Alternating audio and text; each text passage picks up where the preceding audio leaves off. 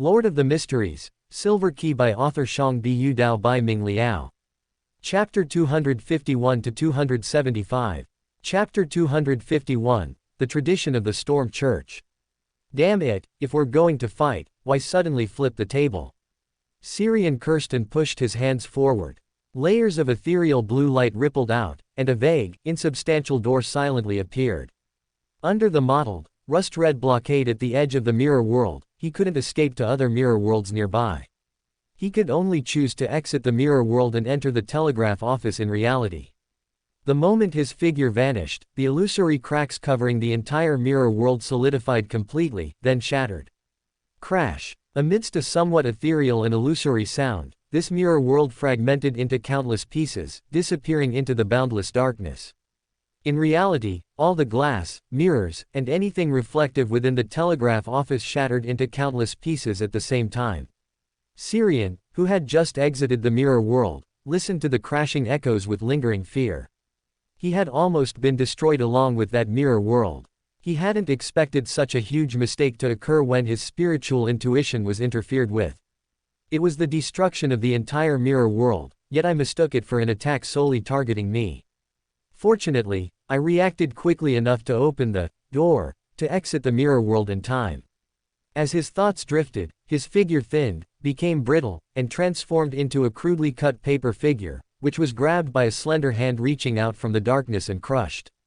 Snap! With a crisp snap, an extremely bright, dazzling light suddenly illuminated the telegraph office. Ah! My eyes, my eyes! A strange voice, a mix of male and female, suddenly rang out, making Syrian pause his hand movements. He felt an abnormal surge of desire and emotion in his heart, suddenly feeling suppressed and wanting to release it. Closing his eyes, a faint golden glow suddenly enveloped him, constantly radiating light outwards. Under the influence of the sun halo, all the abnormally surging emotions and desires in his heart transformed into pure courage. The next second, the courage that had sprouted in his heart began to swell, turning into thoughtless impulsiveness and recklessness. Using the light emanating from the sun halo, he clearly saw the monster hidden in the darkness. It was a person, haphazardly cobbled together from the bloodied, gnawed head, still connected to a segment of spine below the neck, and the body fragments previously scattered on the floor. It had two heads on its neck, its 2 feet were one long and one short, both hands on its shoulders were right hands, and there was another hand on its chest. Its tattered belly was bulging high, swaying, seemingly filled with many things. The moment he saw this monster clearly, an uncontrollable disgust suddenly surged in Syrian's heart, coupled with the courage that had been catalyzed into impulsiveness and recklessness. Without the slightest hesitation, he clasped his hands together and pulled out a two-handed greatsword forged from silver dawn light from the air. The Sword of Dawn was sharp, sturdy, heavy, broad, and every strike carried a purifying effect. Then he directly swung the Sword of Dawn and charged forward. Bang! The sound of metal clashing rang out. The monster caught his swinging greatsword with only the metallic sheened hand on its chest. Then Syrian felt an irresistible force in the hand holding the Sword of Dawn. Before he could figure out how to dissipate the force, his entire body was sent flying backward. In midair, Syrian, who had regained some rationality, quickly used another recorded Beander ability, condensing a Dawn armor on his body. Then he crashed against the wall, and then fell to the floor. The spiritual intuition's warning suddenly appeared. He rolled on the floor, then propped himself up with his aching body and plunged the greatsword in his hand into the floor in front of him. Bang! Bang! Bang! 3 fists of different sizes slammed onto the greatsword almost simultaneously, creating a series of somewhat harsh metallic clashing sounds. Syrian avoided being sent flying backward again by using the ground to dissipate the force, but he still slid back a meter. The blade of the Sword of Dawn plowed a palm-deep gully in the ground beneath the floor. As his chest heaved, he met the gaze of the stitched-together monster through the slits in the eye part of his crown helmet, and a phantom book continuously flipped in his dark eyes. I came, I saw, I recorded. As the incantation appeared, the Sword of Dawn in his hand silently disintegrated, transforming into countless, dense fragments of dawn-like light. These countless fragments of light formed a shimmering and violent, sharp hurricane, instantly engulfing the haphazardly pieced-together monster and continuously cutting it. Ah! Amidst a shrill, piercing roar, the monster's haphazardly pieced-together body was cut into even finer pieces of flesh by the onslaught of the storm of light. As the storm of light disappeared, the slowly flipping phantom book reappeared in Syrian's eyes. Then, golden phantom flames ignited out of thin air. The scattered, finely minced pieces of flesh sizzled under the scorching golden flames, eventually burning down like candles into drops of transparent liquid. After completely dealing with the monster, Syrian finally breathed a sigh of relief. This monster, formed by the combined mutation of Pavo and Melanie, wasn't inherently too strong, but it was sufficiently bizarre. Not only could it subtly influence people's emotions and even personalities, but it could also influence and even destroy a mirror world. It was somewhat like an external manifestation and influence of the City of Calamities, pollution after being weakened. He muttered to himself, looking at the telegraph office, which was in a state of disrepair and precarious, and sighed heavily. I had a fight, but gained nothing, and I even used up the storm of light that I had just recorded. Whoosh! The wind outside suddenly turned violent. The strong wind, carrying rain, swirled into the room through the window that had lost its glass. Syrian's trench coat flapped up and down, rustling loudly. A flash of lightning, tearing through the heavy clouds, illuminated the surroundings and allowed Syrian to see a figure flying from afar outside the window, riding the strong wind. He was wearing a deep blue robe adorned with symbols of storms, waves, and lightning, and a soft hat on his head. It was the bishop of the deep blue church. The intense anger in his eyes as he looked at Syrian was almost palpable. Syrian bowed, hand on chest, and laughed aloud. Is this a tradition of your storm church, always on your way when something happens, and always arriving a step too late? As he spoke, his figure suddenly became illusory, tinged with brilliant starlight. With the last word, he vanished into thin air within the telegraph office. Clang! The violent wind forcibly blew open the door of the telegraph office. The pouring rain, pushed by the wind, sprayed into the room, destroying most of the traces on the floor. As the strong wind raged, the already precarious building, damaged by the previous battle, suddenly became shaky. A few seconds later, it collapsed with a crash. The bishop of the deep blue church, who had just arrived, was suspended by rapidly rotating winds beneath him, looking down at the collapsed telegraph office, his face so gloomy it could drip water. The two staff members in the telegraph office were very important sacrifices to the god of weather, but now they had been killed, and the other party had even mocked him to his face before leaving. This incident made him doubt whether he could still receive the blessing promised by the god of weather. Damn fellow, more and more about the sacrifices being exposed. Even if I am the bishop here, I can't delay it any longer. I must find this destructive fellow, use his hand to deal with those annoying punisher within the church, and then sacrifice him to the god of weather to atone for my mistakes. As he murmured, he looked up at the increasingly heavy dark clouds above and the faint mist gradually rising around him. His figure shot up sharply, disappearing from the spot. On the other side, Syrian, relying on Flash to escape the lock-on of the arriving bishop of the deep blue church, then re-entered the mirror world and once again saw the mottled rust red lingering at the edge of the mirror world. The entire band's port, no, it should be all the mirror worlds on the entire island, have been affected. However, it's not as severe as in the telegraph office. I can still sense the existence of the door, connecting different mirror worlds, and I can open them at will. But my spiritual warning and spiritual intuition have been somewhat affected, making it impossible to accurately judge the danger behind each door. This doesn't seem like the god of weather starting to exert his power, it looks more like the city of calamity starting to exert its power. The demoness pathway is also one of the pathways skilled in divination, so has this Sephira, sealed on the west continent, vaguely sensed something. Chapter 252, The Deceptive Ritual. The fool that doesn't belong to this era, the mysterious ruler above the gray fog, the king of yellow and black who controls good luck. The fool that doesn't belong to this era. After repeating the honorific name of the fool a few times, Syrian calmed himself, curiously surveying his surroundings while waiting for a response. After 2 or 3 minutes, gray mist finally surged before his eyes, and the figure of the fool, held high above the gray fog, appeared in his vision. Then he saw that the fool above the gray fog casually wave a hand. As the gray mist churned, a tall angel with 12 pairs of dark wings on his back and clad in dark full-body armor appeared before him. The paper angel enveloped him with its layered black wings, providing protection. Silently, Xiang suddenly felt a relaxation and tranquility from heart to body, and all feelings of impatience and anxiety vanished from his mind. After the paper angel disappeared, Klein's voice suddenly rang in his ear. "Are you, in the mirror world?" Xiang nodded slightly. "Yes. Can you see the source of the power affecting this mirror world from above the gray fog?" After a brief silence, Klein's voice continued to echo in his ear. "No, beyond 1 kilometer from you, I can't see clearly at all. The layer of red covering the surroundings seems to even affect my vision above the gray fog. At the same time, they are silently eroding you. You'd best pray to me periodically, and I will purify this influence for you." Xiang nodded thoughtfully. This might be some extension and variation of war fog. He paused, then continued.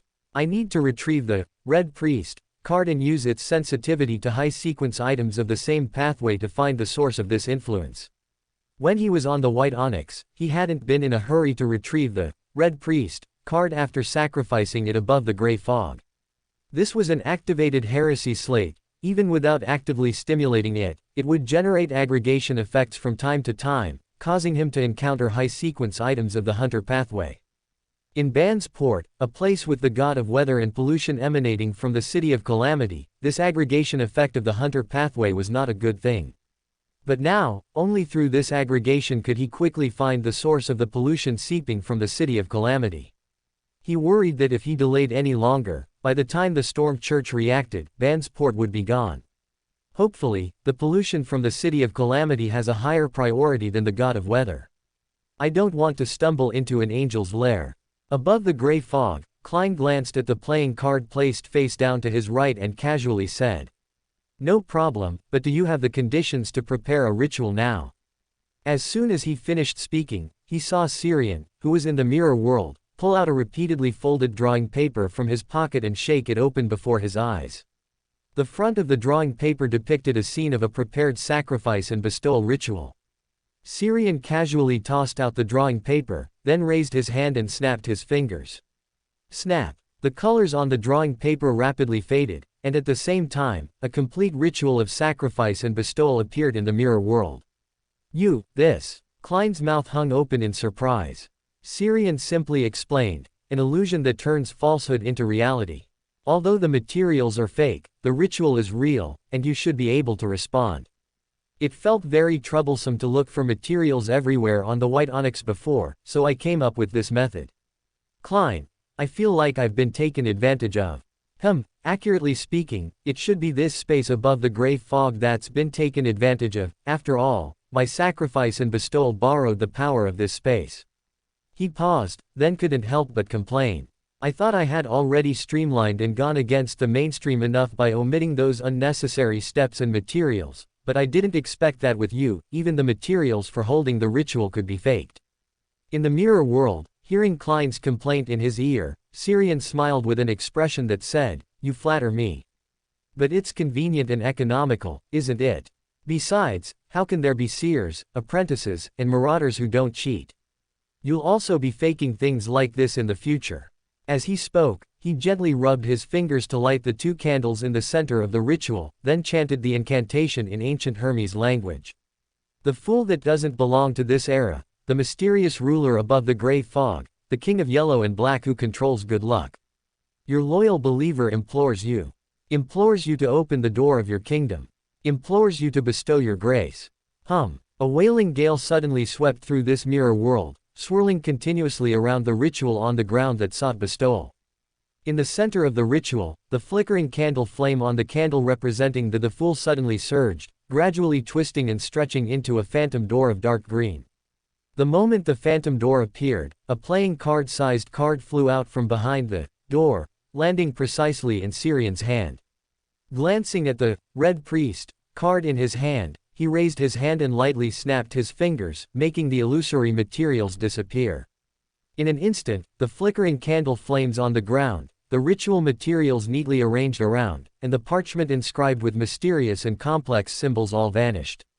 The phantom dark green grand door silently disintegrated, and the ritual was forcibly interrupted. "You aren't even willing to perform a normal ritual ending." Klein's voice in his ear carried a hint of depression, a feeling akin to a discounted store being paid with counterfeit money, and the owner, having decided not to pursue it, then watches the customer smash through the glass door with a shopping cart on their way out. Syrian paid no attention to Klein's current mood.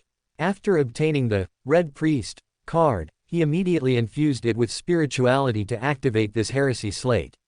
The originally ordinary-looking playing card instantly became tinged with a rusty red, as if flames were burning.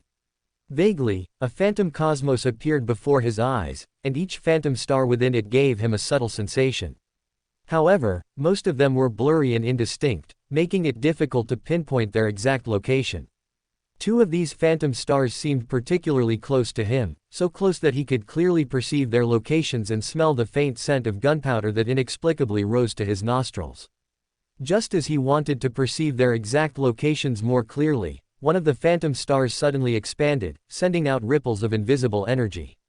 A spiritual intuition warning suddenly appeared, and Syrian felt gazes filled with intense malice directed at him. The next second, the tall angel, clad in dark full-body armor with 12 pairs of dark wings on his back, reappeared, enveloping him in layers of his wings. The gazes filled with intense malice swept over him without the slightest pause, as if seeing roadside blades of grass or stones. Only when the spiritual intuition warning disappeared did he let out a sigh of relief. Then he tilted his head back, looking at the figure held high above the gray fog in his upper vision. "Thanks, that was fast. Did you already have the paper angel in your hand beforehand?" In his ear, Klein's voice echoed leisurely. "Yes, I had already anticipated your knack for getting into trouble." "That's a misunderstanding you have of me." Muttering, Syrian withdrew his gaze, holding the Red Priest card in one hand and pushing forward with the other. Suddenly, a faint, ethereal, dark blue grand door appeared out of thin air. It was embedded in the mirror world, as if it were an inherent part of it, perfectly integrated. Then Syrian passed through this dark blue phantom grand door as if passing through a curtain of water, arriving at another mirror world. He then repeatedly performed the same action, traveling deeper into the mirror world. After about 10 minutes, when he passed through another phantom door, the surrounding light suddenly brightened.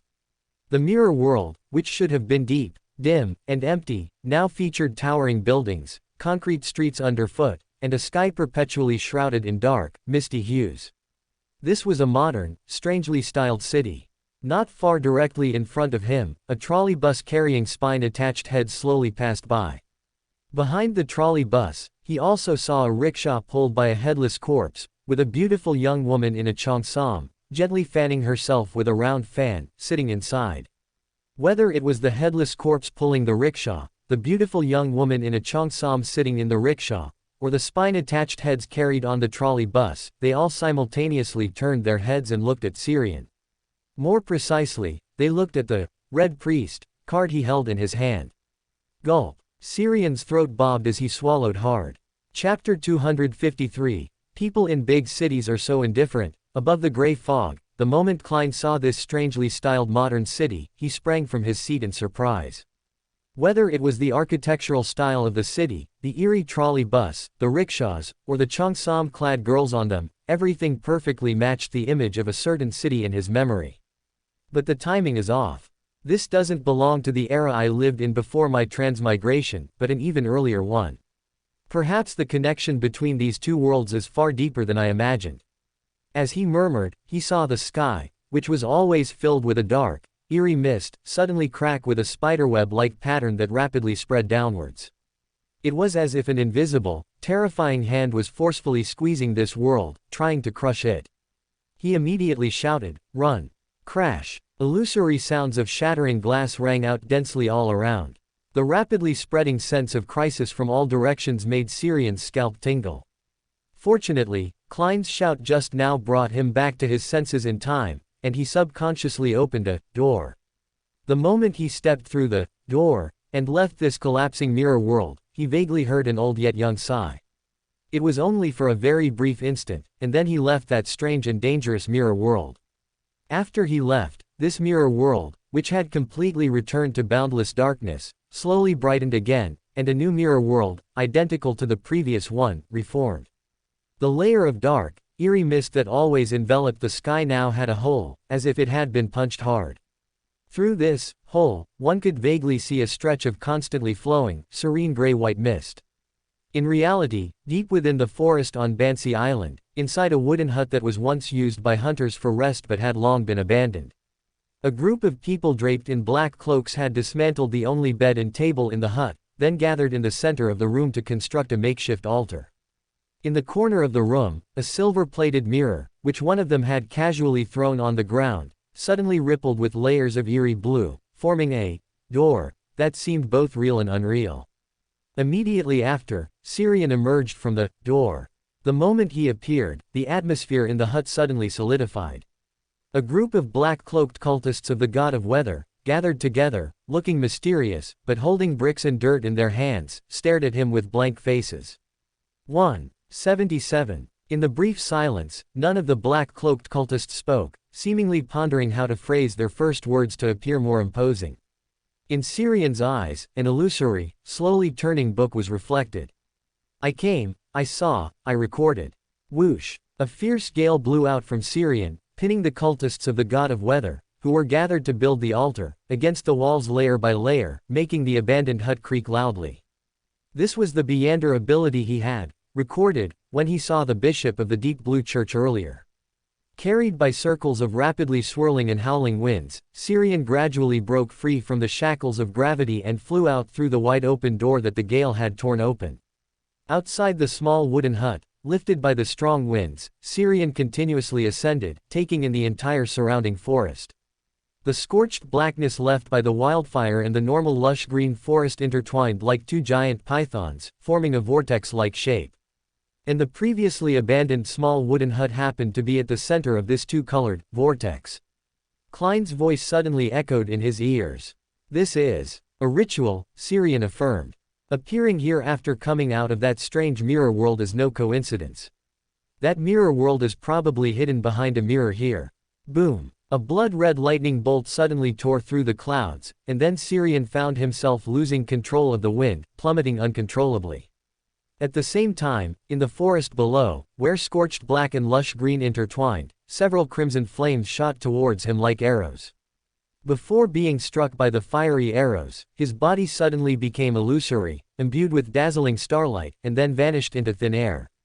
The next second, his figure abruptly appeared in front of the silver-plated mirror in the corner of the abandoned wooden hut. After seeing his surroundings clearly, Syrian was slightly stunned.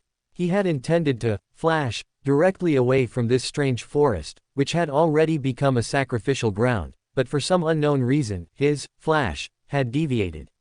Frowning, he was about to ask Klein, who was observing from above the gray fog, when the gray mist before his eyes suddenly intensified and churned. Immediately after, two tall angelic figures, one silver-white and one pitch-black, burst through the gray mist and appeared before him. Their wide wings enveloped him layer after layer, and then Klein's voice rang in his ears. A very high-level power is interfering with my observation. Be careful. Also, the spirit world here is also affected, which caused your flash, relying on the spirit world to deviate in position. You might not be able to leave here by relying on flash, or teleportation. Klein's voice in his ear grew fainter and fainter until it was drowned out by the whining wind around him. Syrian didn't pursue the question, because his spiritual intuition was already frantically warning him, as if danger was coming from all directions. Whoosh! Circles of rapidly swirling air currents, carrying crimson flames, enveloped, ignited, and then burned the entire abandoned wooden hut. Within the fiercely burning crimson flames, points of searing white light appeared, bringing a heart-pounding sensation. Syrian frowned tightly, and an illusory book rapidly flipped in his eyes. I came, I saw, I recorded. As the incantation appeared, dazzling starlight lit up around him, rapidly intertwining and condensing into a brilliant door of starlight, but then it dispersed the next instant. The teleportation failed, but it wasn't a failure due to the influence of the spirit world. Rather, in that instant, he directly lost control of the traveler's door, and then it naturally disintegrated. It was somewhat like being conquered, and also somewhat like disintegrating after falling into a calamity, or doomsday. As thoughts flickered, the dense, searing white light points around him transformed into long spears forged from pure, searing white flames. The surrounding temperature suddenly soared. Sirian clearly felt his skin cracking, and he could see a few strands of hair on his forehead curling. The next second, the searing white flame spears all cut through the air, shooting towards him. Boom! Amidst a huge explosion, a reddish-white fireball rose from the center of the forest where scorched black and lush green intertwined. In the mirror world, where the sky was always covered by a dark, eerie mist. In the trolley bus filled with heads connected to spines, Sirian's figure suddenly materialized out of thin air. After leaving the mirror world earlier, he had noticed that the mirror on the ground hadn't shattered like the glass window in the telegraph office before, so he speculated that the mirror world here might not have been truly destroyed. Given the situation at the time, he suspected that using other Beyonder abilities to evade attacks would also lead to being conquered, or collapsing after triggering a calamity. So he chose to risk returning to the mirror world, which was affected by the City of Calamity. Most of the danger here came from pollution, and pollution was what he feared least. The moment his figure appeared, the floating heads in the carriage, some young, some old, all looked at him. Sirian swallowed nervously, then smiled and raised his hand to greet the surrounding heads. "Ah, good morning, everyone. Is this a sightseeing bus to the Bund?" 2. After a long silence, not a single head in the full carriage answered his question. People in big cities are so indifferent. He pouted and grumbled, then his figure suddenly became illusory and abruptly vanished from the carriage. On the other side of the street where the trolley bus was driving, Sirian's figure suddenly flashed out. He looked back, and after confirming that the heads on the trolley bus hadn't chased him, he relaxed a little. It seems everything here is just a projection and doesn't pose any danger apart from pollution. I guess I can't quite say that either. For most people, pollution itself is the greatest danger. As he muttered, Klein's voice suddenly rang in his ear. "Why are you back here? Didn't this mirror world just get destroyed?" Hearing the familiar voice in his ear, Sirian raised an eyebrow slightly and casually replied. "You're still here. I thought you had a bad signal and got disconnected. An unknown power was affecting my Beyonder abilities just now, so I had to take a risk and return to this strange mirror world." In his ear, Klein's voice echoed leisurely. "I did get disconnected for a moment, but after you entered this strange mirror world, the power affecting my observation disappeared. I just cast my gaze again and heard you ask those strange heads if that bus was a sightseeing bus to the Bund." He paused, then his tone suddenly became serious. "Do you also think this place looks a lot like Shanghai in the last century before transmigration?" What are you looking at?"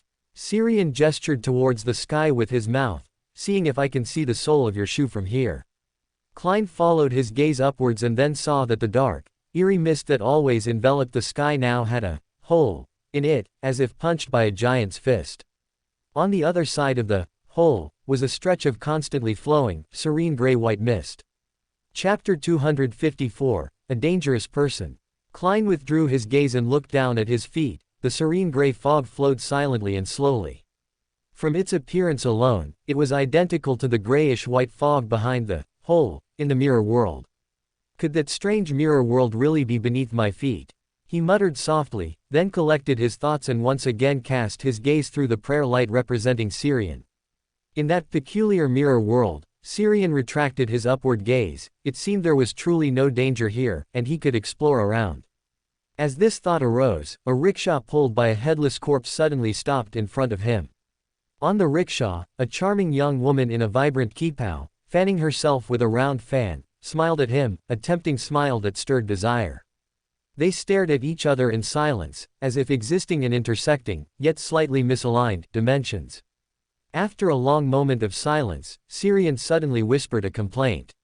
"So, here, bodies without heads are the lowest rung of society. Those with only a spine are the elite, and complete bodies are the highest. You could say that." He looked at the bloated woman on the rickshaw with surprise. You can talk. I mean, you can see me and communicate with me normally."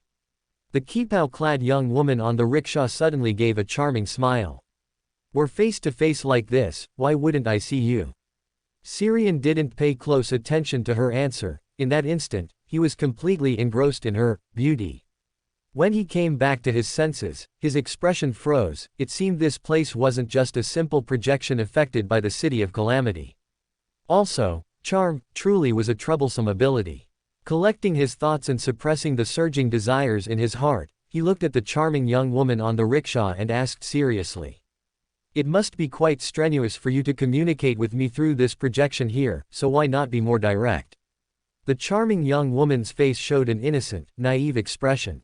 I'm thinking. Syrian's mouth twitched slightly, feeling rows of black lines and question marks above his head. Silence descended upon the scene once more. A few breaths later, a dense crackling sound suddenly came from all around, and fine, spiderweb-like cracks once again extended from the dark black mist, quickly covering the entire mirror world. The kippah-clad young woman, gently fanning herself, frowned delicately and muttered. What a restless fellow. Syrian didn't pay close attention to the rest of her words. The moment those dense cracks appeared, he opened the door to leave this mirror world. In reality, where the abandoned wooden house once stood, only burnt black traces remained. Puff! Pushing aside the still warm charred fragments and ashes, Syrian emerged, covered in dust. The black-robed figures, who were in the process of rebuilding the altar, paused and then all turned to look at him. Syrian met their gaze calmly, his dark eyes suddenly turning a blinding white. The next second, an extremely bright, extremely dazzling light illuminated the surroundings, catching them off guard. All the god of weather worshippers who had their eyes open were temporarily blinded. Ah, my eyes! Amidst the chaos, Syrian unfurled a drawing and took out the peacemaker from it. Without the slightest hesitation, he directly pulled the trigger towards the densest crowd. Bang! Bang! Bang! He didn't stop firing until the magazine was empty, then a phantom book filled with turning pages appeared in his eyes. I came, I saw, I recorded. As the incantation appeared, a dense black mist suddenly surged from behind him, forming a pair of illusory vampire wings. With the speed boost from the vampire's dark magic, he lunged forward, leaving a series of gradually fading afterimages behind him. The peacemaker in his hand gathered a large amount of pure, holy silver-white dawn, looking like a sword of dawn with only its hilt remaining. His figure swiftly darted among the worshippers who hadn't been affected by the weakened storm of light created by the unleashed bullets, striking their necks, backs of their heads, and chests with the silver-white hilt in his hand. In less than half a minute, all these god of weather worshippers had fallen. Syrian was not surprised by this. The sudden burst earlier was clearly power shared by the god of weather. These worshippers were mostly ordinary people and couldn't withstand too much or too strong extraordinary power for long. After an outburst like the one just now, they would need to rest for at least a day or two, otherwise, the flames they ignited would likely burn themselves before reaching their enemies. Whoosh! The surrounding wind suddenly intensified, and a searing, reddish-white fireball, a swirling mass of wind and flames, descended from the sky. As the scorching, hot wave beat against him, Syrian's figure suddenly twisted, transforming into a crudely cut paper figure. The scorching hot wave swept over, and the paper figure quickly turned to ash. In another direction, a dozen meters away, as soon as Syrian's figure appeared, several wind blades wreathed in searing white flames materialized out of thin air and attacked him. Syrian stood expressionlessly in place, a pair of transparent, dragonfly wing-like membranous wings extending from his back. Then his body suddenly became transparent and illusory, as if it had entered another dimension. Boom! The flame-wreathed wind blades passed through his body, exploding in a burst of brilliant fire on the empty ground behind him. Looking back at the craters, each about 2 or 3 meters wide, Syrian raised an eyebrow slightly, then looked at the swirling mass of wind and flames. The fiery light, carried by the swirling wind, rapidly contracted, finally solidifying into several searing white fireballs, each smaller than a basketball, continuously rotating around the figure within the gale. Illuminated by the fire, the deep blue church bishop, floating in midair with his robes flapping, exuded an immense sense of oppression. In his azure eyes, an emotion named anger surged intensely. Damned heretic! One after another, searing white fireballs, each smaller than a basketball, were pushed by the wind and attacked Syrian at extreme speed, directly passing through his body and then exploding. Boom, boom. Under the scorching fire, Syrian's already transparent and illusory figure became even more ethereal, as if he could vanish at any moment.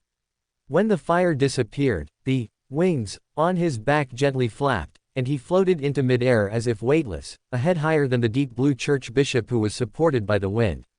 Ignoring the good lord of storms to worship a god of weather no one has ever heard of, aren't you the damned heretic? Whoosh, whoosh. Dense wind blades sliced through his body, but caused no substantial harm. Syrian smiled mockingly at the other party, then continued. That god of weather could clearly kill me with just one lightning bolt, one fireball, so why does he always act through you useless people? Is it because he's currently in a difficult situation and can no longer control himself? Can a god who can't even save himself truly give you power or status? Strictly speaking, he's not even a god. Boom. Clusters of searing white fire exploded around him, dense and numerous, like a furious outburst of exasperation. Syrian floated quietly in midair, his expression solemn. In that instant, he vaguely sensed the will of the god of weather from the deep blue church bishop opposite him, felt his anger, and a familiar feeling. It was somewhat like the feeling that Mirror World, permeated by the pollution from the city of calamity, gave him. Is he hiding in the Mirror World? Or perhaps he is trapped in the Mirror World, and his continuous refusal to abandon bloody sacrifices might be for his own liberation.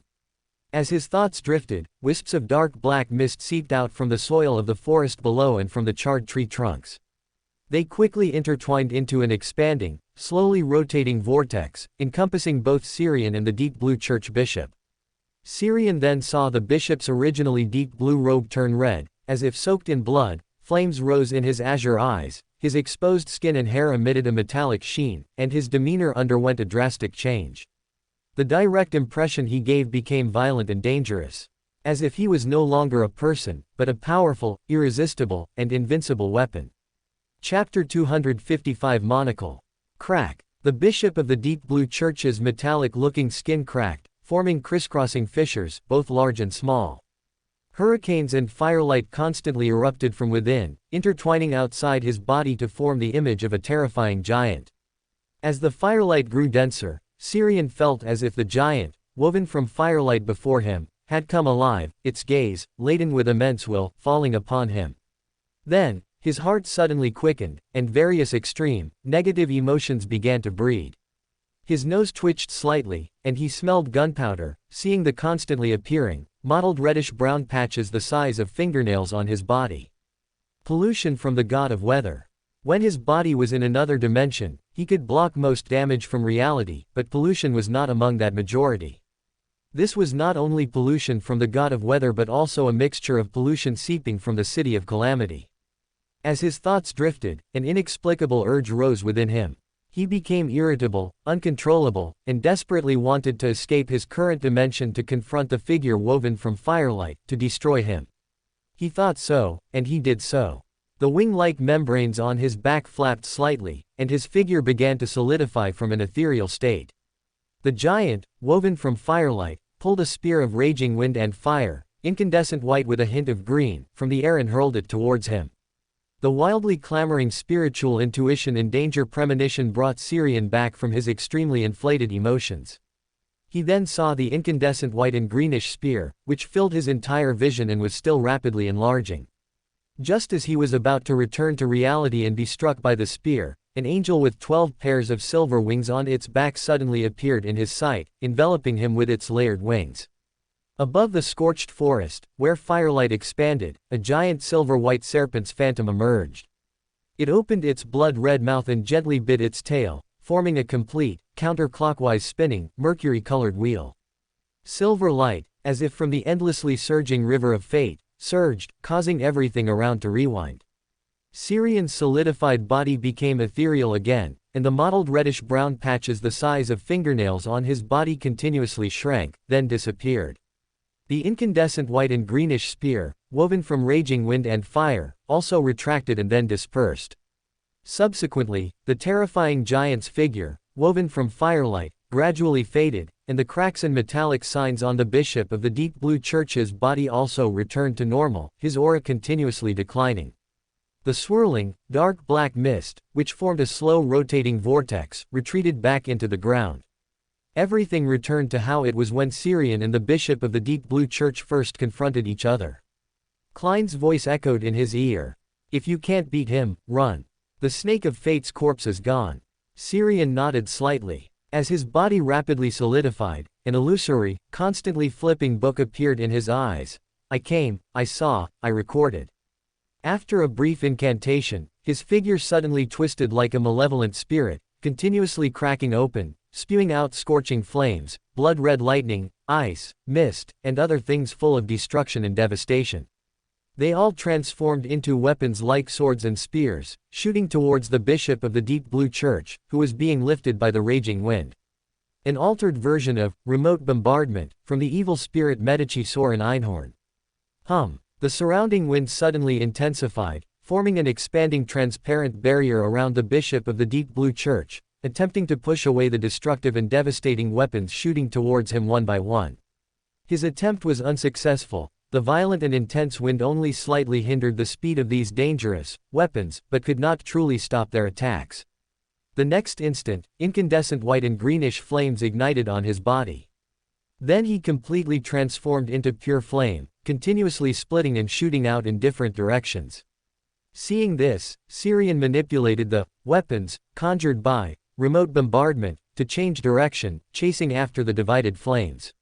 For a time, various firelights flew, swirled, collided, and then exploded above this forest, which was a mix of scorched black and verdant green. However, the bishop of the Deep Blue Church's flame transformation was more flexible than the remote bombardment he controlled. He couldn't intercept all the flames the opponent had divided. So, after getting a little closer, the conjured weapons directly exploded, setting off wave after wave of firelight in the forest. Amidst the rumbling sounds, scorching and brilliant firelight periodically erupted, stirring up dust, while some areas burst forth with flashes of lightning or spread frost. In less than half a minute, the area of the forest, which was a mix of scorched black and verdant green, like a strange vortex, was thoroughly churned and destroyed by him, losing its original ritualistic effect. Several incandescent white and greenish flames coalesced, reforming the bishop's body. He did not suffer substantial damage, but after Syrian extinguished most of his divided flames, his aura and spirituality both showed a certain degree of weakening.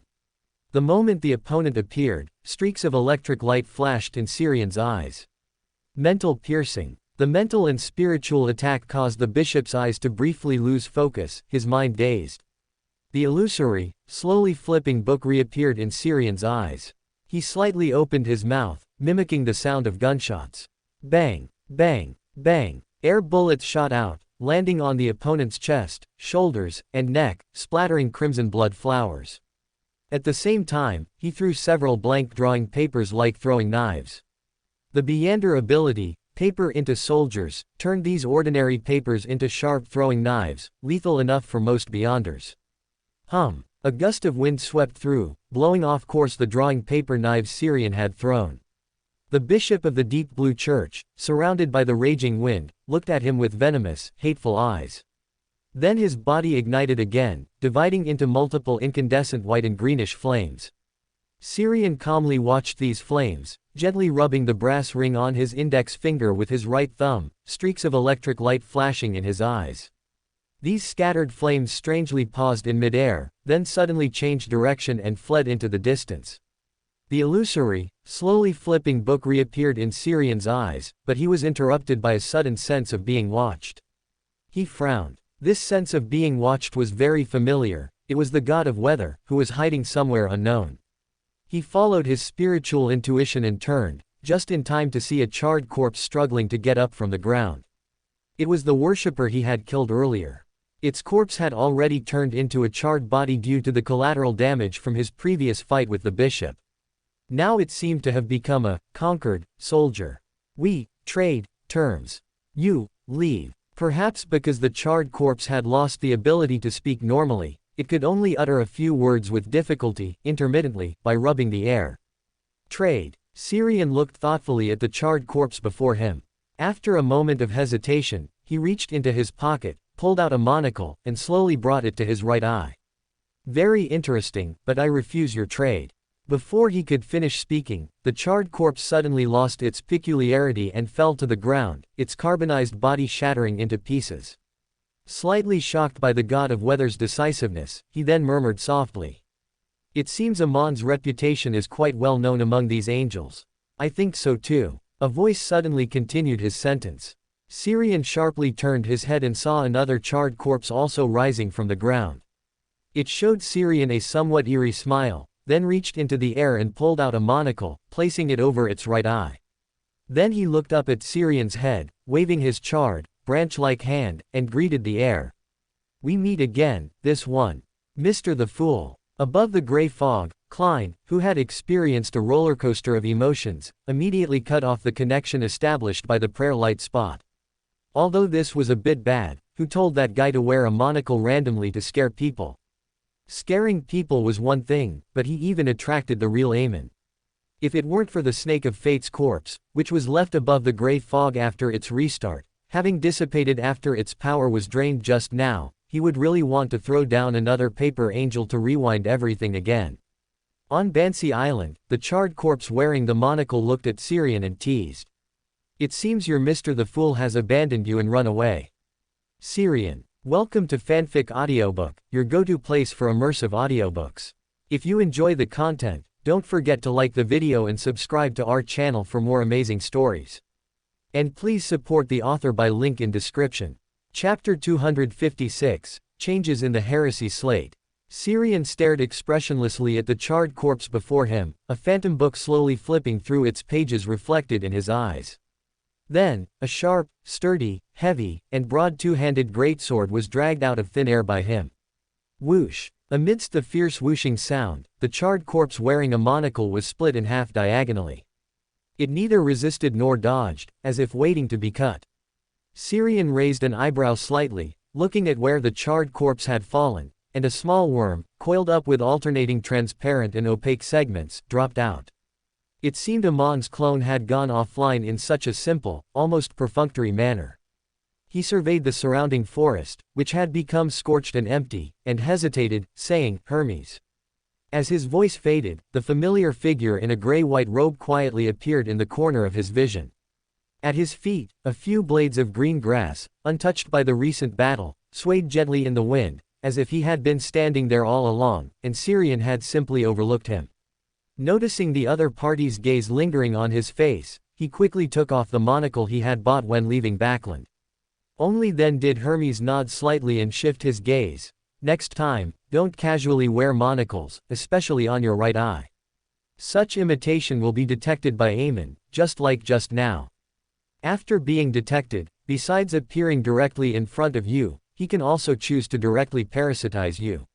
Syrian nodded earnestly, then explained, I just wanted to scare the god of weather, I didn't expect Amon to arrive so quickly.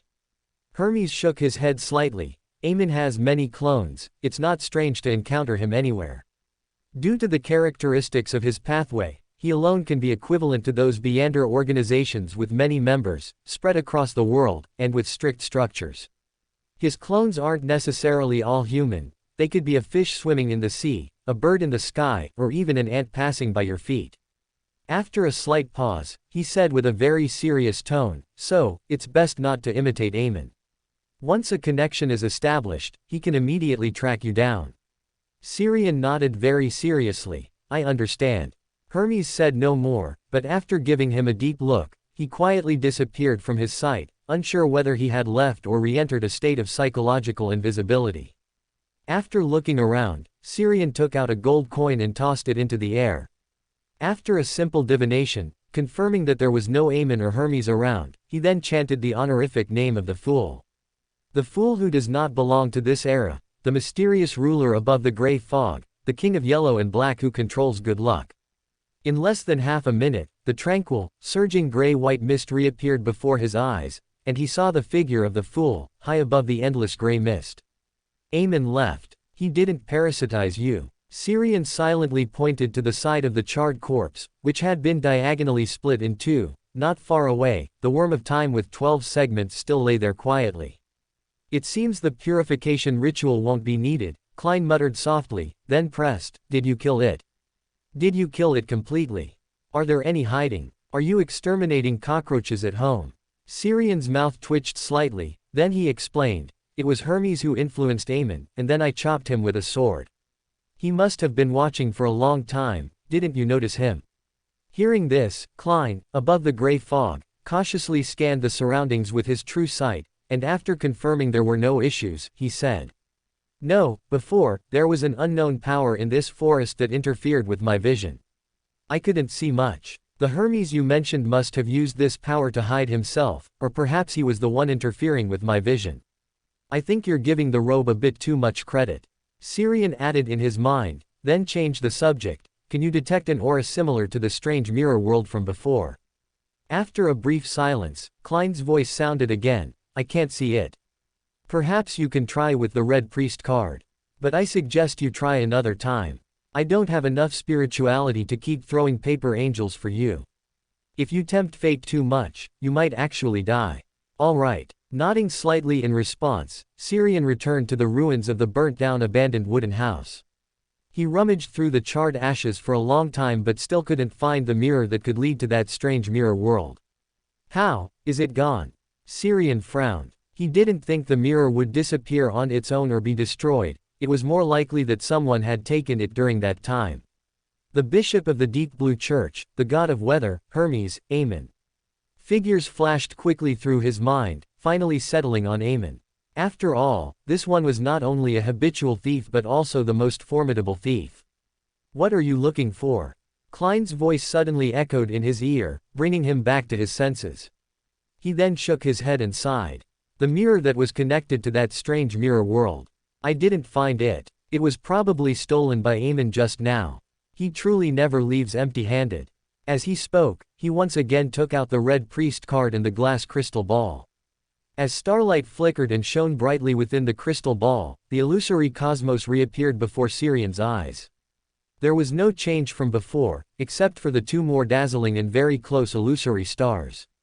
They seemed to have drawn closer, so close that he had the illusion he could reach out and touch them. The two illusory stars almost expanded one after another, rippling out circles of crimson, as if responding to his gaze. Without the slightest hesitation, Syrian directly ended this divination. After putting away the crystal ball and the Red Priest card, he carefully looked around. It seems it's somewhere nearby, but I don't see any abnormalities. Is it not in reality? As his thoughts drifted, he heard Klein's voice. My spirituality is almost depleted. Be careful yourself. Before he could answer, the tranquil gray mist flowing in his vision disappeared, and with it, the sense of being watched from an extremely high distance. Clink. He tossed a gold coin and caught it with his hand. After a simple divination, confirming that there was no danger around, he directly found a clean spot to sit down, closed his eyes, meditated, and recovered his spirituality.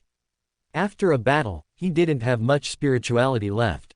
When his spirituality had mostly recovered, he opened his eyes and patted the dry, charred soil beside him, which had been baked by fire.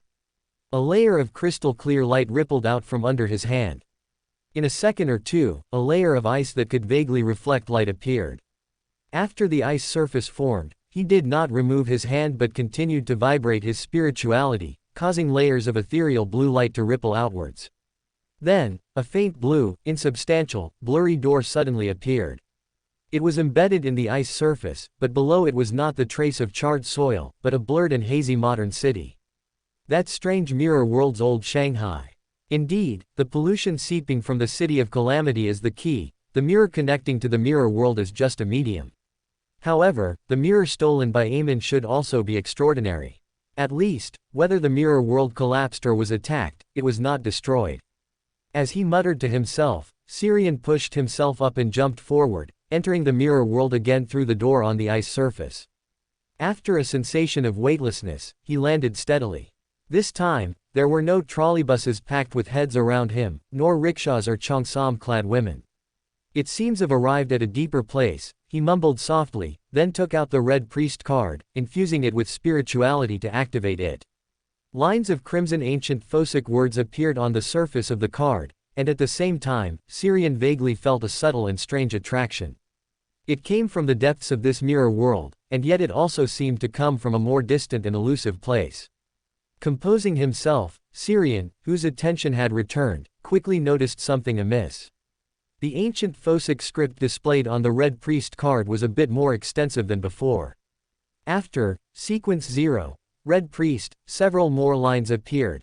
Calamity of Destruction, Source of Disaster Potion Main Ingredients, Red Priest Uniqueness plus Chaos Demoness Uniqueness plus 1 Conqueror Beander Characteristic plus 1 Doomsday Demoness Beander Characteristic. Advancement Method, actively enter and completely master the City of Calamity. This thing can even update automatically. Syrian looked at the Red Priest card in his hand, which now contained information about the sequence above, with a face full of doubt. He didn't think the heresy slate made by Rosal would be so intelligent as to understand automatic version updates, so, when I used it to search for the City of Calamity's pollution and established a subtle connection, did the City of Calamity, sensing the heresy slate's existence, actively transmit a portion of its pollution. But because of the heresy slate's special nature, this portion of pollution manifested as knowledge. Chapter 257, God of Weather. The extra content has been split and put into these 3 chapters. Crack. A phantom sound, like glass cracking, suddenly rang out above his head. Syrian subconsciously looked up and saw the sky, which had always been shrouded in a dark, misty haze, as if it had been punched, revealing dense, spiderweb-like cracks spreading outwards. Again, open black lens bracket. Remember this site's domain name, Taiwan Novel Network, good for boredom, super practical close black lens bracket. Muttering to himself, Syrian was about to open a door to leave this mirror world when he saw the spiderweb-like cracks in the sky repair themselves at a visible speed. Confused by this sudden change, his hand, which was about to open a door, froze in midair. It wasn't until the cracks in the sky completely disappeared that Syrian withdrew his hand. He temporarily gave up the idea of leaving and decided to explore further. As if sensing his thoughts, the Red Priest card in his hand suddenly became hot, as if urging him. After looking around, he followed his intuition, chose a direction, and stepped forward. More than 10 minutes later, he stopped in front of a square with a tall, rectangular stone monument. His spiritual intuition was wildly warning him, telling him not to go any further. He paused, then looked up at the sky, which was always covered with a dark, misty haze. During his journey, this dark sky repeatedly cracked and healed, as if entering a subtle, protracted tug of war. He wondered if the god of weather on Bansi Island was on the side that shattered the mirror world or the side that repaired it. As the thought flickered, a familiar, graceful figure suddenly appeared in the square in front of him. It was the enchanting young girl in a cheongsam, fanning herself with a round fan, whom he had seen earlier in the rickshaw. The cheongsam girl smiled at him. "You're here again. Are you here to help me this time?" Syrian frowned, suppressing the abnormal surge of lust in his heart before asking. "What do you want me to help you with? You'll see if you take 2 more steps forward." As she spoke, the cheongsam girl stepped aside and made a gesture of invitation. Syrian lifted his leg, then put it back down. His spiritual intuition was warning him, reminding him not to go any further. Noticing his hesitation, the cheongsam girl smiled. "There will be no danger, at least, not for you. After all, you've come in so many times, even if you just came in and left each time. ... I suspect you're making a suggestive comment." Muttering to himself, he pulled out the gold coin again, flicked it into the air with a clink, and after it spun a few times, he caught it with his hand. Tails up, indicating denial. He looked at the cheongsam girl standing within the square with a suspicious expression. The latter bowed apologetically to him, her tone subtle but very serious. "I apologize, I withheld some information, but as long as you are willing to help, I can guarantee that you will not encounter fatal danger. ... If I'm not willing to help, will I be destroyed on the spot?" As he mentally retorted, Syrian took 2 steps back, putting some distance between them. The alluring power of the cheongsam girl opposite him was too strong. Continuous close contact made him worry that his firm convictions would waver. The Red Priest card in his hand pulsed with heat, like a fervent heart beating, causing an inexplicable reluctance and hesitation to rise in his heart. He frowned and was about to put away the Red Priest card in his hand when the cheongsam girl standing in the square suddenly pointed at the Red Priest card in his hand and said, "I've already paid you the reward. Even if you leave here, he will still come after you." The reward, does it refer to the additional information on the red priest card? After 2 seconds of silent thought, Syrian asked in return. Who is he? The god of weather. The Cheongsam girl was silent for a moment, then spoke in a somewhat awkward manner.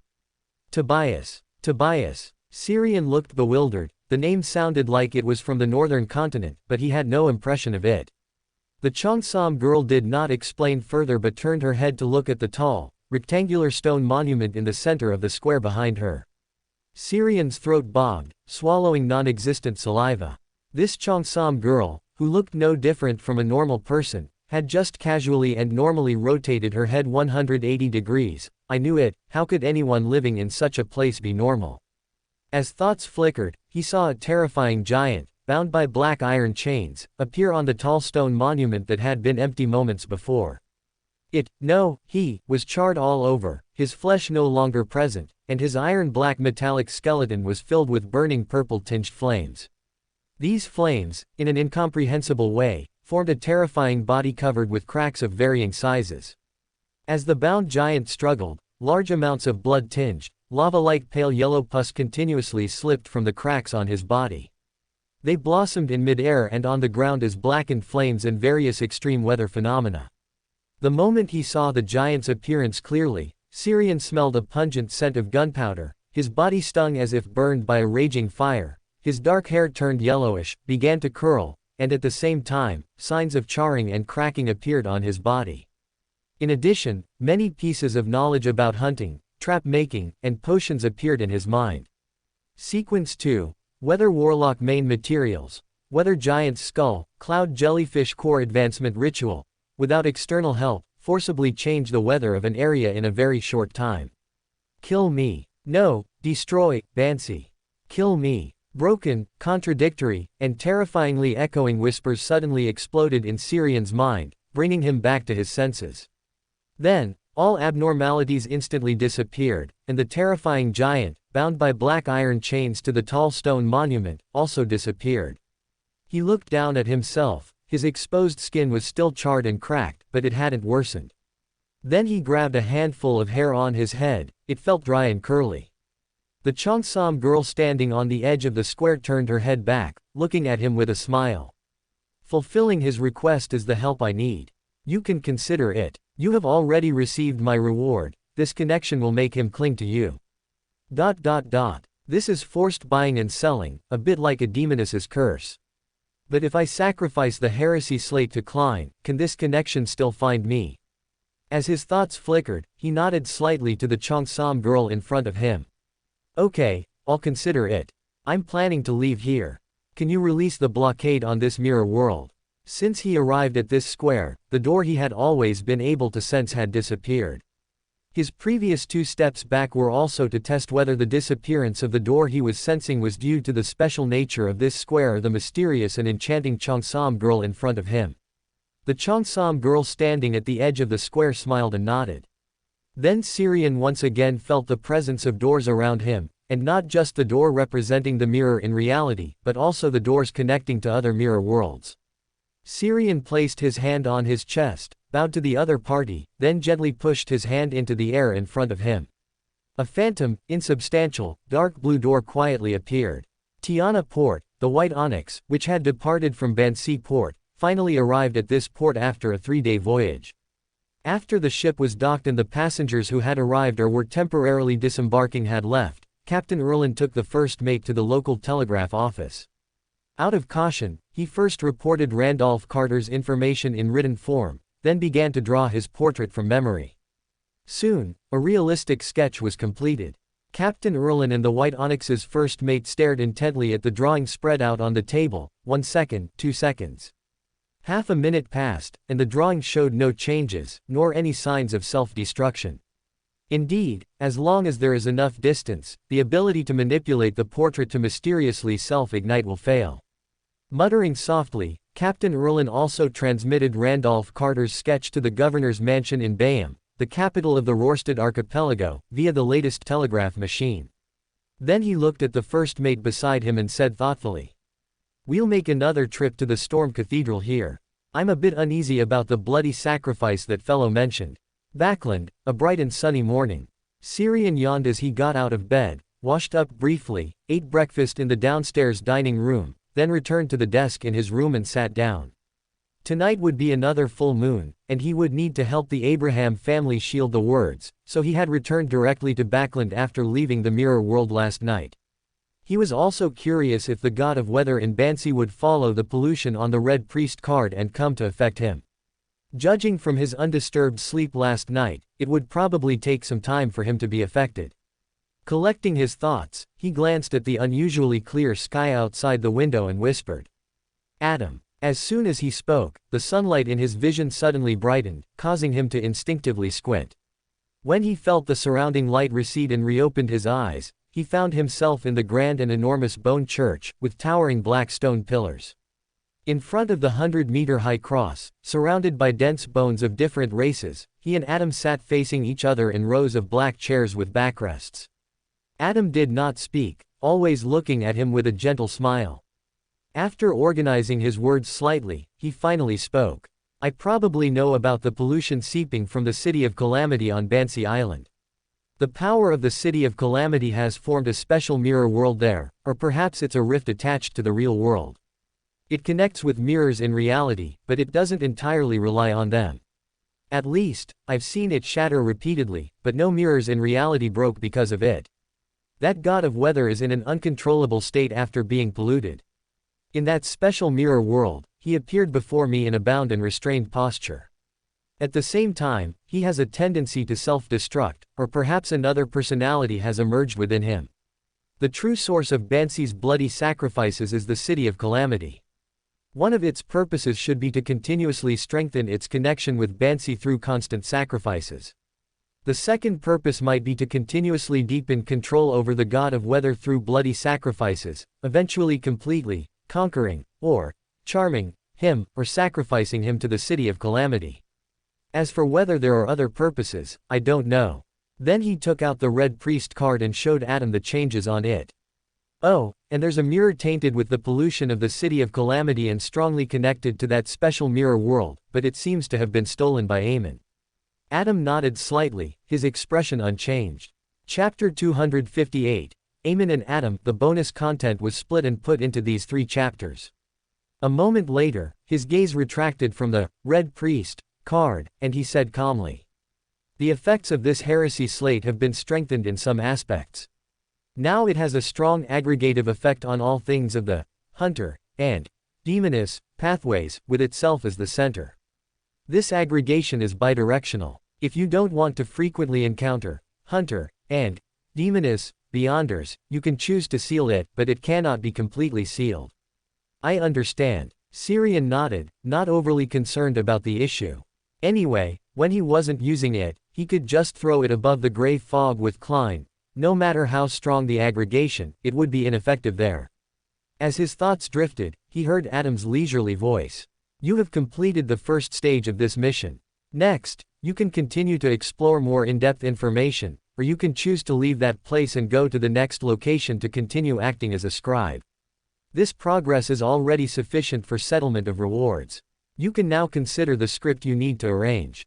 Syrian raised an eyebrow slightly and asked curiously, "Does this mission have a second stage?" "What is it?" Adam calmly replied, "Find out the current state of the City of Calamity's awakened will, and its stance. In other words, if conditions are suitable, cultivating the City of Calamity's awakened consciousness to become the calamity of destruction, the root of disaster, is also an option." Tisk, Cheek is really having a hard time. Collecting his thoughts, he looked at Adam and said thoughtfully, "I will try, but this will probably take a long time. At least in that special mirror world, I didn't detect any traces of the City of Calamity's will." Adam nodded slightly. "Currently, we are not lacking time. So, have you thought about what kind of script you want?" Syrian frowned and pondered for a long while before saying, Can you influence the transaction between the demoness sect and the Loan royal family, allowing me to obtain that conqueror Beander characteristic?" Adam nodded calmly. "I can create an opportunity for you, but whether you can take that conqueror characteristic will require your own effort. The author's script also needs to be reasonable.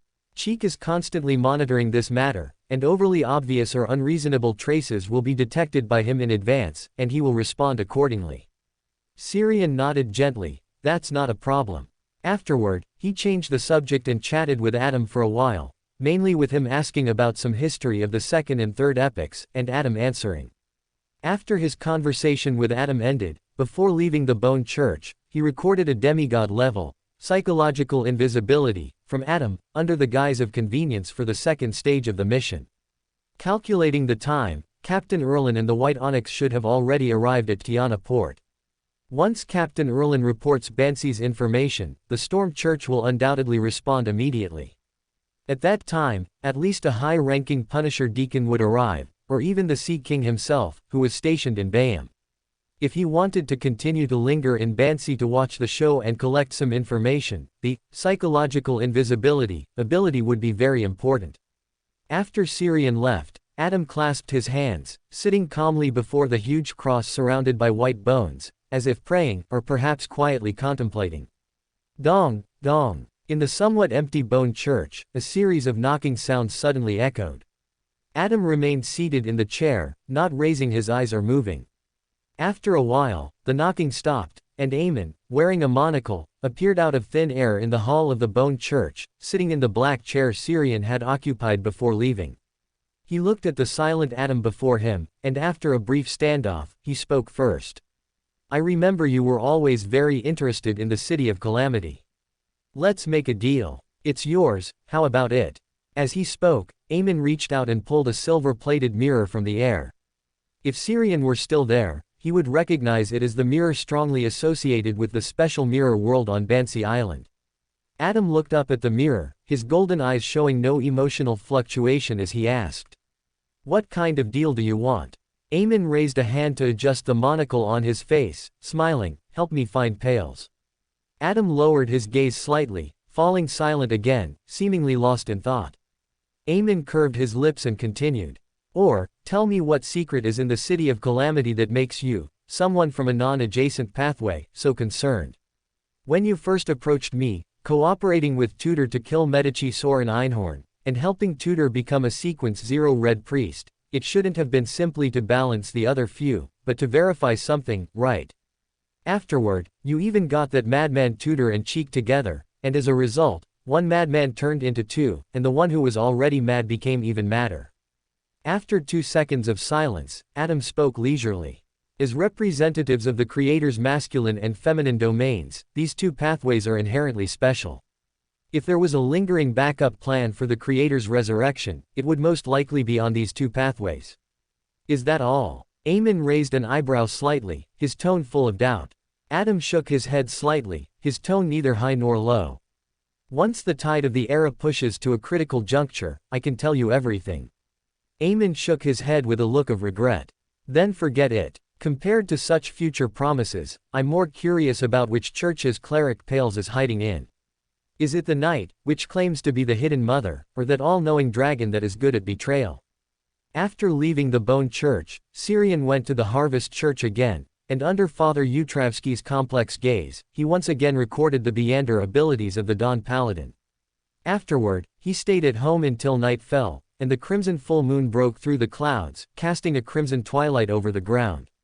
Almost at the same time, a series of overlapping, ethereal prayers sounded in his ears, without precedence or succession. From the unknowable exalted, the door above dimensions, the embodiment of art and fantasy. Your loyal believer implores your protection. Above dimensions, Syrian followed the overlapping prayers in his ears and cast his gaze down, seeing Owen, Lawrence, and Verdu praying to him from their respective rooms. Withdrawing his gaze, he stretched out a hand and conjured a lightless, black curtain, from the void, throwing it towards Owen. He then repeated the action, isolating Lawrence and Verdu from the outside world with this special, black curtain. It wasn't until the effect of the full moon disappeared that he removed the black curtain, allowing Verdu and the others to return to reality. Dong, dong, dong. In Owen's house, a series of knocks suddenly sounded. A few seconds later, the doorknob suddenly turned by itself, and then with a click, the door was pushed open directly from the outside. Verdu, dressed in a proper suit and wearing a semi-tall top hat, walked in from outside the door. He scanned the empty living room and sat on the sofa closer to the door. After a while, Owen and Lawrence, who was temporarily staying at his house, came down from their respective rooms upstairs. The three exchanged glances, then tacitly closed the door, drew the curtains, and cautiously set up a spiritual wall before they began to discuss their topic. Lawrence looked at Verdu and spoke first. Regarding the method of safely passing the full moon, when do you plan to communicate this matter to Elders' Council? Verdu mused. In a while. We still need to observe for a period of time, and besides, if one of us can advance to sequence 6, it will also be more convincing. All right. Lawrence nodded slightly, then he and Verdu both turned their heads to look at Owen. Owen immediately understood their meaning and waved his hands repeatedly. I've been working very hard playing a clown in the circus, but it will take at least 2 more months to fully digest the potion. And this is only sequence 8. I don't know how long it will be until sequence 6. You two will definitely advance faster. Verdu shook his head slightly and sighed, but we don't have your conditions. Lawrence's body is too weak, and his advancement risk is too high. Moreover, we are not sure if that exalted existence would be willing to protect us outside of the full moon. If he is willing, what kind of price would we need to pay?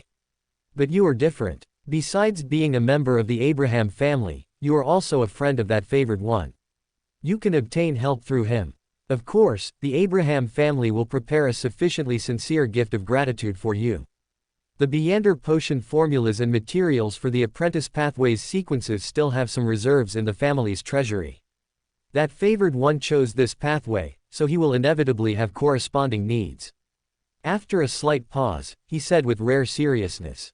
What the Abraham family needs most right now is not a way to safely pass the full moon, but the protection of high-sequence Beyonders.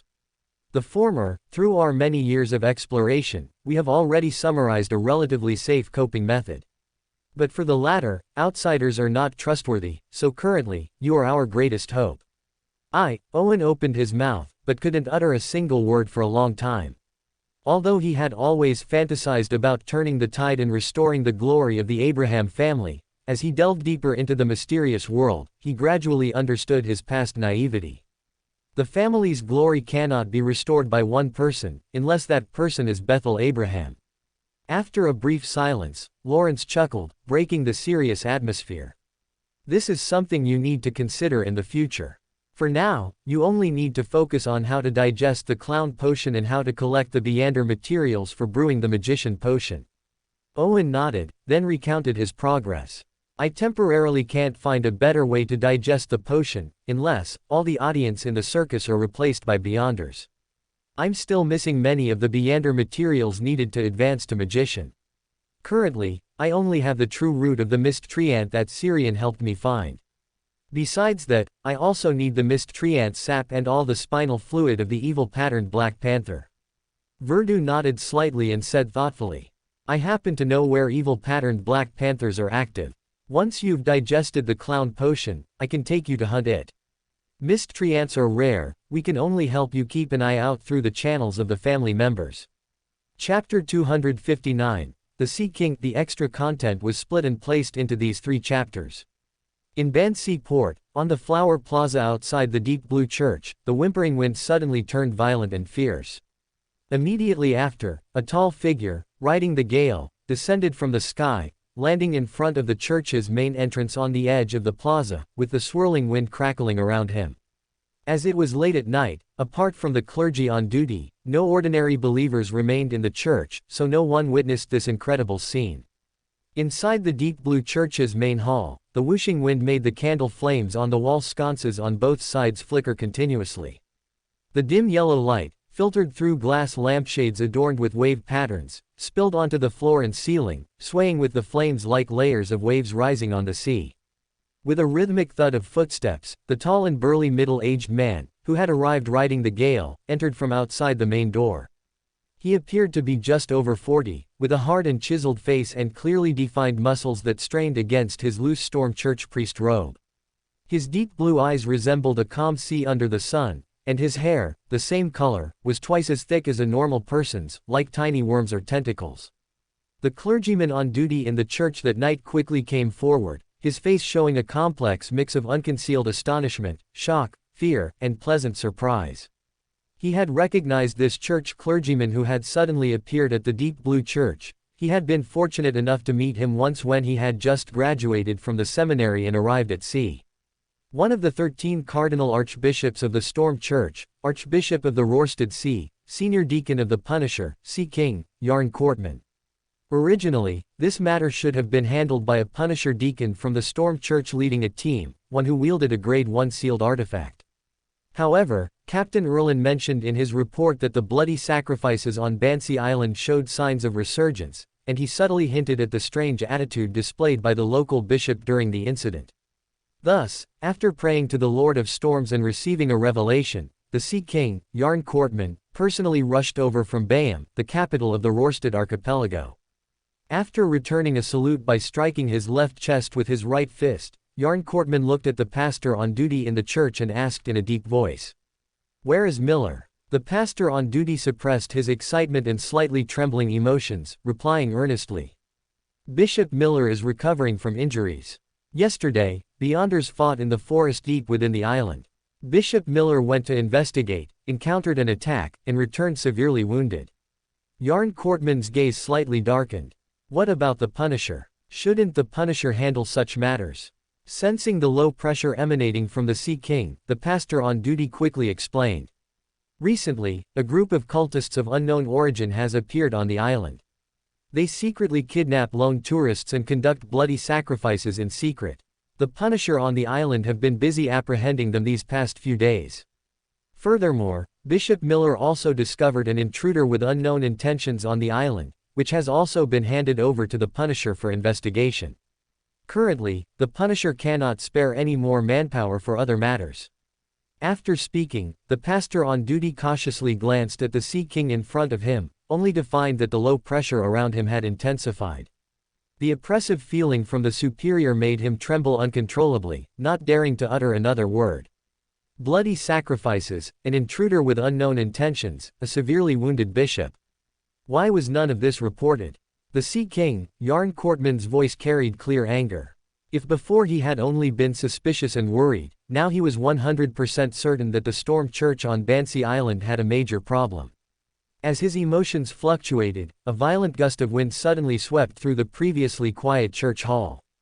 Amidst the whooshing sounds, Xiang Courtman walked to the storm holy emblem, composed of symbols like swirling lightning and waves, lowered his head, clasped his hands together against his chest, and began to pray devoutly. "King of the sky, Emperor of the sea, Monarch of calamity, Great God of storms." In a hotel near the dock, Randolph Carter suddenly awoke from his sleep, gasping for breath. He had just had a nightmare, dreaming that he was struck dead by a sudden bolt of lightning.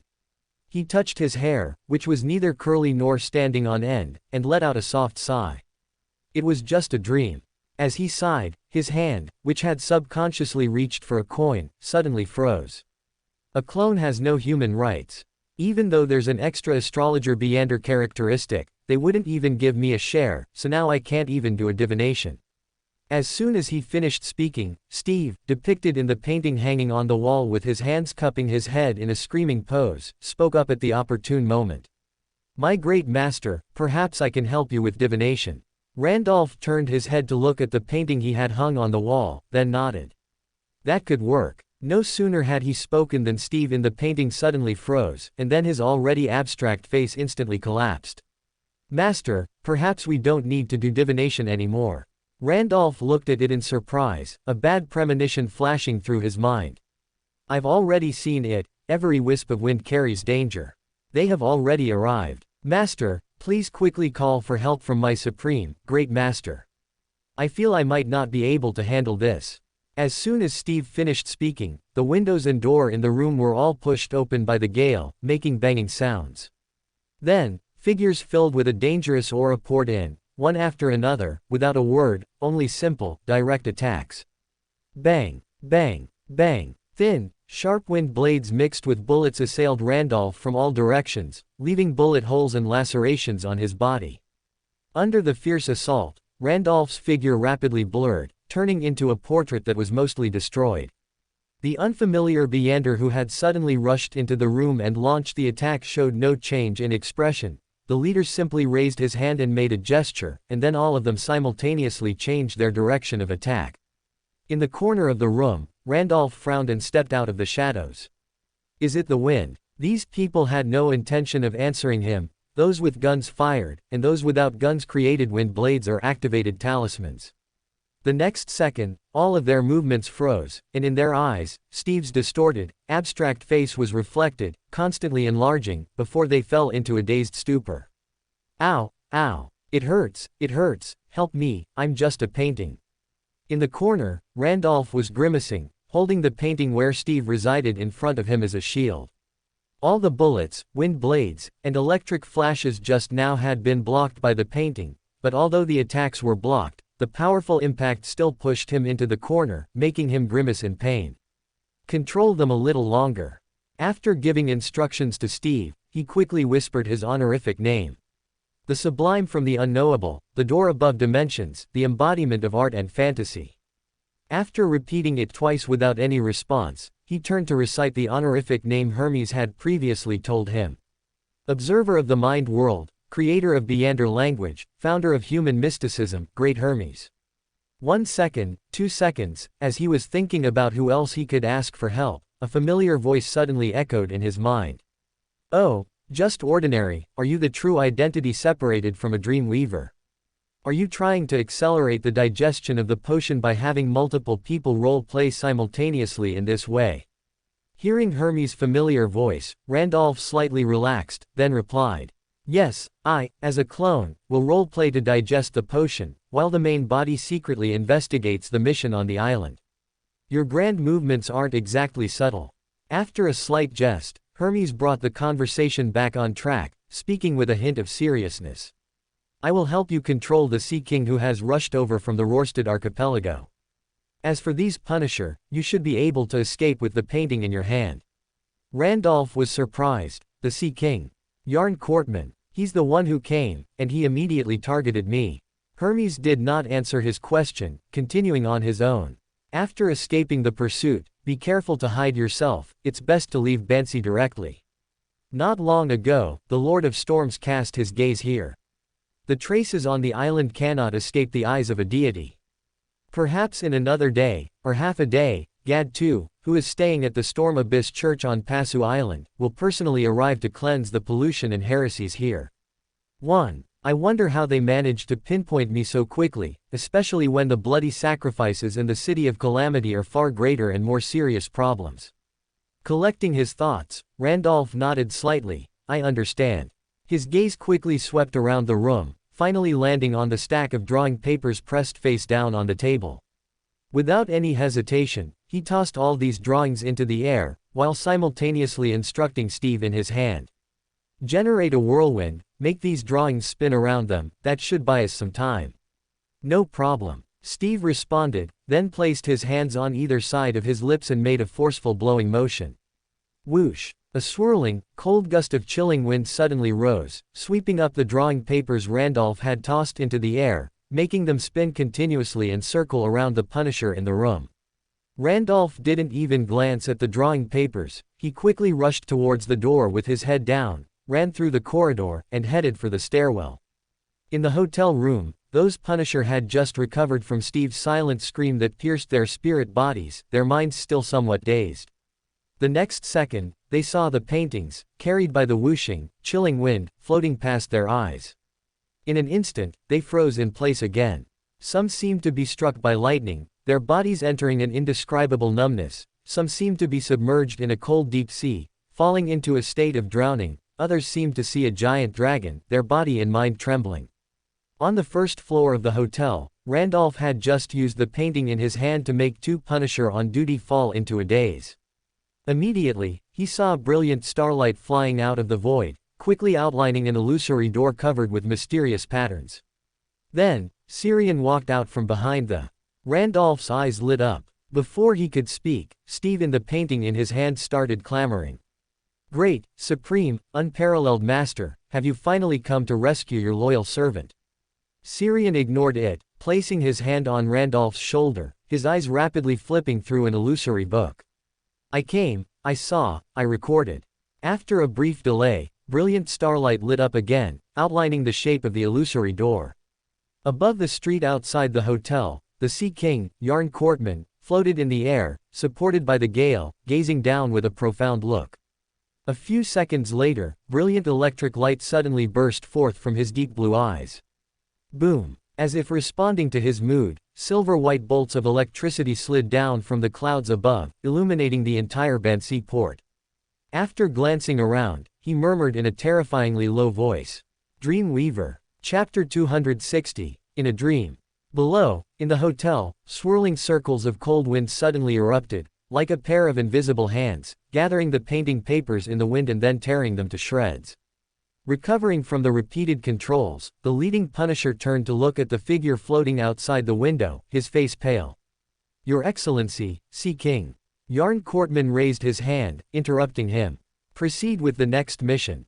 Yes. The Punisher in the room all saluted, right fist striking left chest.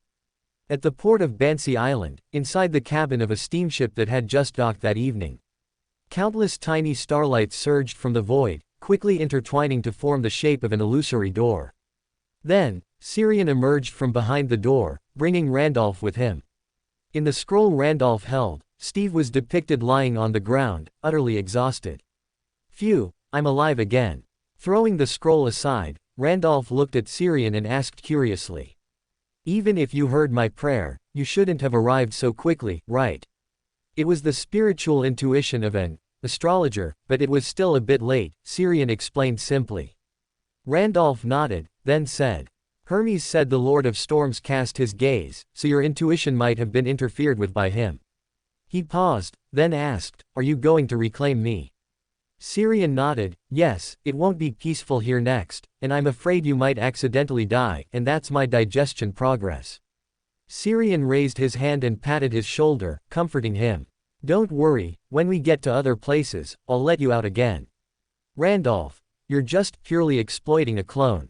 Moreover, even if you separate this identity again later, while he will still be Randolph Carter, he will no longer be the current me. After a slight silence, Syrian looked at his clone in surprise. Although I know that these separated identities are all living people, aren't you a bit too autonomous? Randolph smiled, and said in a reminding tone. We are inherently very special. Have you forgotten? When I see it, the flowers bloom brightly, when I don't, the flowers and heart are equally still. The Weaver of Lies possesses the ability to twist the false and the real. Although we are far from having his magnitude, under the influence of the Beander characteristic, it will still bring about some wondrous changes. Just like now, I am not only your clone, but also the true, living Randolph Carter. Syrian nodded thoughtfully, then flicked a gold coin with a clink. After confirming there was no danger, he took out the harmonica that could summon a messenger, brought it to his lips, and blew hard. Invisible ripples spread out, and a few seconds later, Edfarna, entirely gray-white with dull golden eyes and a withered appearance, appeared in the room.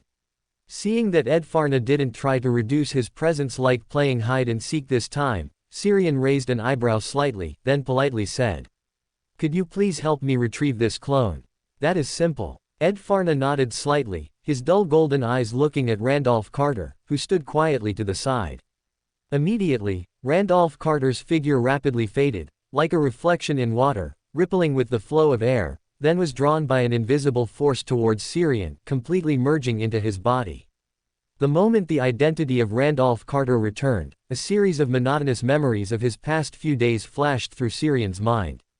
At the same time, he also felt the traces of the scribe, Beander characteristic being digested within him, and a vague yet subtle connection coming from a very distant place. Someone had drawn a portrait of Randolph Carter. But not in Bansi, but, in that direction, it was the Rorstad archipelago, or closer, Tiana Island. Although he could vaguely sense it, this subtle connection was too indistinct to interfere with, or even to extract information from. However, the identity of Randolph Carter seems to have completely become mine. Because he once truly existed, leaving real and effective traces in this world, but now he has returned to me, so does that mean he is directly equated with me in one step? Doesn't that mean, with the help of a dream weaver, I could continuously repeat this operation, creating a bunch of identities that I can switch at will? It doesn't seem necessary, and there might be hidden dangers similar to those of a faceless I can be anyone, but I can only be myself. Collecting his thoughts, he looked at Edfarna again. Could I trouble you with another favor? I will actively go to sleep in a moment, and then you enter my dream to await a guest who might come to visit. That doesn't sound like a way to welcome a guest. Edfarna's withered face twitched twice with wrinkles, but he did not refuse his request. Then Syrian took out the Red Priest card, infused it with spirituality to activate it, and then lay down on the bed, quickly entering sleep through meditation. Seeing this, Edfarna took a step forward, his figure silently becoming transparent, dissolving into the air. On the small round table nearby, Stephen the painting gazed mournfully at the ceiling directly opposite the scroll, muttering softly. I am clearly the Lord's most loyal servant, so why am I always ignored and forgotten? Syrian's face, in his deep sleep, suddenly turned crimson, his expression distorted and pained, yet his body remained motionless, and he never woke up. In the deep crimson dream, Syrian stared around him with blank, panicked, and fearful eyes.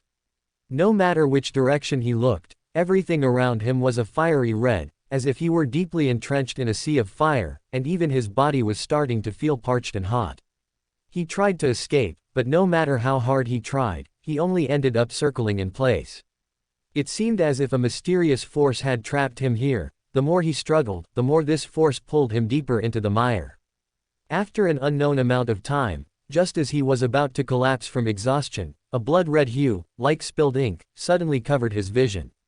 A large, pungent smell of gunpowder smoke flooded his nasal cavity, and his thoughts gradually blurred. After his spirit fell below a certain limit, he suddenly woke up as if bouncing off the bottom. The blood-red color in front of him receded, and the pungent smell of gunpowder smoke in his nasal cavity also disappeared. The surroundings were no longer crimson, but scorched black from being baked by fire. A layer of dark, black mist enveloped the area, like a bottomless night. Directly in front of him, a red flame giant, nearly 100 meters tall, stood quietly. Its body had many black cracks, like wood about to burn out. From those faintly contracting and expanding cracks, large amounts of blood-colored, lava-like pale yellow pus continuously slid out. They bloomed in mid-air and on the ground, erupting in bursts of blackened purplish-blue flames and strange weather phenomena like lightning, hail, and mist. Come, see me. Come, kill me. Discontinuous, muffled, hoarse voices emanated from the mouth of the flame giant. Every word it spoke caused the cracks on its body to worsen, making one suspect that if it spoke 2 more words, its entire body would directly collapse. Syrian frowned, did not answer, but instead looked up at the sky shrouded in dark, black mist. A gray-white, circling, lizard-faced giant dragon, with an obviously aged appearance, had appeared in the sky above at some unknown point. He looked down with disdain at the scorched ground below, and the flame giant that seemed on the verge of collapsing. The deep, low, and exceptionally imposing roar of a giant dragon, capable of shaking the soul, echoed. In an instant, brilliant but not dazzling sunlight appeared out of nowhere, dispelling all darkness and illuminating the surroundings. Then the ground trembled, and with a rumbling sound, thick gray-white marble pillars, intricately carved with ancient patterns, rose from the ground. The formerly scorched ground transformed into a pristine floor, seemingly paved with a single piece of gray-white marble, adorned with carved patterns. The dark mist around them turned into thin clouds, and within them, the slender figure of the giant dragon could be seen flying by from time to time. Syrian found himself in an incredibly vast gray-white plaza, with paths leading in all directions. Looking into the distance, he could see buildings that resembled both palaces and temples. It looked like a city floating in the sky, yet also like a temple with a somewhat unusual aesthetic. The City of Miracles, Levahid. This name suddenly popped into Syrian's mind. The next second, a series of continuous roars brought him back to his senses. He saw that on the stone pillars surrounding the plaza, at some point, there were giant dragons, either gray-white, brass, or dark green with a metallic sheen, coiled around them. They all looked towards the flame giant in the center of the plaza, which seemed out of place with its surroundings, and let out roars that were either high-pitched or low-pitched.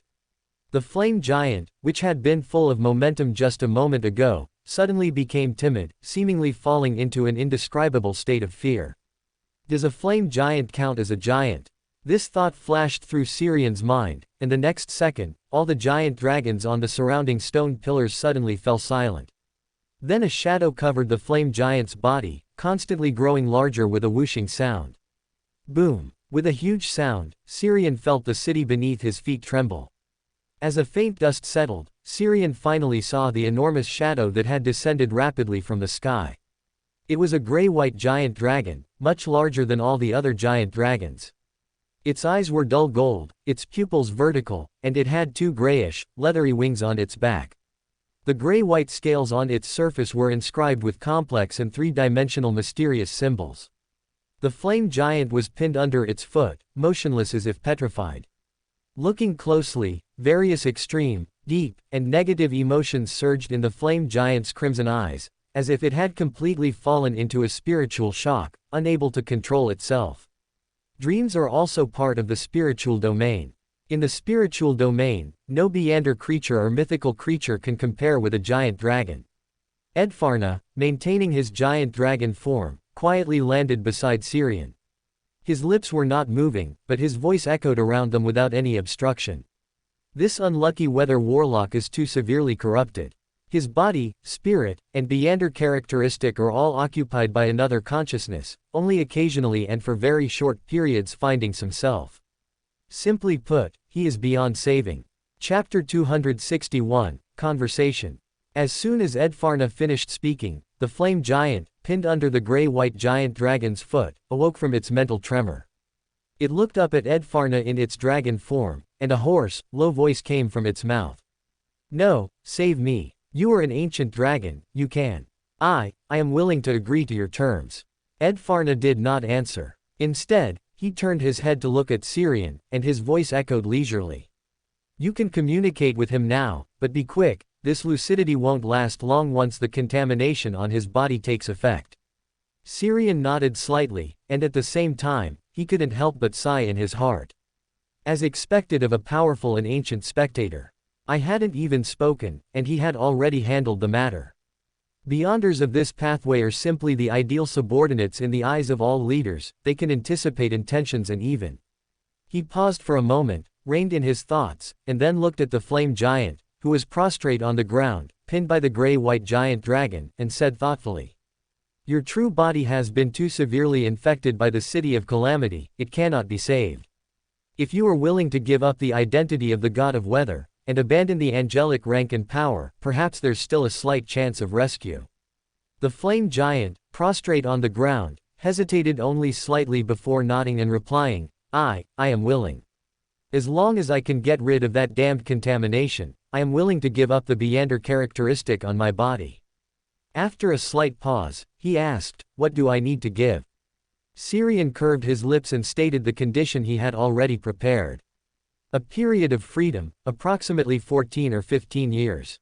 For you, this is only a very short period. After that, you will regain your freedom and can do anything you want." The flame giant fell into a silence, and even the raging flames on his body became sluggish. "I am not an ignorant angel. I know that the apocalypse declared by the Orthodox churches truly exists, and I also know that the time is fast approaching. After the 14 or 15 years you mentioned, the end of this world will have already arrived, right?" Syrian nodded slightly, "Yes. But my conditions will not change. However, you can also refuse, that is also your freedom." After a brief silence, the flame giant shook his head slightly. "I will not refuse. It's just the apocalypse, can it make me worse off than I am now?" "Perhaps. It can." Syrian suddenly thought of the bound god, who was tied to a tree giving birth. By all accounts, that guy was much worse off. The flame giant was momentarily silenced by Syrian's reply. Then, the raging flames on his body suddenly surged, tinged with a faint dark color, but were quickly suppressed. His face, covered in flames and indistinct, became inexplicably distorted.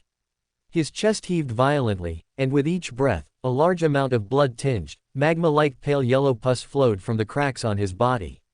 The pus splattered around, blooming into dark purplish-blue flames or strange weather phenomena in midair and on the ground.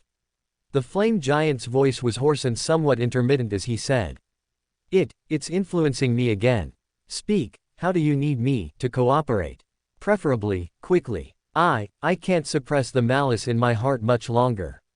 Syrian turned his head to look at the gray-white head beside him, which had a distinct aged feel and resembled a lizard's head magnified dozens of times, and asked, "Can you help him separate a true identity he once possessed?"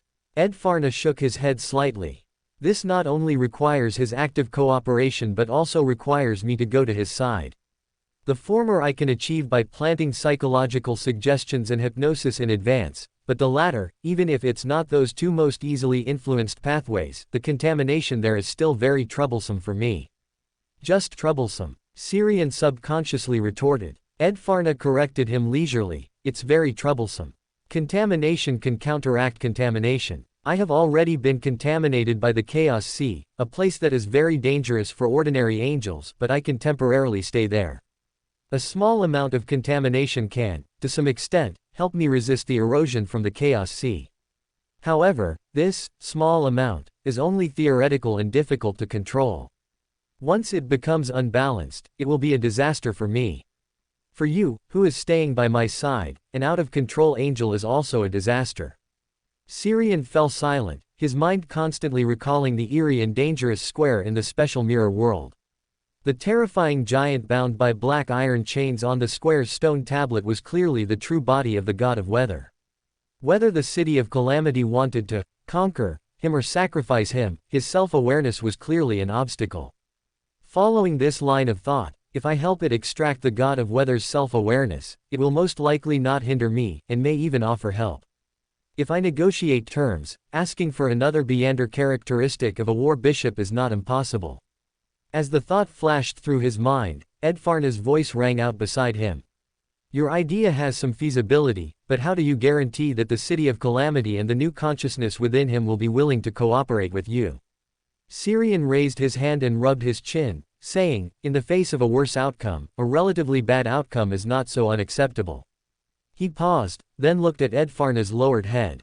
"You should be able to trace back through this part of his consciousness that invaded my dream, find and reach the location of his true body, right?" Edfarna tilted his head back. "That's very simple." After a slight tremor, Syrian found that the City of Miracles, Levhead, in his dream had disappeared. Along with it, the faint mists around them and the giant dragon figure soaring through the mists also vanished. All that remained around him was the flame giant, compressed to a normal size, and the gray-white giant dragon, flapping its huge membranous wings above his head. As the giant dragon flapped its wings, a strong gust of wind swept up. Syrian immediately felt like a blade of grass in a gale, his body uncontrollably drifting forward. In the boundless darkness, countless colorful light clusters of varying sizes, either densely or sparsely, clustered together, forming an ocean like a dream. A gray-white giant dragon plunged into this ocean, and continuously sank. Pop! After a soft, ethereal touch, Syrian felt as if he had passed through a non-existent membrane and arrived in another world. Around him, a layer of dark, black mist permeated, along with scorched, cracked earth and city ruins filled with debris. This is his dream. You can communicate with the other dominant consciousness within him here. For an angel, even in their own dream, they can remain lucid. If your communication fails, I will take you away. Edfarna's voice drifted from behind, and Syrian subconsciously turned his head but did not see his figure. Instead, above the sky of this scorched earth-like dream, he saw the silhouette of a giant dragon circling on the other side of the dark-colored mist. "He's quite cautious," he muttered to himself, then turned around, curiously surveying his surroundings as he walked towards the square with numerous black stels deep within the dream. At the edge of the square, the towering black stels seemed to move consciously, clearing a path for him that was not wide but straight, leading to the center of the square. "Is this welcoming me?" Syrian raised an eyebrow, then stepped onto the path the stels had cleared for him. As he went deeper, he noticed that the stels on both sides of the path seemed to be tombstones, and they were from different races and different periods. Some of these tombstones were inscribed with ancient Phosic, others with Giant, Plateau, Elvish, and Dragon languages. There were even some languages he had never seen before. "It's a pity I'm not an archaeologist, otherwise, studying here for a while would probably make the potion melt instantly upon consumption." Reining in his thoughts, he quickened his pace, heading towards the center of the square. In the center of the square, he he saw the terrifying giant again, bound by black iron chains. Unlike in that special mirror world, he was not tied to a stone tablet in the dream, but he was still bound. His body consisted only of an iron-black skeleton, with the rest filled by cracked purplish-blue flames. From time to time, blood-tinged, magma-like pale yellow pus would slide from the cracks. Beneath him was a calm, black glowing lake, its waters already reaching his chest, but still slowly rising, as if it would not stop until he was completely submerged. Reflected in the calm lake water that reached his chest was another him, a more ferocious and terrifying him. As if disturbed by Syrian's gaze, the terrifying giant's reflection in the lake no longer synchronized perfectly with him, even making actions directly opposite to his. They were like two mischievous children playing a game of imitation, but suddenly one no longer wanted to play, and so the scene became chaotic. The terrifying giant and his reflection beneath the lake's surface remained in this eerie stalemate for a while, until their movements finally synchronized again. However, this seemed to be led by the reflection, as the terrifying giant's movements on the water surface were always half a beat slower. They both looked down at Syrian, one after the other, and said mockingly, "I am him, and he is me. So, how do you plan to save me?" Syrian suppressed the inexplicable feeling of disgust rising in his heart and retorted to the other party. "Don't you want to clear away this incooperative consciousness and restore your state to health?" The reflection in the water and the terrifying giant on the water surface suddenly laughed simultaneously. "Haha, you also think I should be the healthy one?"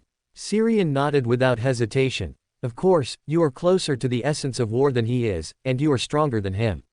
The terrifying giant's reflection beneath the water surface gave a malicious laugh. "What a crude conspiracy, but I appreciate your answer. But I can clear away that foolish and cowardly me on my own, and it won't take long." Syrian shook his head slightly, "But you are out of time.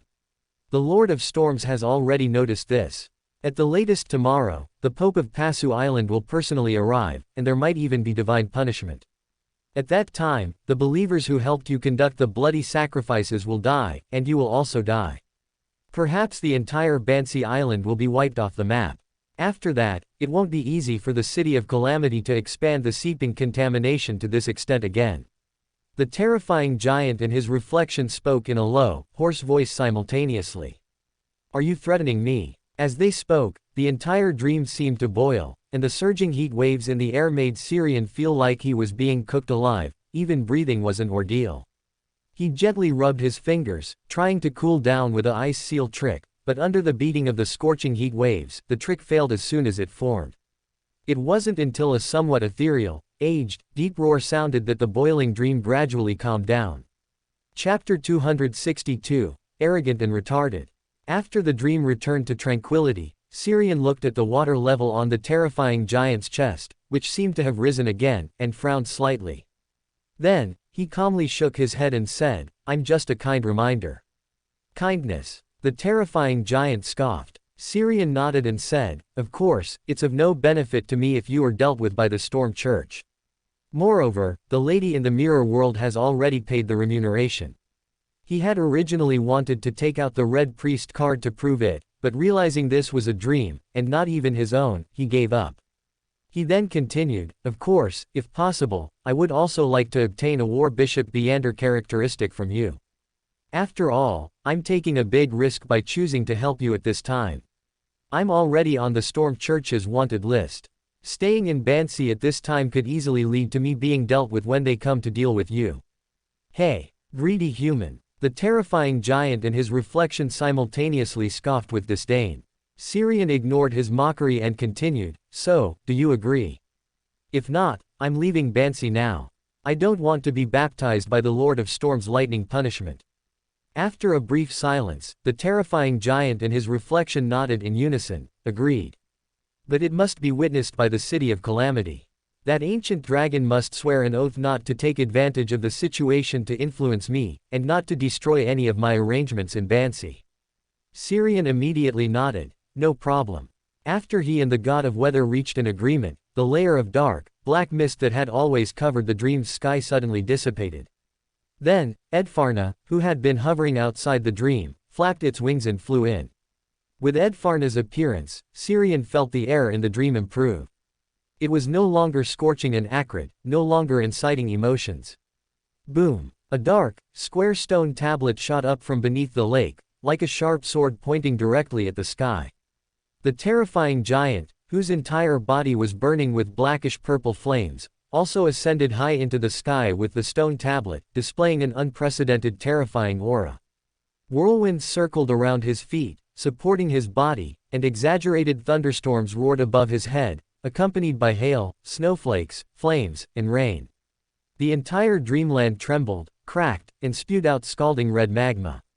Syrian's face darkened as he glared at the god of weather, who had suddenly created such a grand spectacle in midair. Behind him, pairs of star-dusted, dragonfly wing-like membrane wings emerged. As the wings behind him flapped, he ascended into midair and then became illusory, as if existing between presence and absence, thereby avoiding the effects of the extreme weather and natural disasters. Edfarna hovered high in the sky, doing nothing. The natural disasters naturally dissipated before it. The god of weather looked sharply at Edfarna, who maintained its dragon form, and spoke with a superimposed, majestic voice, "Speak your oath." Even in my dream, the city of calamity can hear and respond. Edfarna's pale golden vertical pupils reflected the god of weather's appearance. It shook its head almost imperceptibly, then spoke in a low, hoarse voice, under the witness of the vast spirit world and the city of calamity. In the meeting room beneath the deep blue church in Bansi Port, Yarn Courtman stood at the front of the conference table, frowning as he looked at the paintings laid out on the table, pieced together from shredded paper. Besides those torn by the wind he controlled in the hotel, there were also paintings torn down by Punisher from the bulletin board next to the flower square outside the church, paintings found in the ruins of the telegraph office, and paintings spread by Syrian found elsewhere. Because they had all been damaged, these paintings no longer had their original peculiar effects. Both externally and internally, they were quite ordinary. Niccolo, whose face was covered in a full beard, sighed inwardly, then hesitated and stepped forward. "See King, these are all the paintings we could find on the island. They are scattered without any pattern. It seems they were all given away casually by that wandering painter after he finished them.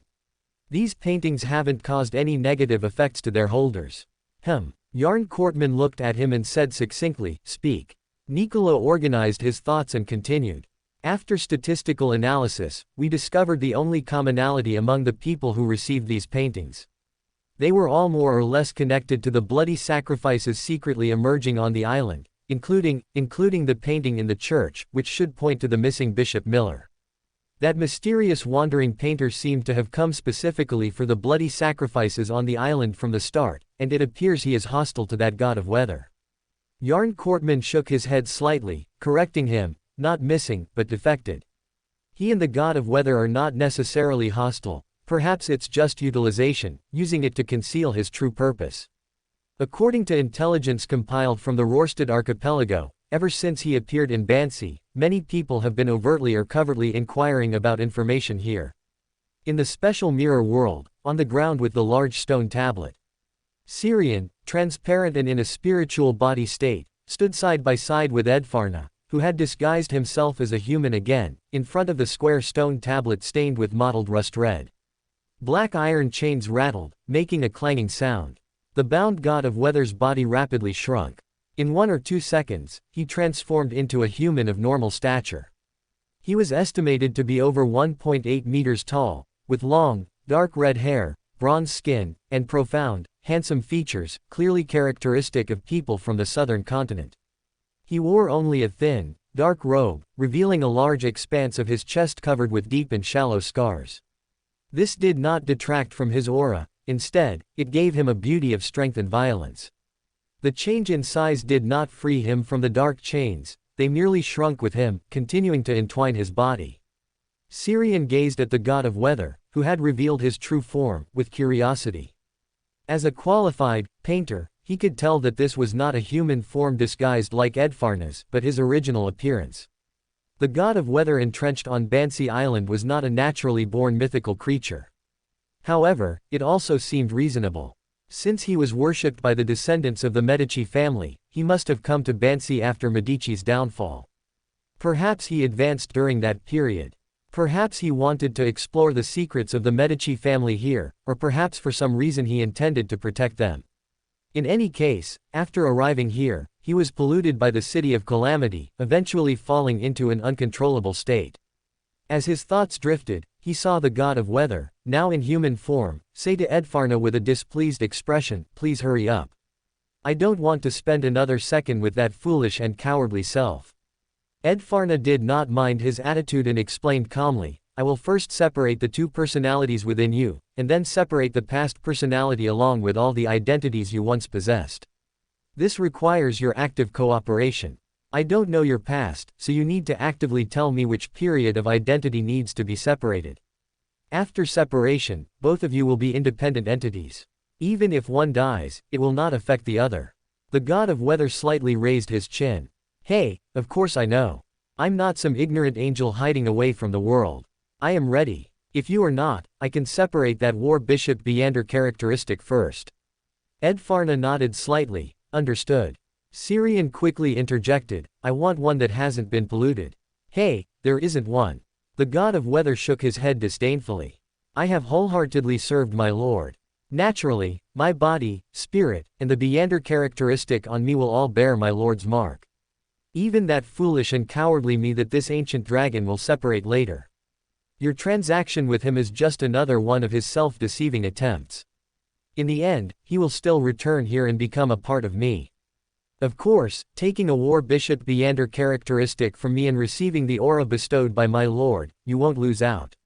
He paused, then added, "If it weren't for the Lord of Storm's sudden intervention, I could have slowly worn away that foolish and cowardly me within myself."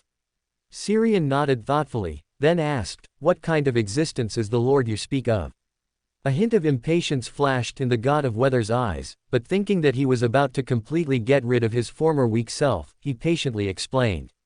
"Haven't you already known? The calamity of destruction, the root of disaster, the symbol of the origin of war. More than once, people have tried to steal my lord's power, but whether it was Alistair or Salinger from the southern continent, they all met a tragic end." "Truly impressive," Syrian praised at the opportune moment. The god of weather nodded, clearly pleased. Then he extended a hand, allowing his fingernails to take on a metallic sheen, and lightly cut open his chest. From the wound, a large amount of scalding, magma-like blood, overflowing with light and heat, flowed out.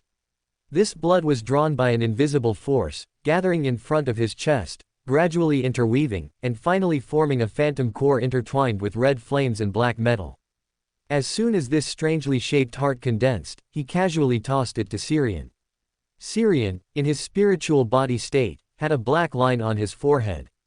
With difficulty, he reached out and caught the heart, then immediately threw it to Edfarna, who was beside him. The strength of a spiritual body is very limited. Simply picking up something beyond a certain weight is very mentally exhausting. Generally speaking, spiritual beings hold objects by enveloping them with their spiritual body, but this was a polluted Beander characteristic, incompatible with his own, and without any sealing measures. Enveloping it with his spiritual body was no different from drinking a poisonous potion, except for the speed and unpleasantness of death. Looking at the god of weather, who was secretly curving his lips, Syrian was certain that this guy had done it on purpose. It was just ... He looked like a primary school student who had just finished a prank. Does pollution also affect intelligence levels? It might also be a unique characteristic of the City of Calamity. The Red Priest's power naturally makes those around him arrogant, while demonists have an inherited love-struck brain. So, after being polluted by the City of Calamity, which combines the characteristics of both hunter and demoness, the god of weather became both arrogant and retarded. As his thoughts wandered, Edfarna had already placed a hand on the god of weather's forehead, and its pale golden eyes instantly reverted to vertical pupils. Immediately after, a transparent figure, 9/10 similar to the god of weather but much younger, separated from him. Chapter 263, Action. The god of weather tugged at the chains binding him and chuckled softly, "How comfortable this is. I've never felt this light before." He paused, then looked at the clone that had separated from his body, the one dominated by his former self-consciousness, abandoned identity, abandoned glory, and abandoned power. "This can indeed let you linger for a while longer, but eventually, you will still return here, and you will once again become a part of me." Hey, go and enjoy it, with the little time you have left. The separated god of weather, who looked younger, shook his head with an indifferent expression. Perhaps, the doomsday that destroys everything will come sooner than my personal death. The god of weather sneered with disdain. The Lord I serve is the manifestation of doomsday, destruction itself. No matter how terrifying the doomsday, it is merely a small manifestation of my Lord's power. As long as you abandon your naive and ridiculous notions, return here, and truly merge with me, the so-called doomsday spoken by the 7 deities will be nothing more than a ripple beneath our feet. Even if we accidentally die in the calamity, what awaits us is merely returning to my Lord, and then awaiting rebirth. As my Lord's most loyal follower, you always have the right to choose before everything becomes irreversible, because, you or me. In the cabin of the passenger ship where Syrian had briefly stayed in Bansi port, Hermes, dressed in a gray-white robe, appeared silently in the room. He surveyed the room, his gaze briefly sweeping over Syrian, who was sleeping soundly on the bed, before finally resting on the round table fixed to the floor, looking at Steve in the painting. I suddenly couldn't find Randolph Carter's Mind Island in the nearby spirit world. He's been recalled, hasn't he? In the painting, Steve's expression was conflicted for a moment, then became natural. Yes, this powerful angel, you guessed correctly. Hermes's expression remained unchanged as he continued to ask, I presume there's a third angel on this island besides the god of weather and me, right? Steve shook his head earnestly, I don't know. Hermes frowned, then murmured, this isn't Adam's style, but no other angel from the Twilight Hermit Order has been here. Or, Amen hasn't left yet. Further observation is needed. With that, his figure suddenly became transparent, rushing out of the room unrestrained by gravity, passing through a thin, invisible film of light, and soaring into the distance. In this ocean of layered dreams, many such streaks of light appeared, then all soared into the distance.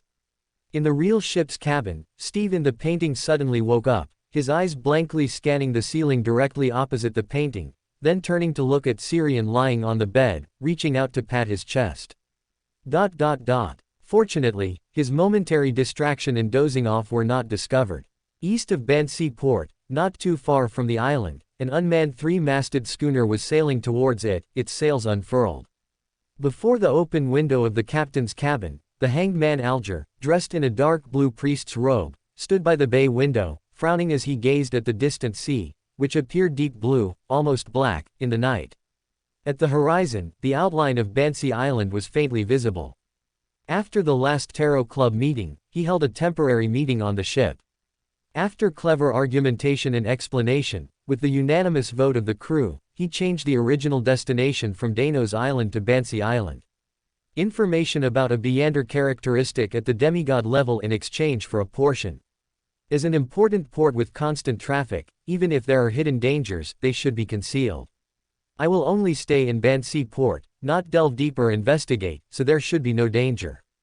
Incidentally, I can also see who on the island might be Mr. Fate, from the Tarot Club. As he murmured, large flashes of lightning suddenly appeared in the sky near Bansi Island, which was still on the horizon in his line of sight. In the ocean of dreams formed by countless layers of large and small fantastical light clusters, Syrian floated in midair, hovering before the head of the gray-white giant dragon. Can you pinpoint the exact location of the god of weather in that mirror world? The giant dragon's gaze swept over the dream light clusters below, and then Edfarna's voice directly echoed in his mind. That is not a mirror world, but a crack in the rules attached to the real world. It has no fixed coordinates, only special or fixed mirrors can connect to it. With the god of weather's consciousness island as a reference, I can send you there, but you would be discovered immediately, and bound by an oath, I cannot do anything that would harm him. But I am not bound by an oath. He muttered softly, then turned his head to look at the identity that had separated from the god of weather, the one with his former self as the main body, and mused, it seems inappropriate to call you the god of weather now. Do you have any other names? The former god of weather nodded slightly, Tobias. After a slight pause, he added, I know how to enter that rule crack from reality. In the place where the descendants of the Medici family gather, there is an altar left by me, by my former self. As long as the correct ritual is performed, a stable connection can be established with the pollution from the city of calamity on this island. If you intend to use the power of the Storm Church to destroy it, I can help you.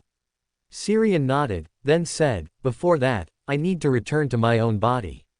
This is very inconvenient. After speaking, he looked at Edfarna.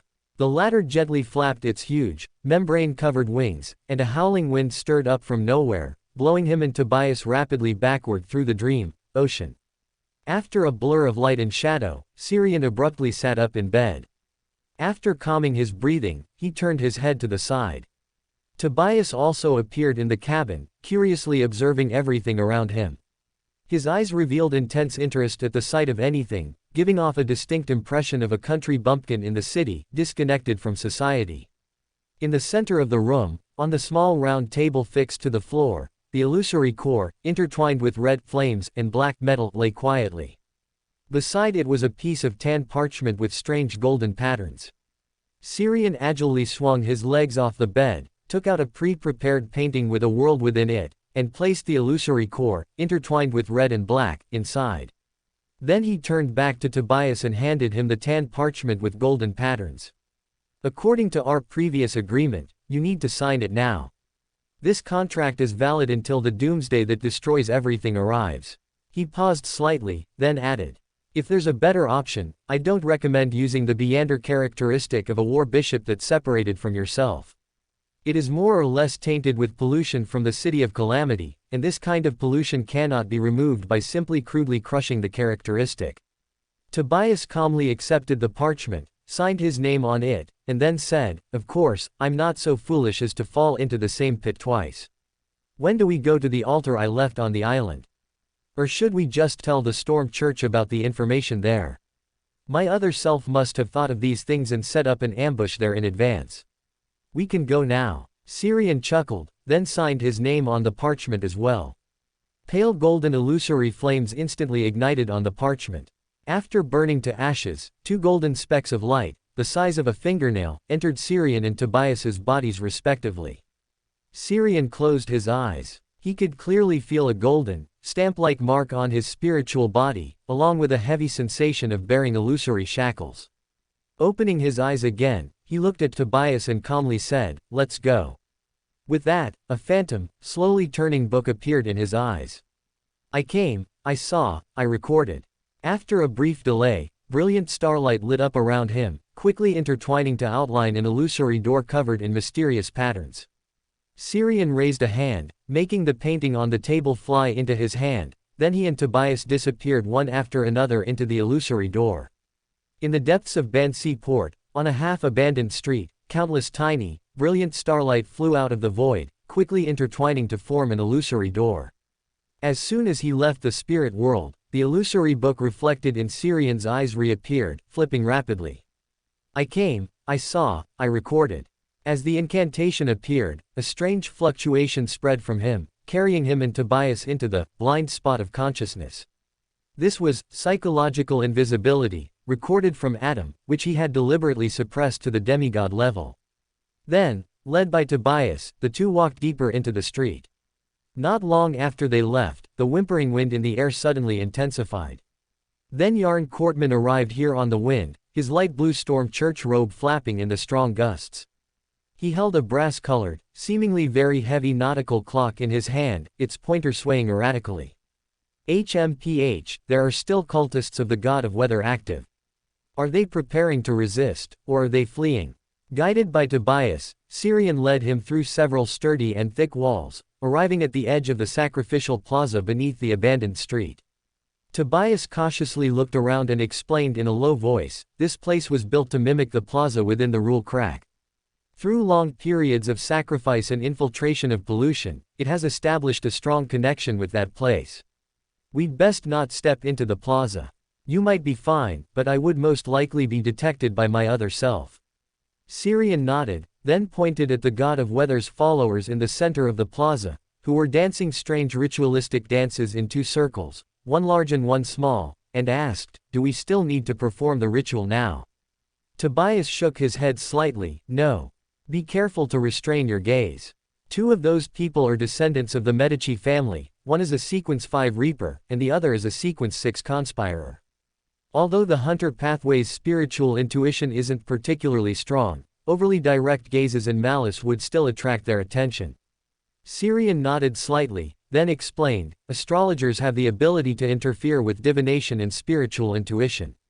With my malice restrained, no matter how direct my gaze, they won't discover anything. He paused, then changed the subject and asked, how much longer until this ritual is complete? Tobias recalled for a moment, then replied, according to the process in my memory, it will take about half an hour. But if it's just to establish a sufficiently stable connection with the space hidden in the rule crack, it's pretty much ready now. Chapter 264, The Lord of Storm's Lightning Strike. Boom! A colossal sound, like a thunderstorm, abruptly erupted in the space above the underground plaza, and simultaneously, a blinding white light illuminated the dim underground. The god of weather cultists, who were performing a sacrificial ritual around the central altar of the plaza, all froze. The violent sound and dazzling light temporarily deafened and blinded them, plunging the scene into chaos. Immediately after, a wailing wind began to blow, carrying thick white mist to every corner of the underground plaza. Amidst the mist churned by the strong wind, a piece of drawing paper was blown and floated above the altar. On the front of the drawing paper was a blurry figure standing above thick clouds, surrounded by lightning and gales, with surging waves at its feet, like a tyrannical monarch inspecting its territory. Snap! A somewhat ethereal and fleeting snap of fingers suddenly sounded, and then silver-white electric light flickered on the drawing paper. The blurry figure, surrounded by gales, lightning, and waves, came to life. The silver-white electric light on the paper crackled, and the tyrannical and majestic figure seemed about to step out amidst the intense electric light. Whoosh! The next second, a long spear wreathed in purplish-blue flames suddenly appeared, piercing through it. The tyrannical figure that had come to life in the drawing paper, along with the paper itself, instantly turned to ashes. Immediately after, the wailing gales suddenly churned and pushed the pervasive thick mist to the very top of the underground plaza. As a flash of lightning streaked across, they abruptly turned dark and heavy, becoming oppressive, gloomy storm clouds about to unleash a downpour.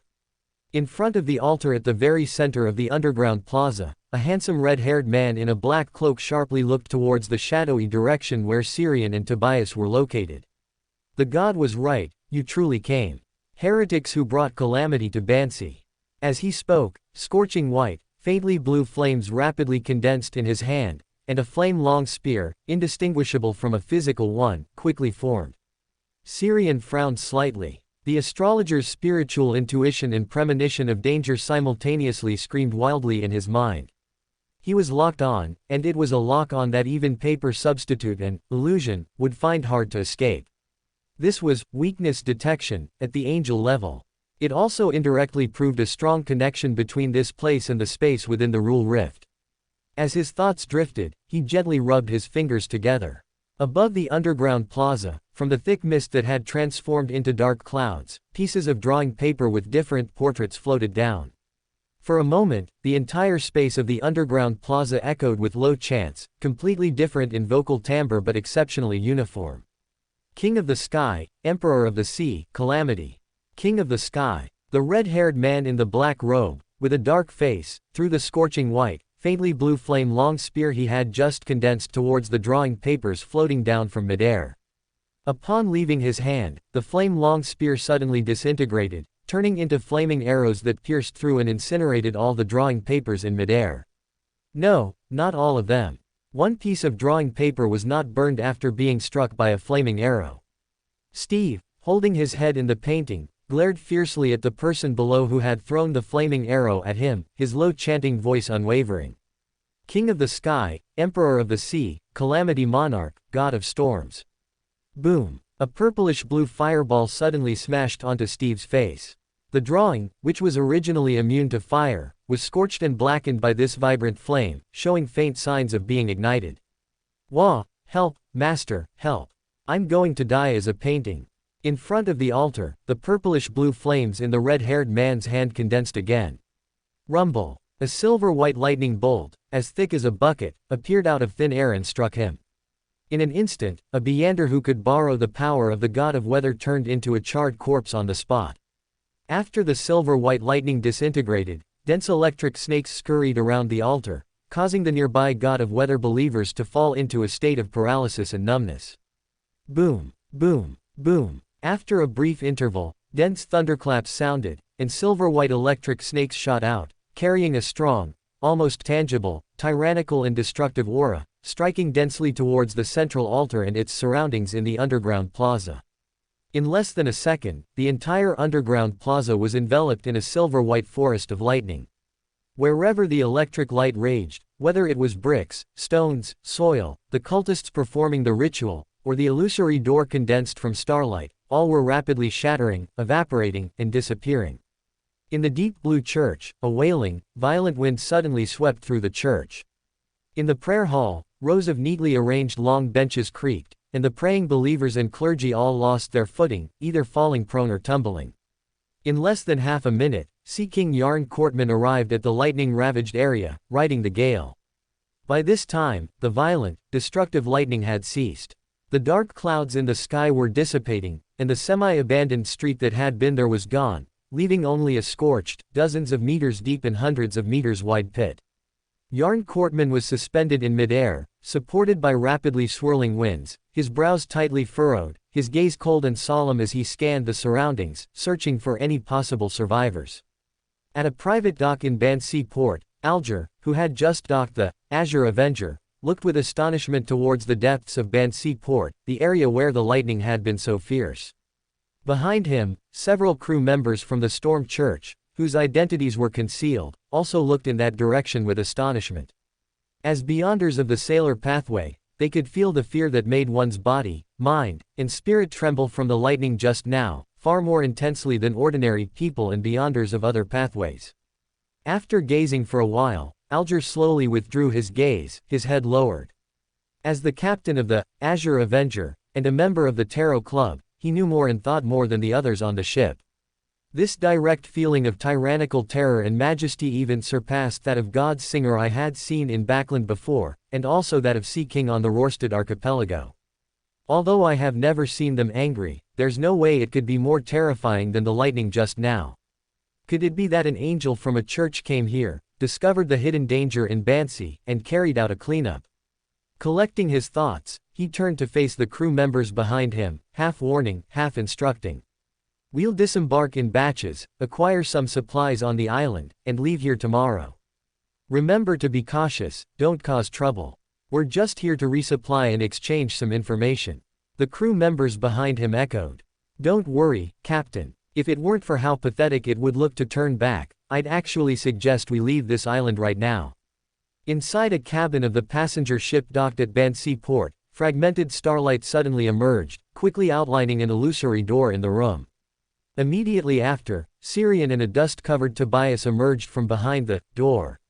The illusory door condensed from starlight disappeared, and Syrian immediately raised his hand to condense a shimmering crystal ball. He then shattered it, turning it into fragmented starlight that merged into the void, completing the interference with spiritual intuition and divination. Tobias sat on the armchair awkwardly and slowly, his face dark as he gritted his teeth. Cough. Damn Lord of Storms, to strike me, an ordinary person, with so much lightning. Syrian casually replied, clearly, he saw your angelic essence and your connection to that god of weather. But at least you're lucky, most of the firepower was drawn to the space within the rule rift. Otherwise, you would have died an unnatural death on your first day of regaining freedom. Tobias, his face dark, didn't speak. Although he indeed still possessed a bit of angelic essence, this body was truly and utterly that of an ordinary person. If even a slightly thicker bolt of lightning had touched him, he would have instantly evaporated like the god of weather believers around the altar. He paused, then changed the subject. How did you ensure that the Lord of Storms would respond to the prayer and attack in time? Syrian shook his head slightly. I couldn't guarantee it either. But the stingy and irritable Lord of Storms would sense me using a painting to create an illusion of his projection, and would attack at the first opportunity. I have rich experience in this regard. Even if he tolerated this time, I still have a mystical item spell that can 100% summon his divine punishment. Syrian shrugged, then pulled out a gold coin, which he flicked into the air with a clink, performing a simple divination. Tobias looked at the gold coin in his hand, which landed face down, and asked curiously. What's the result? Syrian frowned, tossed the coin twice more, and then sighed helplessly. Bad news. Your true body, that god of weather, was not destroyed by the Lord of Storm's lightning strike. Similarly, the contamination seeping from the City of Calamity has not been completely resolved. Tobias shook his head slightly. That is indeed bad news. You don't seem very surprised, Syrian said, raising an eyebrow at him. Tobias chuckled, because I know myself. Even if that contaminated personality is arrogant, conceited, and a bit foolish, it's undeniable that he's a qualified conspirer. He was willing to separate a portion of the war bishop's Beander characteristic to you, and also willing to split me off, not just out of concern for a direct conflict with that ancient dragon or attracting the Lord of Storm's attention, but more for his own benefit. Without my obstruction, his connection with the City of Calamity will become even closer and stronger. Now, even if the Pope of the Storm Church personally intervened, he might not be able to defeat him. It's not that surprising that he could evade the Lord of Storm's attack within the Rule Rift. Furthermore, due to the populace on Bansi Island, the Lord of Storms couldn't directly unleash his full power, which gave him time to react. He paused slightly, then added. Besides these, his willingness to separate me so readily might also be due to the City of Calamity. During the period when I was contaminated and closely connected to the City of Calamity, I could sometimes vaguely feel its urgency. Urgency. Syrian raised an eyebrow slightly. Tobias nodded. Yes, urgency. I guess the will of the City of Calamity or the state of the City of Calamity itself isn't very good either. Syrian nodded thoughtfully, just about to ask further, but was interrupted by Steve, who suddenly spoke. Great, merciful master, perhaps you could save me first before chatting. I feel like I'm about to die. Steve's voice was weak, as if a patient on a deathbed, about to breathe their last, was giving their final words. Syrian quickly looked down at the painting in his hand. The originally pale to transparent, almost human skin-like paper was now charred, with several fist-sized holes in the middle, as if burned through by fire. The content on the painting was slowly fading, and at the same time, faint white specks of light were precipitating out. Syrian's expression gradually grew solemn. This painting might truly be dying. Both the purplish-blue flames and the subsequent lightning strike from the Lord of Storms possessed the power to damage or even destroy mystical items. Chapter 265, An Attempt Above the Dimensions. In the tattered painting, Steve asked in a hoarse and weak voice. Great Master, am I beyond saving? Seeing that Syrian didn't answer, he continued. Master, can you ask that ancient dragon to preserve my memories and consciousness? I want to leave them for your next painting, so I can continue to follow you. Tobias looked at Steve, who was giving his last instructions, and sighed. You have a loyal servant. Perhaps you could ask that ancient dragon to also separate a true identity for him, and then transfer the extracted Beander characteristic to it. Although he is a mystical item, his consciousness and emotions are no different from a true life form. Perhaps he can also separate an identity he once possessed, just like me. However, his effects as a mystical item might change, but he should be savable. In the tattered painting, Steve looked at Syrian expectantly. Can it be done, Master? Syrian pondered and nodded. Theoretically, it's feasible, but we haven't reached that step yet. I think you can still be rescued. Then he looked at Tobias and said, Please help me stand guard outside. I need a perfectly quiet environment to set up the ritual. No problem. Tobias nodded slightly, said nothing more, and directly got up and walked towards the door. After watching Tobias leave the room, Syrian set up a spiritual wall in the room to isolate it from the outside, then took out a painting prepared for a sacrifice and bestowal ritual. After materializing the ritual within it using his fantasy ability, he modified the part pointing to the fool to point to himself. Then, with a snap, he snapped his fingers. The two candles placed in the center of the ritual were instantly lit, and a few drops of essential oil and hydrosol jumped into the air on their own, then plunged into the flickering flames. The exalted from the unknown, the door above the dimensions, the embodiment of art and fantasy. Your loyal believer implores you. Implores you to open the door to the dominion. Implores you to accept my offering. As each line of ancient Hermes language was chanted, the surrounding natural forces were stimulated, the light in the room suddenly dimmed, and then a cold gust of wind howled. Almost at the same time, familiar, ethereal, layered prayers echoed in Syrian's ears. He took 2 steps back, sat down in a chair, and then entered a meditative state, allowing his spirit to climb above the dimensions along the connection established by the prayers. Then he cast his gaze down and saw himself, who had just performed the sacrificial ritual, and felt the peculiar connection that seemed to be knocking on the door above the dimensions again and again. "Looks like it's possible," he whispered, then vibrated his spirituality to respond. The next second, during the ritual in reality, the candlelight on the candle representing him above the dimensions burned with colorful starlight, then suddenly expanded, stretching 2 or 3 meters high. Shimmering starlight spilled from the expanding, flickering flame, gradually outlining the shape of an ethereal door. The ethereal door, swaying with the firelight, let out an ethereal creaking sound, and the door slowly opened a gap wide enough for one person. Whoosh! The constantly swirling wind in the room suddenly poured into the crack of the ethereal door, and at the same time carried the tattered painting placed on the ground inside. Above the dimensions, Syrian reached out and caught the painting that flew out from behind the door of sacrifice. In the painting, Steve looked around in confusion, curiosity, and excitement. "Oh my goodness, my great, supreme master, is this your divine kingdom? This is so cool. I feel like I'm going to die without regrets. By the way, my great master, am I the first painting to come to your divine kingdom?" Syrian looked around the simple environment here. He really couldn't find anything worth Steve's praise. Let alone a divine kingdom, this place was not even as shocking and mysterious as the hall in the Palace Klein materialized above the gray fog. He paused, reined in his diverging thoughts, and looked at the tattered painting in his hand, which had stopped extracting Beander characteristic, and frowned slightly. Although the extraction of the characteristic had stopped, he still didn't know how to repair a painting so badly damaged.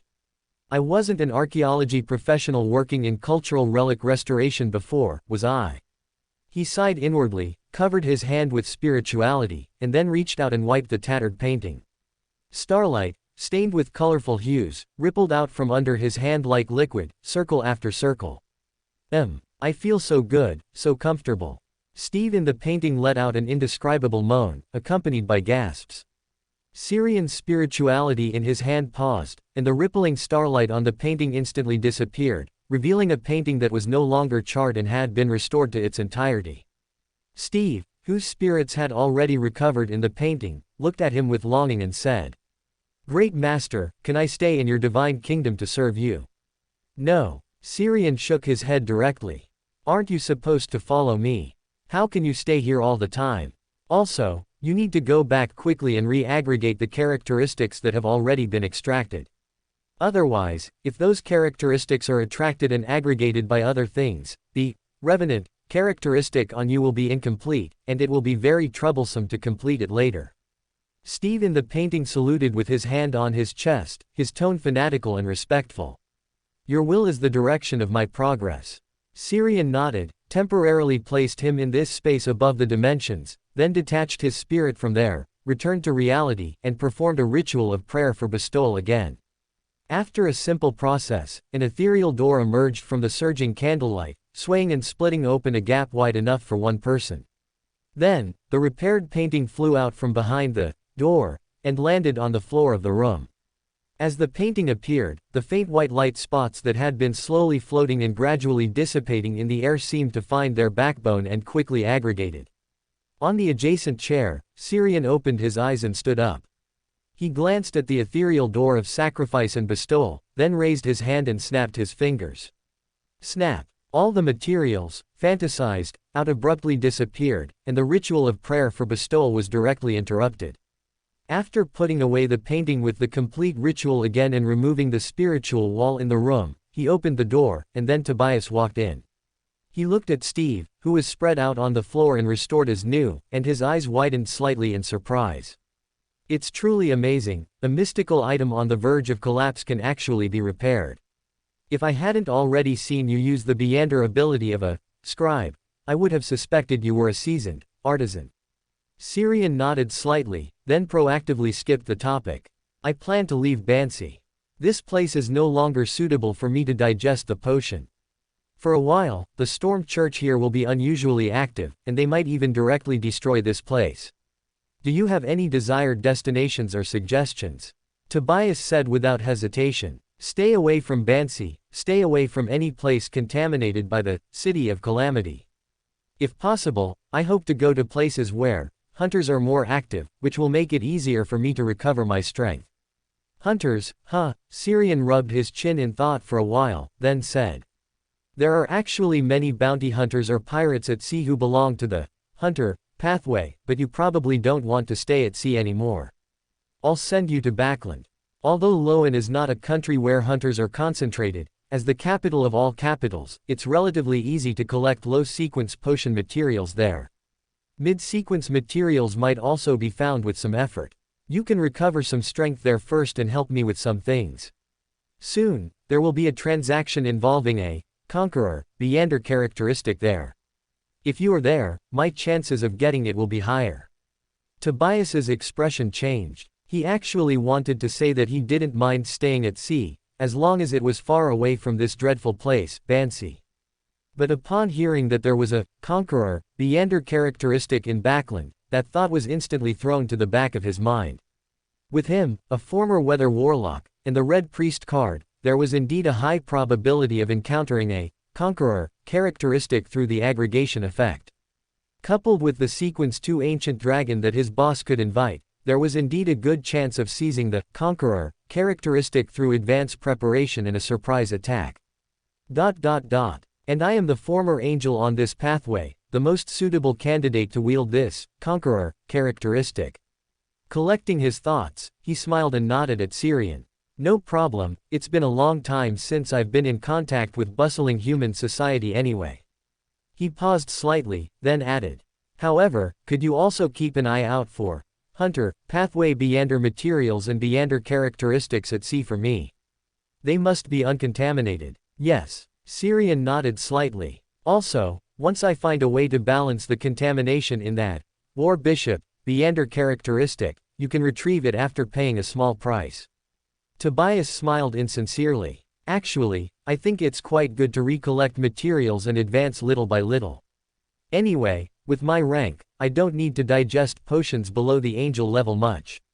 Above the gray fog, Klein leaned back in the high-backed chair belonging to the fool, his eyes lowered as he looked at the Red Priest card that Syrian had sent up again using the sacrificial ritual. His spiritual intuition told him that this card had changed somewhat compared to before, but his spiritual vision didn't detect any abnormalities. After hesitating for a moment, he infused spirituality, causing lines of small ancient Hermes language text to appear on the surface of the card. Then, he saw the few extra lines of small text after sequence 0. Calamity of Destruction, Root of Disaster Potion Main Ingredients, Red Priest, Uniqueness Plus, Chaos Demoness Uniqueness +1, Conqueror, Meander Characteristic +1, Doomsday Demoness Meander Characteristic. Advancement Ritual, actively enter and completely master the City of Calamity.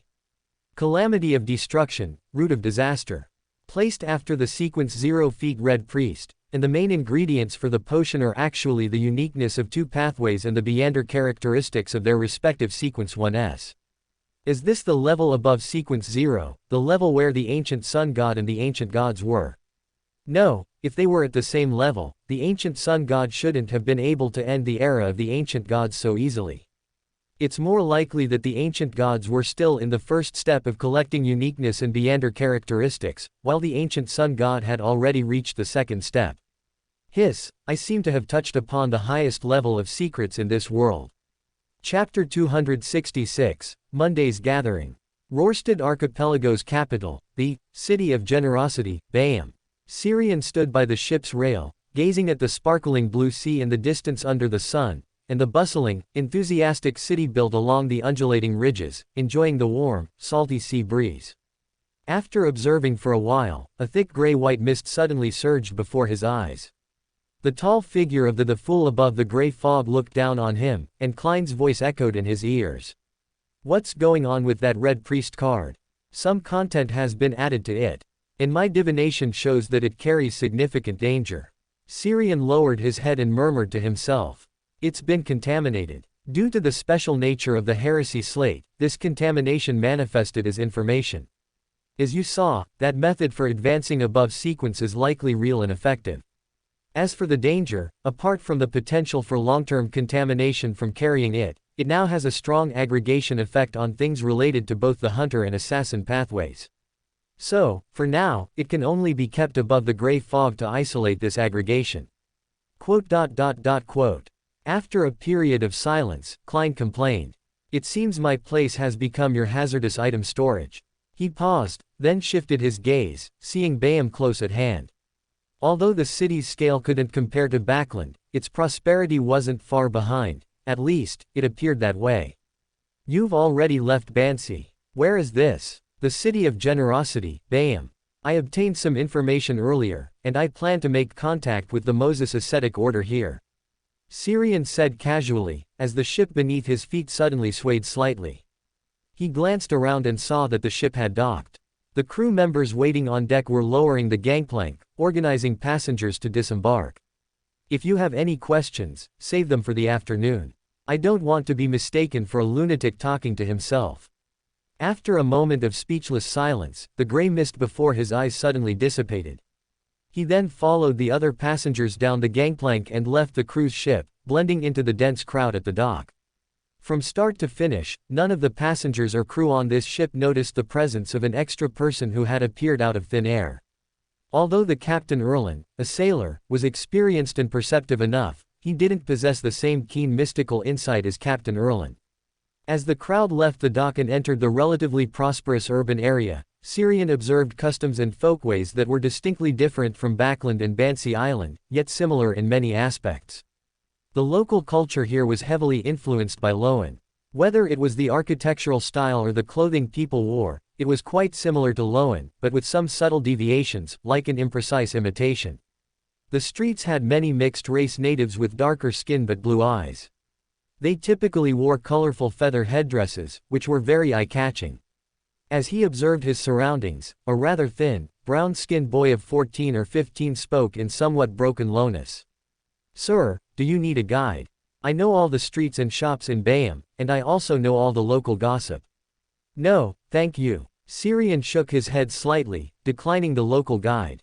He then quickened his pace slightly, weaving through the crowd and leaving the somewhat congested street. After moving away from the crowded port area, he found a decent-looking hotel, checked in, and obtained a local map from the front desk attendant. Afterward, he applied a new disguise in his room and then immediately went out. Following the map, he arrived at the Amberleaf Bar. The entire street nearby was an active area for underground transactions, and it was also the secret meeting place Bourne Walker and his superior had arranged. Since it was still morning, there weren't many people in the bar, and the atmosphere wasn't very lively or active. The few scattered customers were either drinking silently or passed out on benches or the floor, not yet recovered from their intoxication. Syrian walked directly to the bar counter and, based on the information he had obtained from Bourne Walker's memory, said, "A glass of Zarha from the Fog Sea, with extra ice and sea salt. 4 pence. You truly are a strange customer. Really. Are there other customers with taste like mine? There actually is one. Like you, he's also a young gentleman. Not many customers put salt in their drinks, I remember it very clearly." Syrian smiled as he took the Zarha from the bartender and found a relatively clean spot by the wall with no one else around to sit down. He took a sip of the Zarha with sea salt in his hand, paused slightly, then expressionlessly spat the drink back into the glass. Even for a secret meeting, there's no need for such a strange drink, is there? While complaining internally, he dipped his finger in the drink and wrote a few ancient Phosic words on the table. After doing this, he lightly tapped the full glass on the table 3 times, then stood up and left the bar.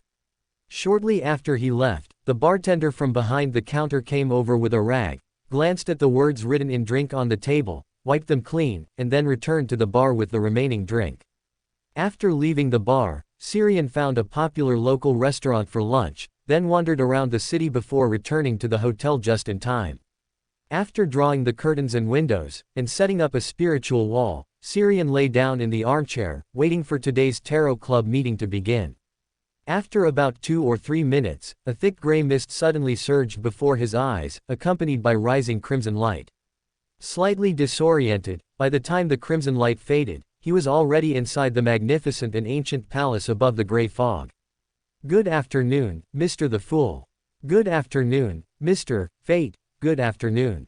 Justice Audrey rose, lightly holding her skirt, and after greeting everyone in a cheerful and pleasant tone, she turned to look at the fool at the head of the table. Mr. the Fool, last week I collected and memorized 2 new pages of Russell's diary. The Fool Klein nodded slightly. Very good. What do you wish to exchange these 2 pages of Russell's diary for from me? Justice Audrey's gaze swept over the 2 face-down cards on the table in front of the Fool Klein. Did Mr. Fate offer the Red Priest card he obtained to Mr. the Fool? I remember last time Mr. Fate said he would trade the information on that heresy slate with Mr. the Fool, but now the entire heresy slate is here. Did something unexpected happen, forcing Mr. Fate to change the terms of the trade and use the heresy slate to obtain greater help from Mr. the Fool? I really want to take a look at this Red Priest card. Although I already know its name and which Beander pathway it belongs to, I'm still very curious. Next time, after I collect more Russell's diary entries, I'll propose this trade to Mr. the Fool. These 2 diary pages have a more important use this time. Collecting her thoughts, she looked at the Fool at the head of the table and said seriously. Mr. the Fool, I wish to exchange these 2 diary pages for your assistance once. In the next few days, I will enter the final round of assessment for the psychology alchemists. I'm concerned there might be mental influences and examinations, so I will need your protection in advance at that time. The Fool Klein nodded slightly and replied. You may. At that time, recite my name in advance.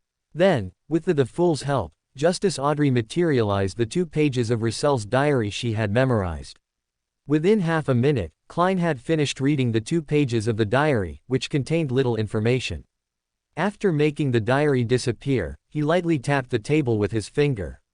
You may begin. Hearing Mr. the Fool's words signaling the official start of the meeting, Magician Furs immediately looked at Syrian. Mr. Fate, I have already prepared the cash. We can trade for that Soul Eater's stomach after today's meeting ends. She had actually gathered enough money yesterday, but considering there would be a tarot club meeting today, she hadn't contacted the other party through Mr. the Fool. Even though Mr. the Fool seemed kind and his actions were benevolent, she still held him in awe and dared not disturb this great existence too much. Syrian nodded to Magician Furs, no problem. His gaze subconsciously swept over the corner of the hall covered by gray mist. The 2 Soul Eater's stomachs that son Derek had traded to him were still among Klein's miscellaneous items. Previously, due to the Bansi incident, he hadn't responded to Derek's trade in time, only trading the Solar High Priest potion formula to Little Sun yesterday. After his brief exchange with Furs concluded, Hangman Alger turned his head and looked over. Mr. Fate, are you still trading the information mentioned at the last meeting? Syrian raised an eyebrow slightly and looked at him. You likely haven't collected any items that you can trade with me. The Hanged Man fell silent. He indeed hadn't collected, nor could he possibly collect, items at the demigod level. But he had already been to Bansi, gathered some information, and even seen from a distance the street cordoned off by the Punisher. There was no longer a street there, only a charred ruin in a crater estimated to be hundreds of meters wide and dozens of meters deep. He paused, then cautiously began. I went to Bansi 2 days ago. The Sea King of the Rorstad Archipelago is currently stationed there, and it's said that he also brought a Grade 1 sealed artifact. The Storm Church is screening and relocating local residents. It seems they have a big move planned. From the current situation, your information is no longer as valuable to the Storm Church. Sea King. Syrian was surprised for a moment, then asked. Did George II from the Church of the Storm Abyss on Passu Island not go there? Hanged Man Alger frowned slightly, then shook his head. I didn't hear any related news. Perhaps he went, but has already left. 3 days ago, I witnessed a terrifying, oppressive lightning strike, full of tyranny and destruction, in Bansi port. I suspect a king of angels from the storm domain took action. An angel? What exactly happened on Bansi Island? Magician Furs asked with great curiosity, voicing everyone's doubt. Hanged Man Alger shook his head slightly. Due to the Storm Church's blockade, I didn't get much information, only that it was related to a revived bloody ritual there. It seems a bishop from the local Deep Blue Church was tempted by an evil god, fell, and participated in the bloody ritual. After the Sea King arrived, he defected. A bishop, tempted by an evil god, fell, and then defected. Furza's eyes widened, her throat subtly bobbing as she swallowed. This news was a bit too explosive for a wild Beander like her. The actual events resonated far more deeply than the discussions about King of Angels and deities they'd had before. Chapter 267, The Crazier, the Stronger. A defected bishop. Klein, the fool at the head of the mottled long table, was momentarily lost in thought. He recalled another bishop who had defected from the True God Church, an individual who had left a deep impression on him. In Zhangwil, when he defected with 008, could there have been external influence? Perhaps, 008 was that external force. Defected. Syrian was also a little surprised. A heavily injured wind blessed, can he still escape from under the Sea King's nose? Open black lens bracket. Remember this website's domain name, a super reliable novel reader. Close black lens bracket. Alger, the hanged man, shook his head slightly. I don't know, this is information I can no longer inquire about. Currently, it's only known that the Storm Church has launched an island-wide search targeting the cultists who performed the bloody ritual. With this intensity, it's estimated that the events on Bansi Island will be completely resolved in 1 to 2 days. Due to the large-scale search and population transfer on Bansi Island, the shipping routes between Loan and the Rorstad archipelago have been greatly affected during this period. At the same time, because the Sea King is temporarily stationed in Bansi, the local resistance forces and pirates in the Rorstad archipelago will likely be particularly active these days. As an upper-class noble of the Loan Kingdom, Justice Audrey had some understanding of the situation in the Rorstad archipelago, so she asked with some confusion. The Storm Church's Sea King should be an important force stationed in the Rorstad archipelago. Why did he rush to Bansi Island for this matter? Has the Storm Church been unable to dispatch other personnel of the same sequence? Alger, the hanged man, shook his head slightly. I don't think so. As far as I know, the bishop of the Bayam Wave Church is a demigod. The Sea King's sudden departure from the Rorstad archipelago this time might have a deeper reason. What reason? Audrey asked curiously, pressing for more information. Furs, the magician, and Derek, the son, also turned their heads to look at Alger, listening intently. One was simply curious, while the other wanted to learn more about the outside world and also to learn from Mr. Hanged Man's wisdom. Alger, the hanged man, shook his head directly. I don't know. There's too little information to analyze accurately.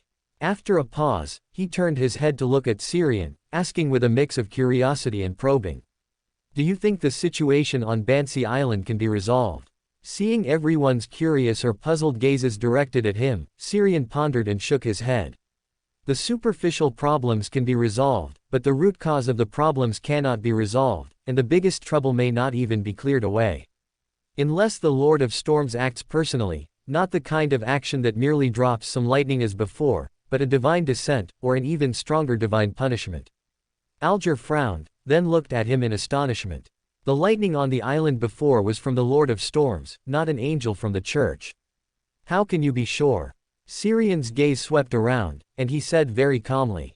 Because I was there at the time, using the method of chanting his honorific name to summon him. So the Lord of Storms responded to you. Klein interjected, manipulating the world account. To make a true god respond immediately to a prayer, one must at least be a marked or specially noted individual. But when did this guy become so close to the Lord of Storms? Syrian shook his head, speaking with a helpless tone. Of course not. Before chanting his honorific name, I tried to summon his projection in a painting using a prepared painting.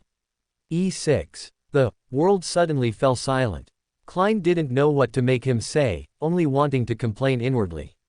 I knew it. It's impossible for a true god to respond immediately through any legitimate method. Unless the person chanting the honorific name is his blessed. After a brief silence, Alger, the hanged man, brought the topic back to the Bansi incident.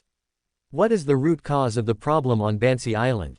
And what is the biggest trouble you mentioned, that it requires a true god to personally resolve it? Syrian shook his head slightly, refusing to answer his question. This is paid content. Come and trade with me after you find a secret sorcerer's characteristic or clue. Alger frowned, temporarily letting go of the urge to press further. At the head of the table, Klein, shrouded in gray fog, looked at the face-down card on the tabletop to his right, slightly lost in thought. The root cause of the problem on Bansi Island is most likely from the same source of pollution as this Red Priest card. This involves the sequence above, so even if it's just pollution, it requires a true god of the Lord of Storms' level to resolve it. As his thoughts wandered, he saw Syrian raise a hand, then look around at everyone and say, "Everyone, I have a commission.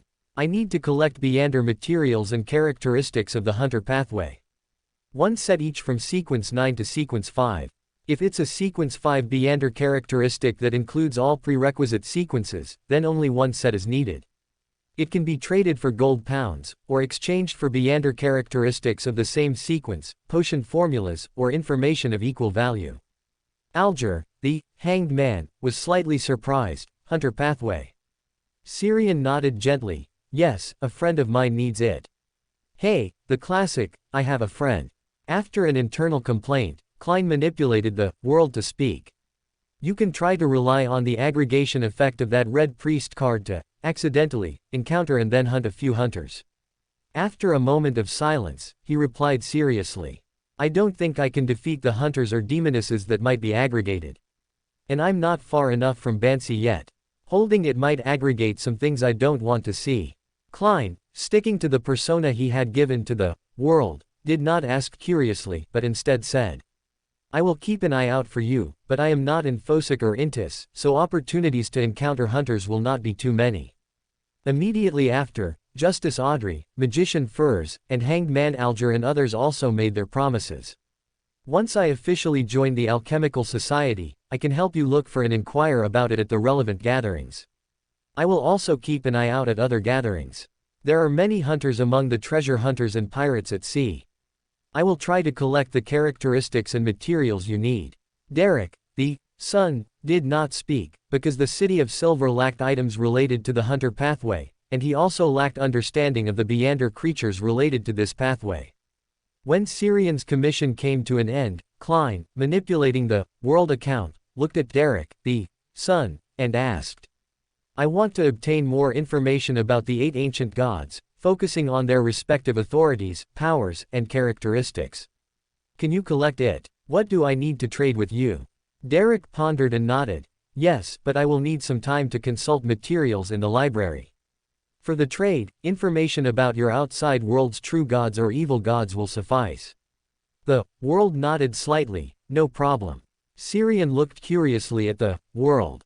Is this a suspicion that the ancient gods who mastered multiple pathway powers might have touched upon the sequence above? Did he not notice, or did he overlook that demoness and hunter, which make up the calamity of destruction, root of disaster, are adjacent pathways? He let his thoughts wander for a moment, but he had no intention of reminding Klein. Information of this level should no longer be something he could casually reveal. After a period of silence, no one brought up any more trades or commissions. Everyone tacitly entered the free discussion segment, and then everyone looked at Syrian. Noticing the gazes directed at him, Syrian leaned back in his chair and chuckled.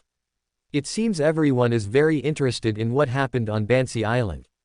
I'll give a brief description. I will omit any dangerous, secret, or important information." The people on both sides of the mottled long table nodded and then adopted a posture of serious listening. Seeing this, Syrian organized his words and began to narrate simply.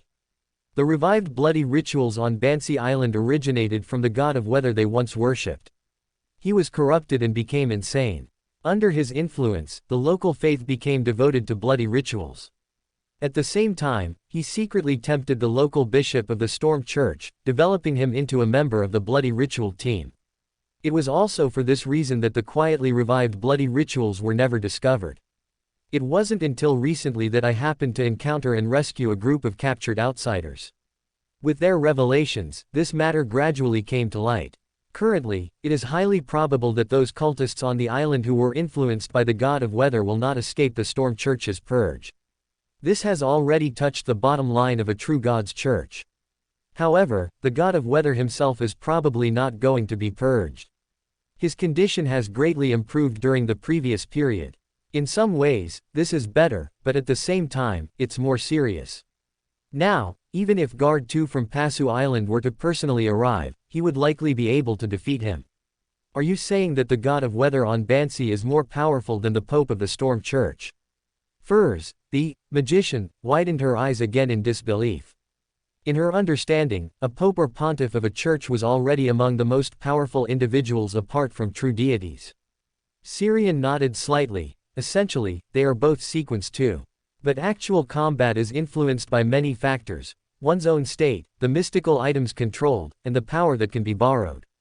Justice Audrey tilted her head, asking with great curiosity. So, wouldn't Guard too, who possesses the entire church's foundation and is also a wind blessed of the Lord of Storms, have a greater advantage? A light tapping sound on the edge of the table suddenly rang out. Everyone simultaneously turned their heads to look at the fool at the head of the mottled long table, listening so intently they almost held their breath. They were all very curious what kind of hint Mr. Fool would give on this question. After his gaze swept around the crowd, Klein, the fool, spoke leisurely.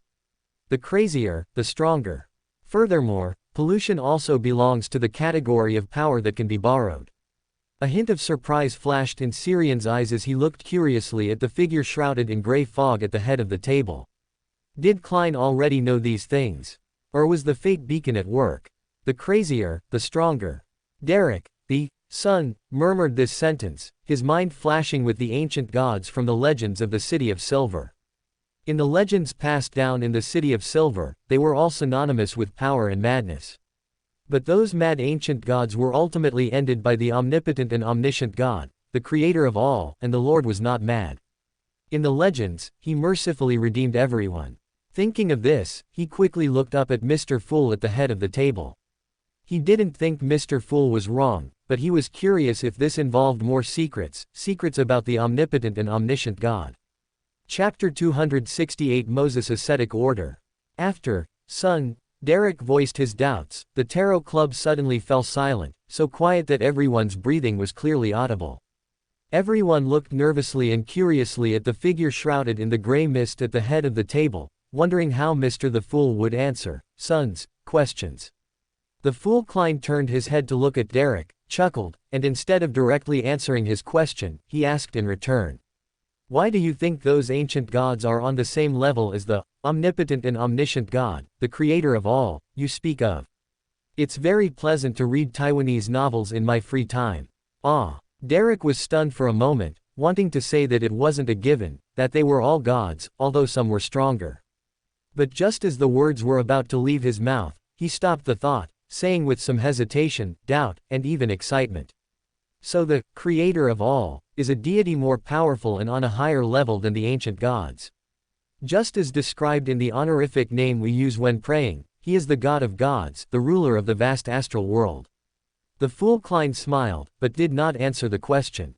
Instead, he leaned back comfortably in his chair, while simultaneously manipulating the small world at the very end of the mottled long table. I'm curious, what is the full honorific name of the creator of all that your City of Silver believes in? Derek answered without hesitation. The creator of all, the omnipotent and omniscient God, the source of all greatness, the beginning and the end, the God of gods, the ruler of the vast astral world. Audrey, Furs, and Alger exchanged glances, feeling that the description was more noble and grand than any honorific name they had ever heard, but in front of Mr. the Fool, they dared not discuss it. After a moment of silence, Justice Audrey looked at the fool at the head of the table and asked curiously. Mr. the Fool, is there really a God of gods? Of course there is, son, Derek answered without hesitation. Syrian smiled and interjected, in the first epic, angels were also referred to as subordinate gods. However, the ancient sun god, who could defeat all the ancient gods should indeed be stronger than ordinary deities. After all, the king of angels began to appear under his divine throne. The others on both sides of the mottled long table nodded, finding such a God of gods very reasonable. Son, Derek opened his mouth, then fell silent again. After a period of silence, Hanged Man, Alger spoke, bringing the topic back to Bansi Island. I just left Bansi Port, so I don't know as much about what happened there as Mr. Fate, but I can add some information. He paused for a moment, and seeing that everyone was listening intently, he continued. In the past, Bansi was also known as the weather museum, because the weather there was unpredictable and extreme weather often occurred. It wasn't until the Storm Church established a church there that these extreme weather phenomena gradually improved, but even then, heavy rain, dense fog, and even hail would occasionally appear. But since the lightning flash last time, the weather on Bansi Island has been unusually good, without even a strong wind. This is an extremely abnormal phenomenon. Is it possible that the god of weather has already left there? Seeing Hanged Man look over, Syrian shook his head slightly. Bansi is very special, it won't leave unless absolutely necessary. As for the abnormal weather, it might be related to the god of weather's state greatly improving, allowing it to better restrain and control its power, or it might be that an angel from the Storm Church is suppressing it. Magician, Furs subconsciously interjected, why isn't it the Lord of Storms suppressing it? Didn't you say that even Pope Gad II might not be able to defeat the god of weather, whose state has greatly improved? Syrian replied, the Lord of Storms doesn't have that patience. If he were to act, he would more likely directly wipe Bansi off the map. Then, Hanged Man, Alger continued his words in a deep voice. Above the sea, in the domain of storms, the Storm Church is the true expert and master.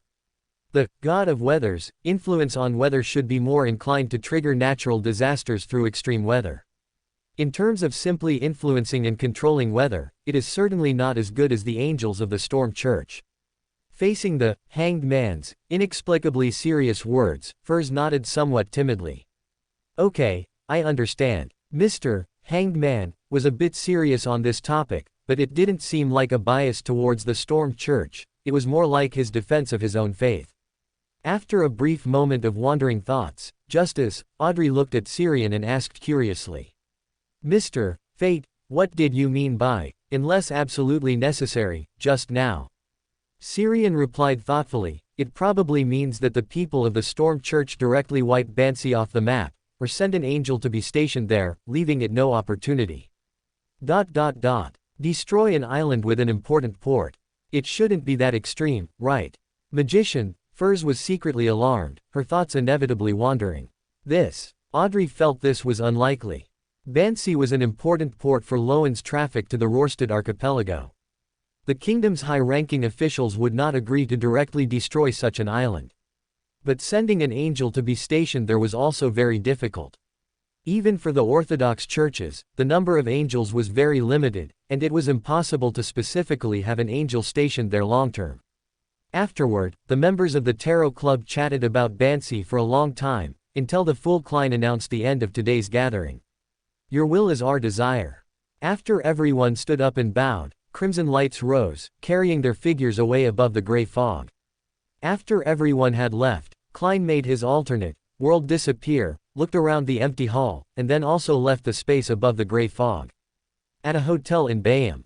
Having concluded this week's Tarot Club, Syrian rose from the armchair, deactivated the spiritual wall in the room, then drew back the curtains, opened the window, and stood by it, gazing at the diverse houses and bustling streets in the distance. The identity of Randolph Carter is wanted by the Storm Church, so it's not convenient to show up in a city like Bayam for a long time. Should I digest the potion here under the identity of Born Walker? As he muttered to himself, his spiritual intuition suddenly gave him a warning. The next second, a brilliant, dazzling ray of sunlight, with a distinct sensation of heat, shone into his room from outside the window, illuminating the entire room. Under the brilliant sunlight, the phantom of a carriage made entirely of gold appeared in the center of the room. As the golden carriage's phantom dissipated, a figure dressed in a black robe embroidered with gold threads appeared. He had a darker complexion, black hair, and blue eyes, a clear mixed heritage of sea dwellers and the northern continent, with gold-rimmed glasses on his face, and an scholarly aura about him. After a brief moment of surprise, Syrian retrieved information about the person from his memory. Ohaith, one of the 10 pillars of the Moses ascetic order, and the one who had previously sent Born Walker to Bansi to investigate secret information. He carefully scrutinized Syrian, then nodded with a smile. I previously divined that you would encounter danger in Bansi, and coupled with the recent issues with the shipping lanes near Bansi, I was worried about you. But now it seems you have successfully overcome the crisis. Well done. After this journey, you should have completely digested the mystery prior potion, right? I have already prepared the scholar potion ingredients. Once you adjust your state, you can come to me to retrieve the potion. This verbal concern is somewhat hypocritical. However, this attitude is much better than what I saw in Bornwalker's memories. Is he testing me, or has he changed his mind and intends to cultivate Bornwalker as part of his core team? Collecting his thoughts, Syrian briefly recalled the information he had gained from Bornwalker's memories, and imitating the latter's demeanor and tone, he said, "Yes, Lord Ohaith, I had already digested the mystery prior potion before my return journey. This time in Bansi, I uncovered many secrets about the god of weather, but I did not obtain any information related to the Medici family. They are too well hidden, as if they don't exist at all. In addition, I unexpectedly acquired an ancient book containing many magical stories, but unfortunately, it was lost during the process of evading the Punisher pursuit." Ancient book. Ohaith's eyes lit up, and he quickly asked, "How much of its content did you remember?" Syrian immediately showed a troubled expression, lowering his head slightly as he replied, "I've read most of it, but the ancient book seems to have some strange power restricting my memory. Each time, I can only recall a small portion of it." Ohaith did not show any disappointment because of his words. Instead, he said with great appreciation, "This is normal, because knowledge itself possesses power. The fact that the ancient book has such a restriction, on the contrary, indirectly proves that the knowledge recorded on it is real and effective. You can recall it slowly, and then record it down little by little." "Okay, Lord Ohaith." Syrian nodded heavily. After a slight pause, he added, "Lord Ohaith, because I was worried about being detected by the god of weather on Bansi Island, I didn't record those secrets I uncovered before. Do you need me to write them down now? You are very cautious, well done." Ohaith praised him, then said, "Go ahead and write them down. Also, write down some of the knowledge you've seen in that ancient book. I've recently mastered a mystical reenactment that can create secrets, so you don't have to worry about encountering any danger." "Okay." Syrian nodded, looking slightly excited, then walked to the desk and sat down. Ohaith watched his back and nodded almost imperceptibly, then waved the black robe embroidered with gold threads that he was wearing.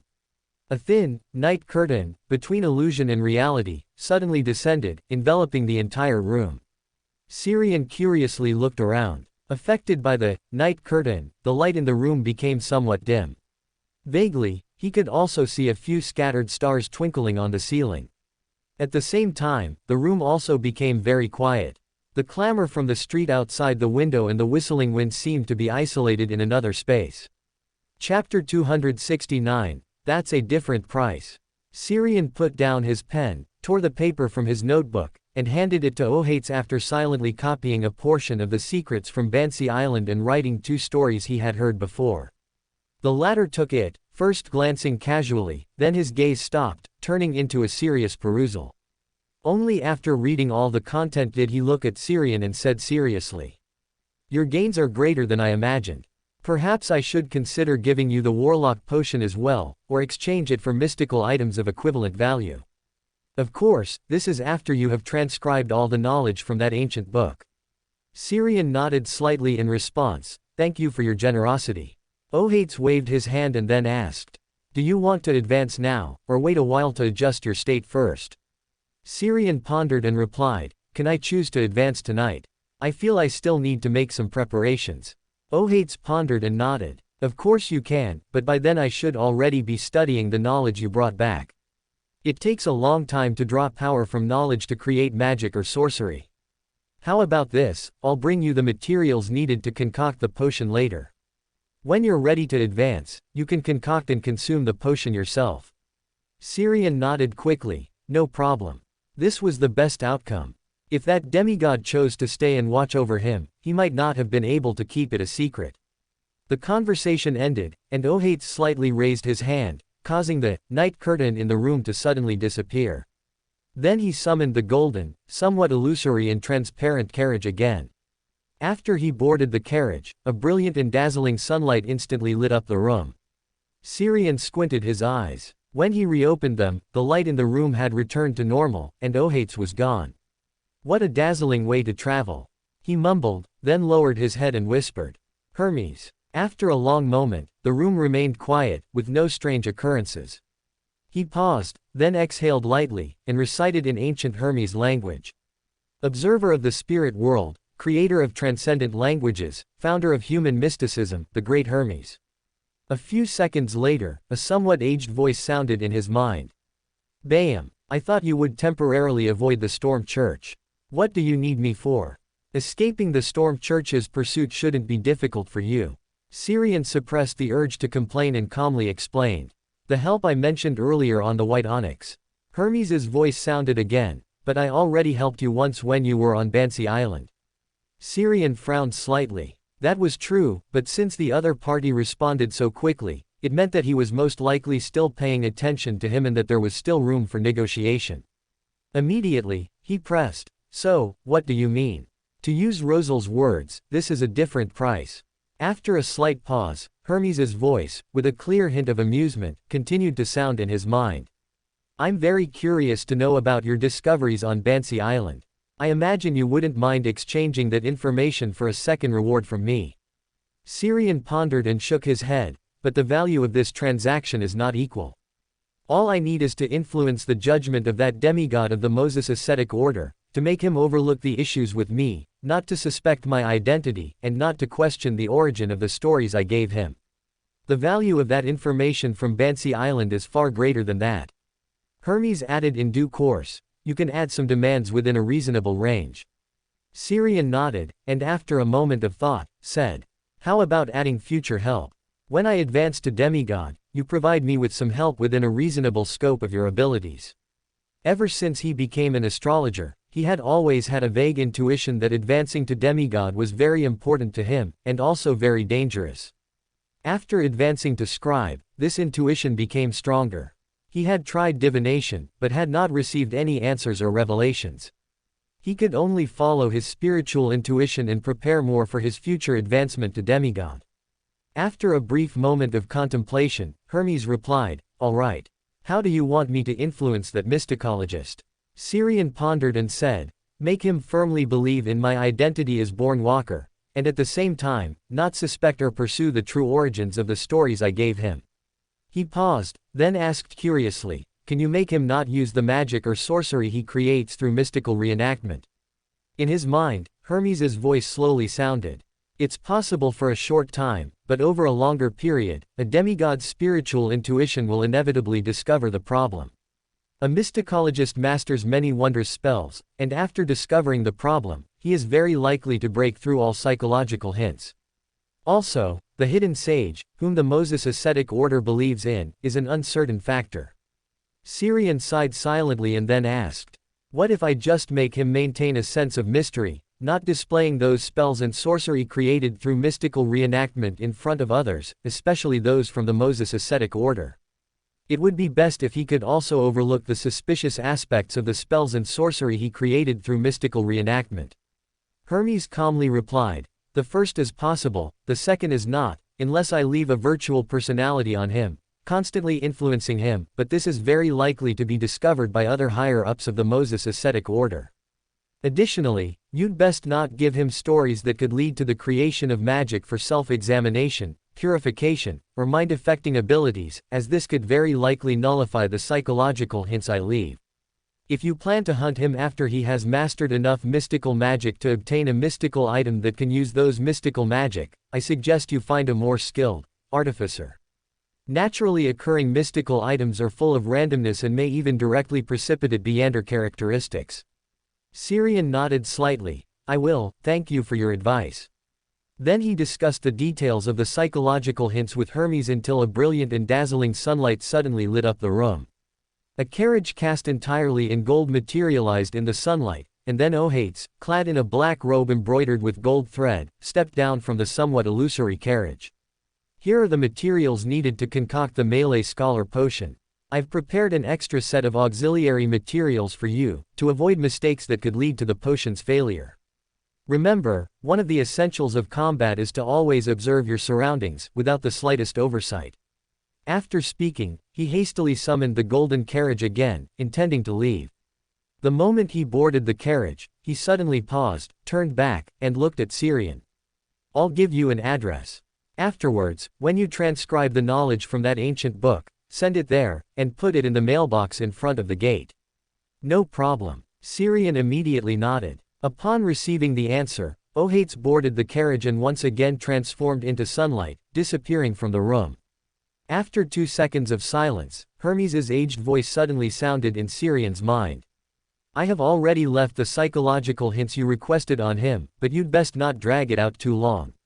The longer it takes, the greater the chance of unforeseen circumstances. Now it's your turn to tell me the true secrets of Bansi Island. Syrian nodded slightly, pulled over a chair, sat down, and then repeated the content he had previously told Adam. Finally, he asked curiously, how is Bansi Island now? That island is still there, but in 2 days, I don't know. Hermes's voice became fainter and more distant in his mind, seemingly leaving his consciousness. At night in Backland, 15 Minsk Street. Klein, who was sound asleep, suddenly opened his eyes, sat up in bed, his chest heaving violently, gasping for air. Nightmare. No, this is more like a warning from spiritual intuition. Recalling the scene in his dream where he was enveloped by various calamities, Klein's chest heaved even more violently. Just recalling the dream's content made him feel suppressed, with an inexplicable sense of impending doom. After a moment of hesitation, he rolled out of bed, walked 4 steps counterclockwise, and arrived above the gray fog. The moment his figure appeared in the ancient palace above the gray fog, he felt a sudden clarity, as if all the gloom pressing on his heart had vanished. Using the true vision above the gray fog, he carefully observed his physical body in reality and saw some subtle, rust-red marks. When was I affected? Frowning, he summoned a paper figurine from the pile of sundries in the corner, then picked up the Black Emperor card lying face down on the table and the sun brooch temporarily left above the gray fog, giving himself the blessing of a paper figurine angel. After doing all this, he sat back in the high-backed chair belonging to the fool, materialized paper and pen, and wrote down a divination phrase. The source of that nightmare just now. Then he folded the paper, held it in his hand, quickly meditated, and performed a dream divination.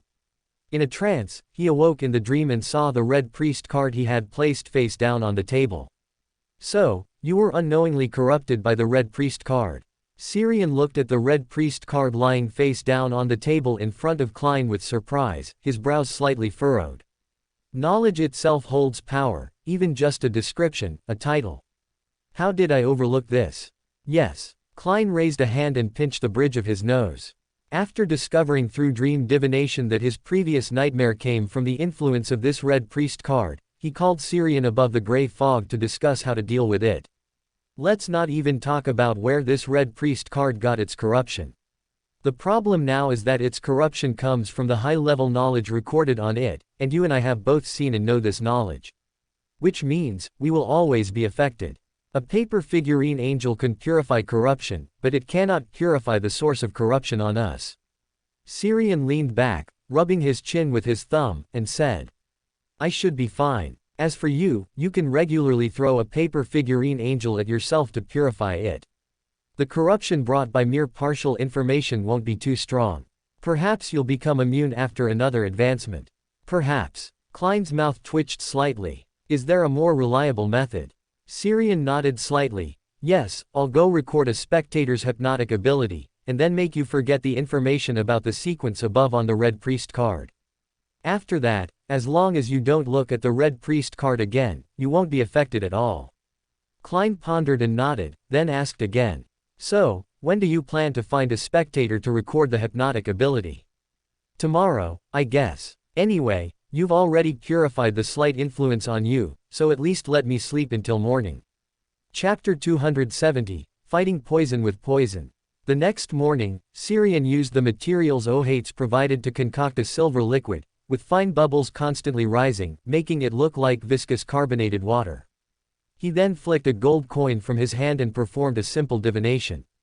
Tails up, indicating a negative. As expected, it's a failed potion. At least it didn't waste the double portion of auxiliary materials. Muttering softly, he poured the failed potion onto a newly drawn scroll on the table. The front of the scroll depicted an amorphous black tangle of threads, with eyes growing in its crevices.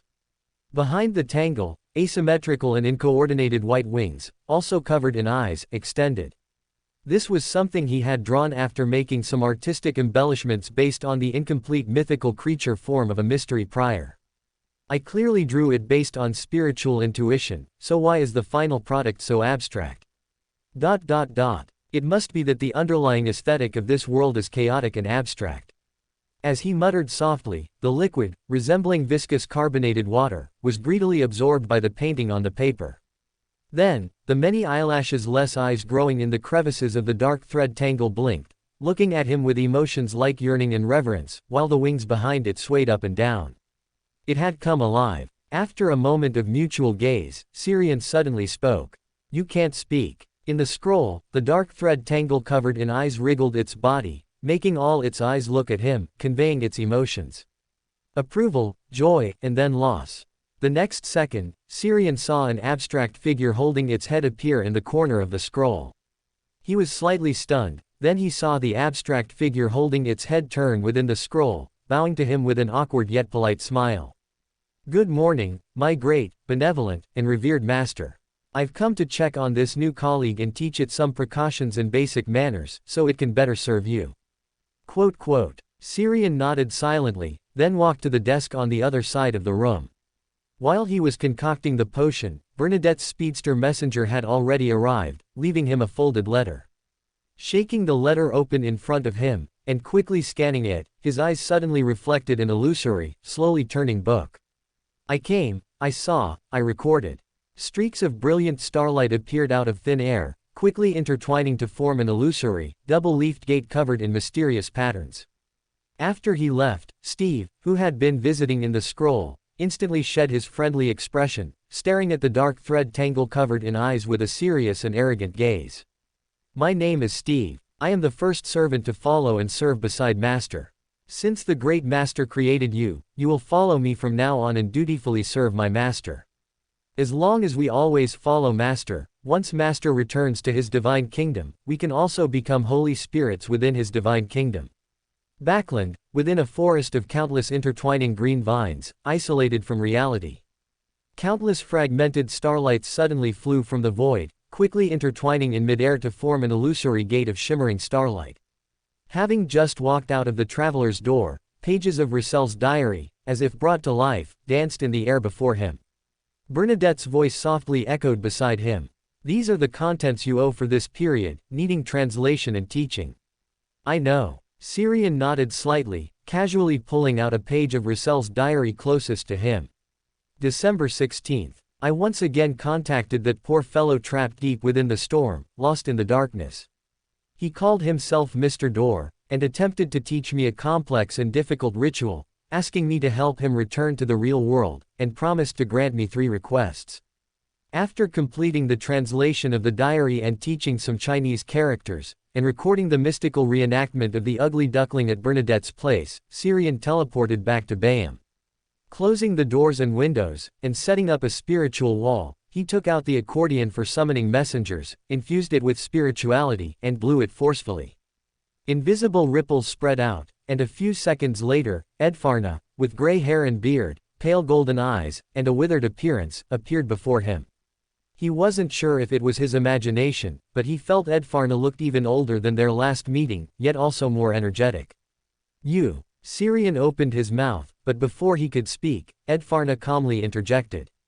"The pollution from the City of Calamity has diluted some of the Chaos Seas pollution within me, which has greatly improved my mental state, but at the same time, it has worsened my physical condition. This is not too big of a problem. As long as the Chaos Seas pollution is not completely neutralized, I will not be in life-threatening danger.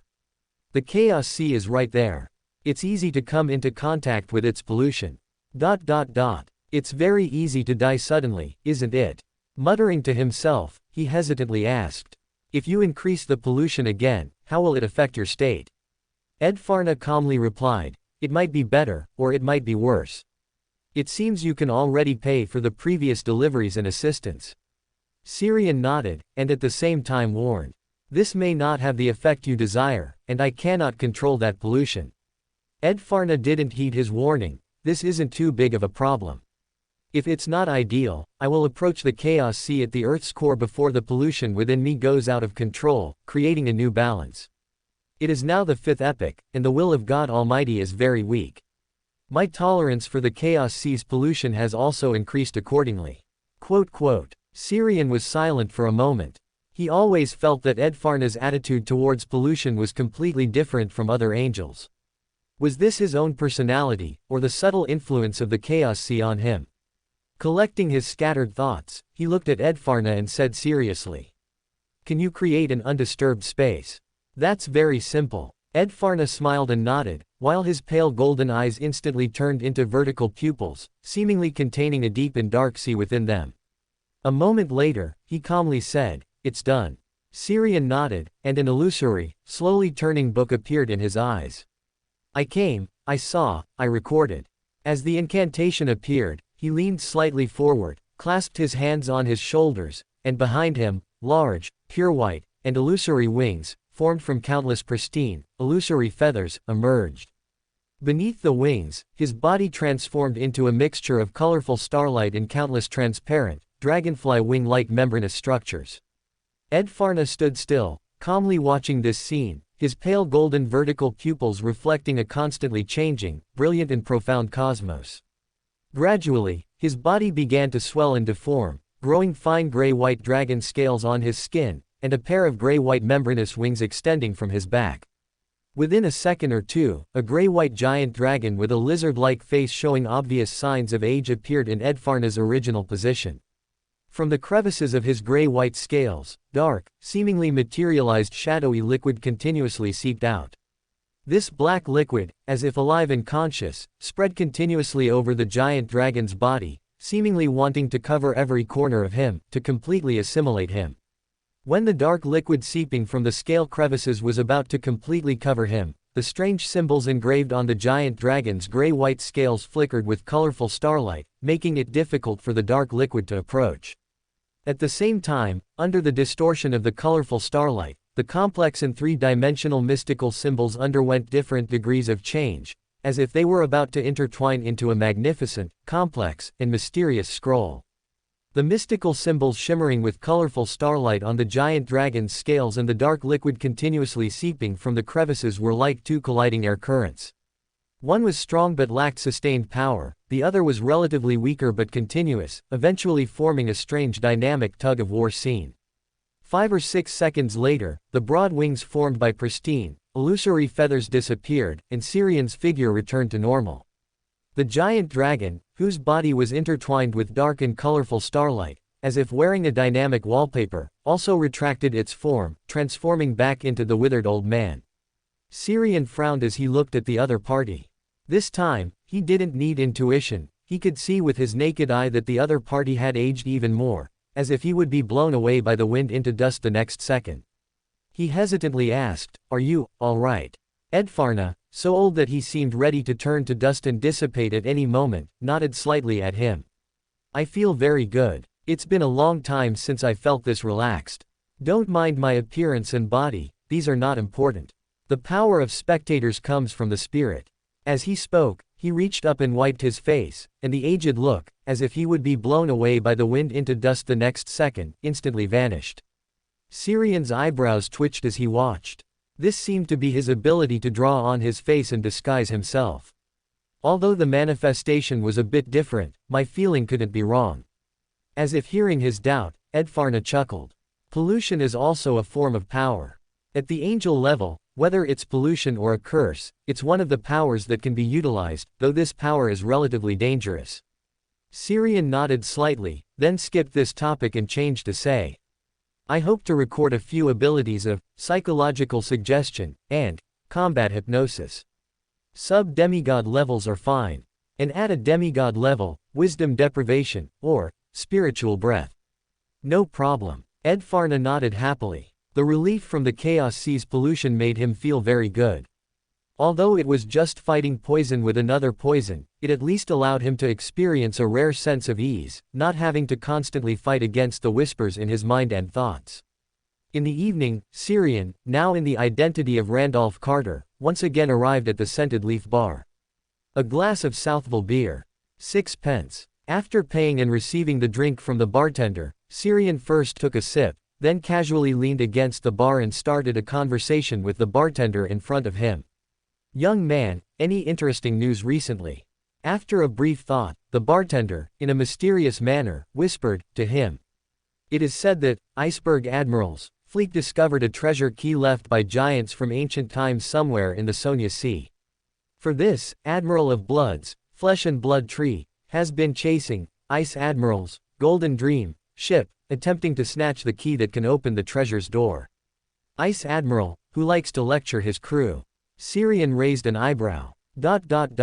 "If I encounter the Golden Dream, I will definitely go to Ruin to buy a set of exercise books published by the Church of Knowledge for everyone on board." Chapter 271, 5,000 pounds.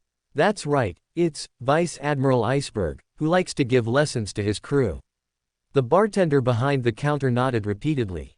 "It's said that every month, a group of sailors leave the Golden Dream because they can't stand having to attend daily classes even after becoming pirates." Syrian smiled, about to speak, but was interrupted by a rough voice from behind him. "That's Vice Admiral Iceberg. What's wrong with classes? How can you get into bed without going to class first? Those good-for-nothings on the Golden Dream, not a single one of them could go from classes to bed with Edwina." Noticing the bartender taking half a step back, and the several patrons who had been gathered around the bar also moving away, Syrian turned around curiously to look at the person who had suddenly spoken. It was a tall man with a black gauntlet on his hand, a beard on his face, rough, dark skin, clearly someone who had spent a long time at sea. After seeing the other person's appearance, a wanted poster he had seen before quickly popped into Syrian's mind. "Giant Shark, Jorg. Giant Shark." Jorg glanced at him, his gaze pausing slightly, then he tilted his chin up a little and said. "That's right, you know me too." Syrian nodded slightly. "Yes, the third bosun of Vice Admiral Deep Sea, bounty 5,200 pounds. Giant Shark." Jorg's expression stiffened, his already dark complexion appearing even darker. "What, do you want to claim my bounty?" He snorted lightly, then stared at Syrian, speaking each word distinctly.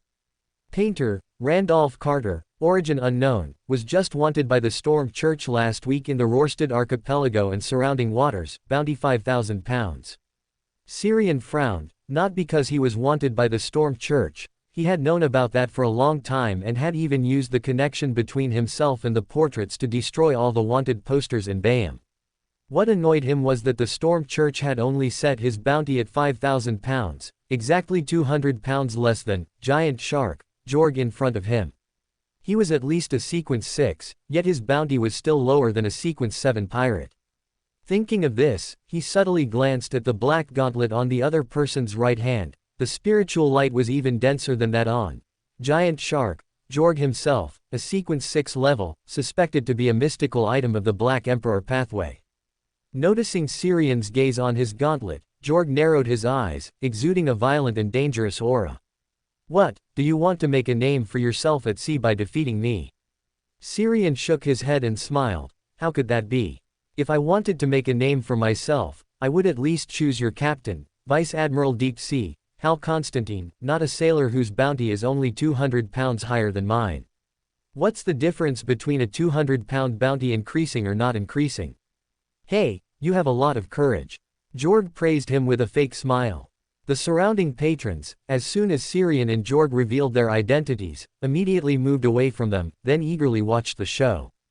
Anyone with a bounty of several thousand pounds was a formidable character, and it wasn't easy for them to see such excitement normally. "This isn't courage, this is confidence." Saying that, Syrian raised his glass towards the other person in a toasting gesture. Jorg snorted coldly, turned his gaze to the bartender who had shrunk back to the side of the liquor cabinet, and said in a deep voice. "A glass of malt beer. F4, 4 pence." The bartender stammered, while taking a clean glass from under the bar and filling it with beer from the barrel. As the tense atmosphere between Syrian and Jorg dissipated, the bar, which had been exceptionally quiet, became lively again. However, this liveliness did not last long. As another patron entered, the slightly active atmosphere once again dropped to freezing point. Syrian and Jorg simultaneously turned their heads towards the bar's main door. A tall, dark-skinned, muscular man with hair curled like marbles was walking towards them. Jorg, sitting on the other side of the bar, spoke in a voice that was neither too loud nor too soft.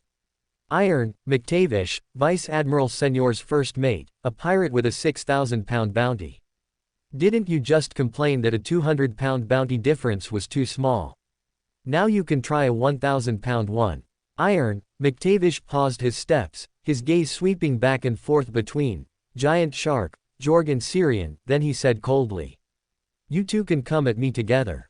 I'll show you how big a 1,000-pound bounty difference truly is. Syrian shrugged, turned around, leaned against the bar, and began to drink the liquor in his glass. If it were just him and Jorg, a fight might have been possible, but with Iron, McTavish added, with three parties guarding against each other, there was no chance of a confrontation.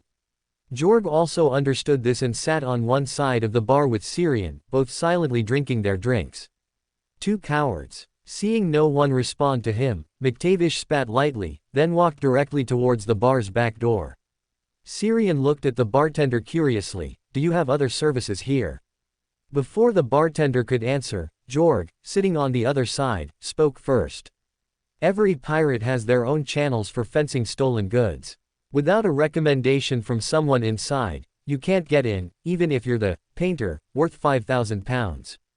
The bartender, like a quail, buried his head, not daring to speak. Agreeing with Jorg would offend the painter, whose origin was unknown but had a bounty of 5,000 pounds, but if he said he could also be a recommender, he would offend Giant Shark, Jorg. Syrian took in the bartender's conflicted expression, shook his head helplessly, drained the liquor in his glass, then looked at Jorg and said, actually, I don't mind my bounty increasing by another 200 pounds, or even more.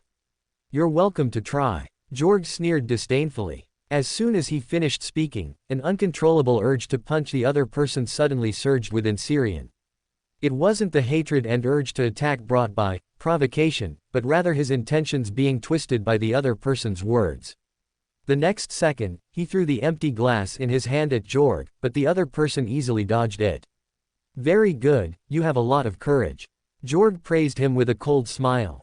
Syrian felt another urge rising within him, an urge to punch the other person, and agreed for the bounty on him. Frowning, he suppressed this inner urge and greed. It wasn't just distortion, but also a power that corroded the mind. It was their combined effect that made him so easily produce negative, dark emotions and impulses.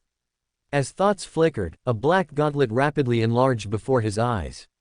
Before being hit by the approaching fist, his figure suddenly became illusory, tinged with colorful starlight. Bang! Jorg's right hand, wearing the black gauntlet, passed through his body and smashed onto the bar counter. The bar counter was smashed back half a meter, the impact point instantly shattered, and wood splinters flew. Syrian looked back at the smashed bar counter behind him, his figure solidified, then he snapped his fingers. Snap! Jorg, who was about to retract his strength and swing his fist again, suddenly slipped, his body uncontrollably falling backward. Before he completely fell, he propped himself up with one hand, forcefully twisted his waist and back, forcibly turning his body around. As he straightened up, his right hand, wearing the black gauntlet, swung at Syrian again. Syrian shook his head silently. Using tricks against Beyonders was still too difficult. The moment he was struck by Jorg's punch, his body turned into a crude, pale yellow paper figure, which was shattered into pieces by the violent force from the gauntlet. Beside Jorg, Syrian suddenly appeared, a phantom book slowly flipping in his eyes, while he raised his hand and snapped his fingers. The next second, a blinding light suddenly appeared, illuminating every corner of the bar. Under the sudden strong light, everyone in the bar, including Jorg, fell into temporary blindness, followed by a burst of chaos. This street was Bayham's largest underground trading market.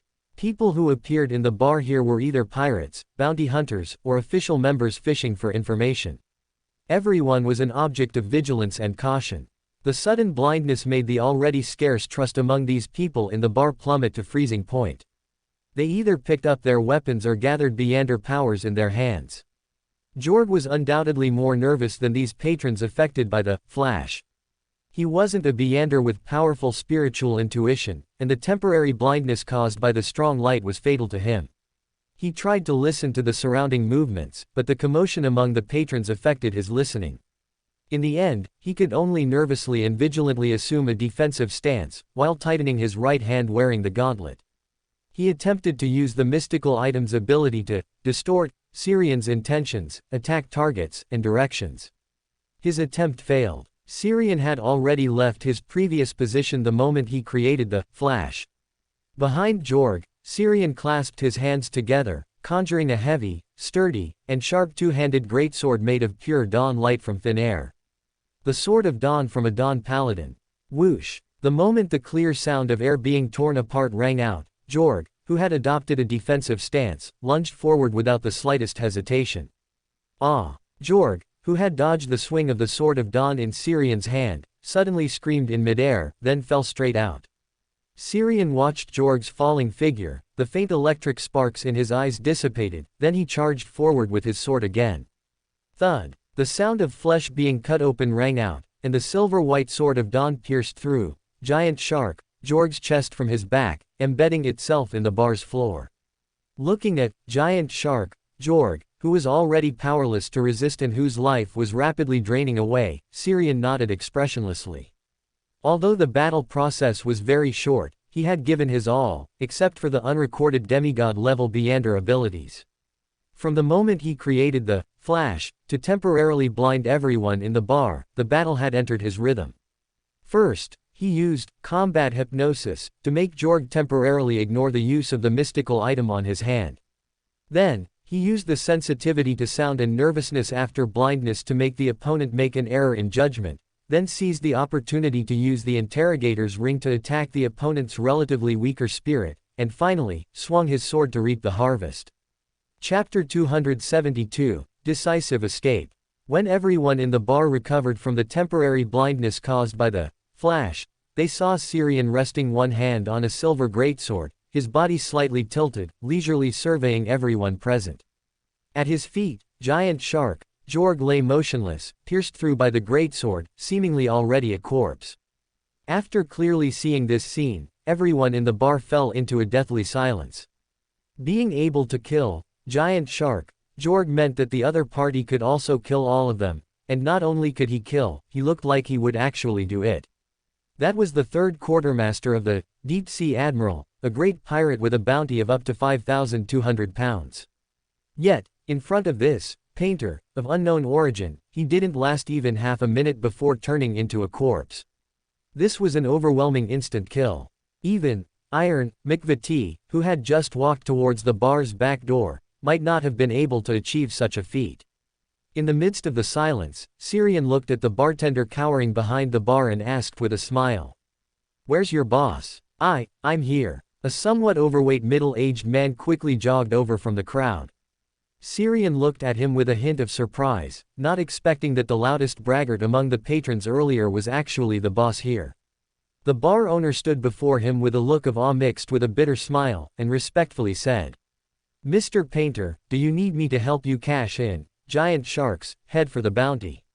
"No problem, I have some connections in Bayham, I can get it done within 2 days, and I guarantee those guys won't dare to charge you a handling fee." Syrian nodded expressionlessly.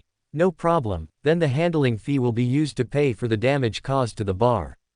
The bar owner glanced at the bar counter, which had a huge hole punched in it by giant shark, Jorg, and was now unusable, as well as the shattered glasses and spilled liquor on the floor, and Jorg's corpse impaled on the floor. Although a little pained, he still forced a smile and said, No need, it's just a damaged bar counter and a piece of flooring, they're not worth that much money."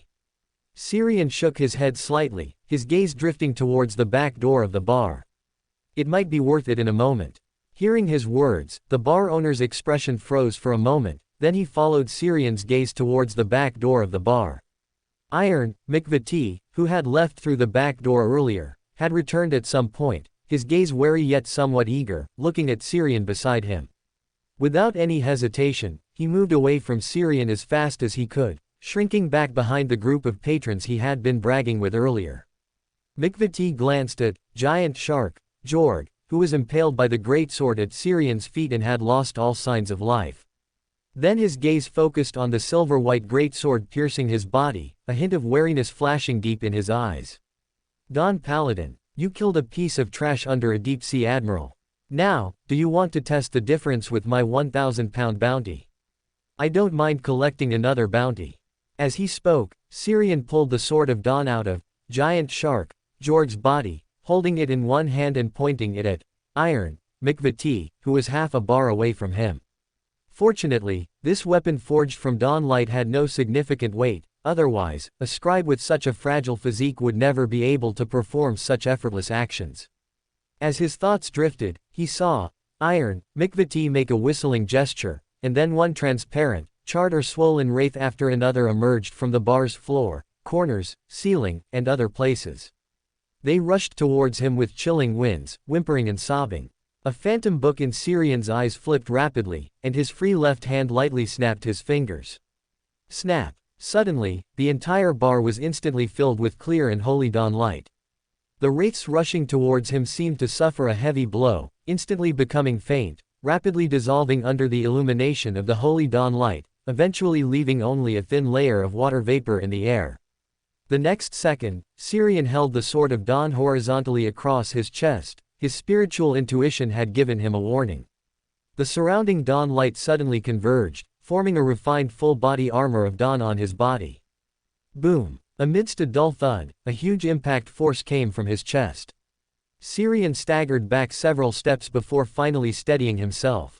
Wisps of black, laden with strong death intent, were mixed in the swirling air currents around him, and were instantly dissolved into nothingness the moment they touched the armor of dawn on his body. Several patrons, who were watching the show in the corner of the bar, were swept by the air current, their faces instantly turning pale, as if they had been seriously ill. In an instant, everyone who had been watching the excitement rushed towards the bar door, scrambling over each other. While they enjoyed watching the spectacle, that was only when they wouldn't be caught in the crossfire. Neither Syrian nor McVitie paid any attention to these onlookers, their probing exchange had entered its second stage. McVitie bent his back slightly, all his muscles tensing. Crack! He cracked the floor beneath his feet, his body leaving a blur, like a high-speed steam train, charging towards him with a brutal momentum. Just as he was about to be hit, Syrian's body thinned, became brittle, and finally turned into a roughly cut paper substitute, torn apart by the strong wind brought by the brutal charge. Bang! Bang! The bar's floor was dented repeatedly. McVitie quickly stopped his momentum, twisting his body to prepare for a second attack. On the other side, Syrian, who had dodged the charge using paper substitute, rubbed the brass ring on his hand, and streaks of silver-white lightning flashed in his eyes. Condensed mental power surged towards McVitie like invisible sharp spikes. Mental piercing. McVitie's movements paused, his pupils contracted, and his whites of his eyes were covered with dense blood vessels, as if they were about to burst. A zombie, whose body was as hard as steel and impervious to most physical and magical attacks, had relatively weak resistance at the mental level. A single mental piercing dealt him a heavy blow. Seizing this opportunity, Syrian took a step forward, putting power into his waist and back, and threw the silver-white greatsword in his hand like a javelin. Pooch! The purifying sword of dawn pierced through McVitie's steel-hard skin, embedding itself in the flesh of his chest and abdomen. HMPH. With a muffled grunt, McVitie gritted his teeth and pulled out the silver greatsword embedded in his chest and abdomen. Then, bending his knees and exerting force, he sprang up, directly crashing through the crowded people at the door, and fled the scene at his fastest speed. Ouch! Damn it, which bastard hit me? Syrian's gaze pierced through the chaotic crowd at the doorway, watching Iron McVitie's disappearing back and shaking his head slightly. This guy was too decisive. After realizing that both his advantages and disadvantages were countered, he ran away without even leaving a harsh word. If only he had half of Jorg's recklessness. Thinking of this, he turned his head to look at the corpse from which deep blue light spots were constantly precipitating, and shook his head slightly. He might have thought of escaping too, but he died too quickly, with no opportunity. With enough flash recorded, he could naturally catch up to the fleeing McVitie if he wanted, but killing him would be more troublesome. Zombies have vigorous vitality, and to kill them quickly, he could only use Storm of Light. He didn't want to use the only storm of light he successfully recorded last time, and besides, a living, iron, McVitie might be more useful. His main purpose for being so high profile today was to increase Randolph Carter's presence, and McVitie, who fortunately survived, would definitely help him spread the word. After observing for this period, he found that as long as this false identity of Randolph Carter was known, understood, and familiar to more people, this identity would become increasingly real.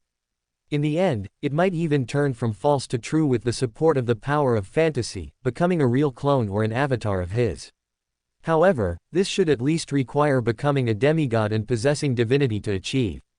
Collecting his scattered thoughts, he walked to Giant Shark, Jorg's corpse. The deep blue light spots that had precipitated from the corpse had already coalesced, forming a fist-sized, translucent crystal with floating waves, air currents, and clouds inside. He picked up this Beander characteristic crystal in the black gauntlet Jorg wore on his right hand, then looked at the trembling bar owner who was cautiously approaching. "Do you need me to chop off his head?" "Aye." Seeing the bar owner's hesitant look, a phantom book floated in Syrian's eyes, while his right hand stretched forward, pulling a silver-white, heavy sword of dawn from the air. Thud. With a dull thud, Giant Shark, Jorg's head was chopped off by him. Then he looked at the bar owner, his armor of dawn and the sword of dawn in his hand dissipating into countless tiny, clear specks of light. "How long will it take to exchange his head for the bounty?" 3 days, no, 2 days, 2 days will be enough." The bar owner held up 3 fingers, hesitated, then retracted one. Syrian nodded slightly. "All right, then I'll come back in 2 days. If you can waive the handling fee, consider it compensation for today's damage to the bar. If not, then the compensation will be deducted from the actual bounty that can be claimed." With that, he left the bar without looking back. Along the way, all the patrons spontaneously made way, maintaining a safe distance of 2 meters from him at the closest. After leaving the Spice Leaf Bar, Syrian turned into an alley, then returned to his temporary hotel from the mirror world. Next, it's time to wait for today's events to ferment. He muttered softly, then looked at the black gauntlet in his hand and the translucent crystal formed from Jorg's Beander characteristic. After a divination, he figured out the origins and effects of these 2 items. The translucent crystal was the Seafarer Beander characteristic of the Sailor Pathway, Sequence 7. The Beander characteristic contained within the Black Gauntlet belonged to the Baron of Corruption of the Black Emperor Pathway, Sequence 6.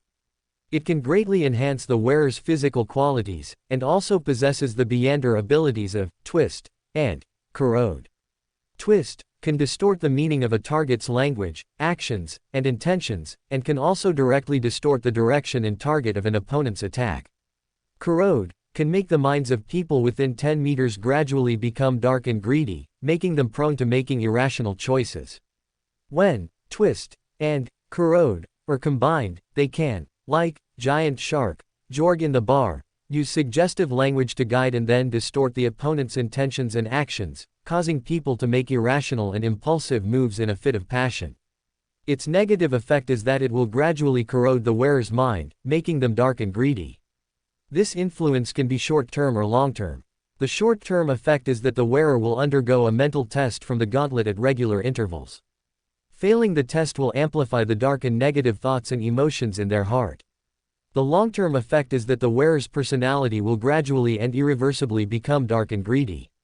Chapter 273, Technical Guidance.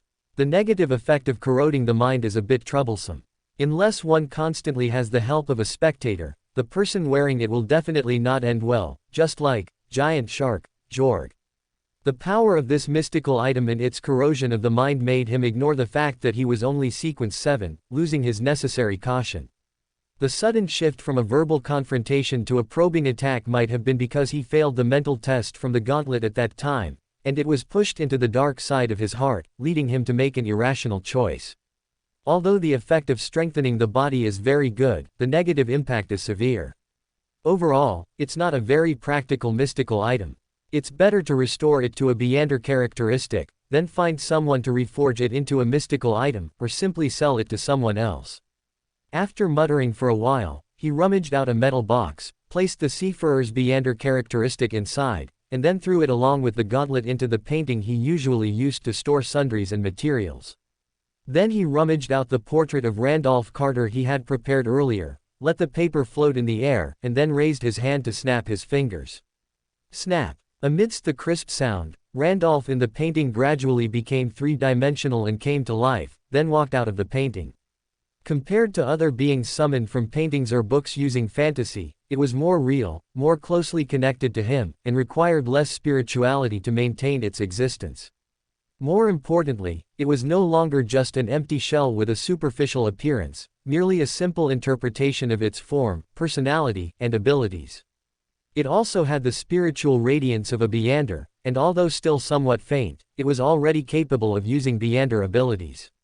Sirian curiously observed Randolph Carter walking out of the painting.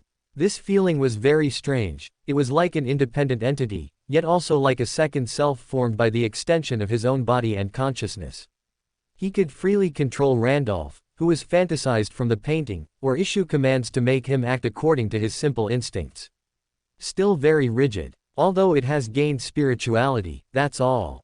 It just makes it smoother for me to manipulate than other fantasy creations. Once Randolph Carter's reputation is thoroughly spread across the 5 seas, and this identity gains more reality, perhaps there will be further changes. He paused, then looked at Randolph and tried to instruct. Go paint. Paint all your experiences at sea. This is also a form of record. Randolph, who received the instruction, nodded expressionlessly, and then there was nothing else. After a silent stare for a while, Sirian raised his hand and patted his forehead, making the empty shell Randolph, who couldn't paint and had no memories, return to the painting.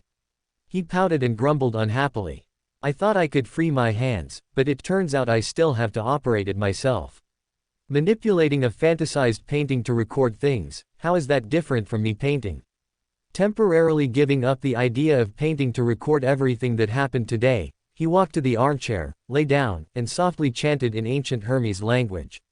The fool who doesn't belong to this era, the mysterious ruler above the gray fog, the king of yellow and black who controls good luck. Doesn't belong to this era. After repeating it twice, his vision was suddenly filled with a dense grayish-white mist. As the deep red light rose within the gray mist, his thoughts momentarily blurred. When he came to his senses, he found himself already inside the ancient palace above the gray fog. At the head of the mottled long table, the fool Klein looked over and was the first to speak. Have you already recorded the spectator's hypnotic ability? Sirian nodded. Yes, I can now make you forget the part about the Red Priest card. Klein nodded, then asked with some hesitation. Do you need to consult Miss Justice on how to accurately and effectively use hypnosis to make someone forget part of their memory? Sirian raised an eyebrow. Are you doubting my ability? Can you hypnotize? Klein countered. After a slight pause, he continued to add. I mean, having a corresponding theory and a certain level of skill, not just crudely using Beyonder abilities to forcibly put someone into a hypnotic state. No. Sirian shook his head. Klein then said, so, can a more professional person provide technical guidance?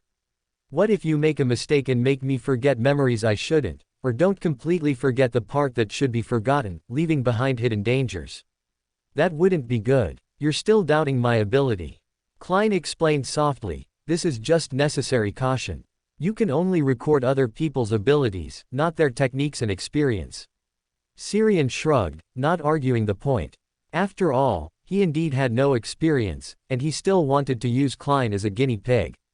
You go notify Miss Justice. Do I need to step aside? No need. Shaking his head slightly, Klein's spirituality extended to touch the illusory star representing justice.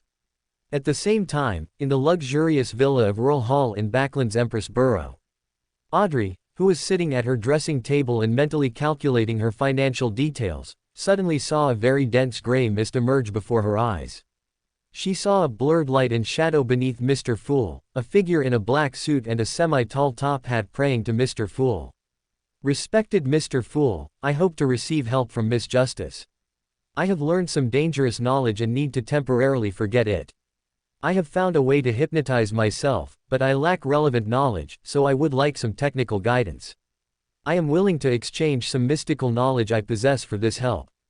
The world's voice faded, and the fool, high above the gray fog, spoke leisurely.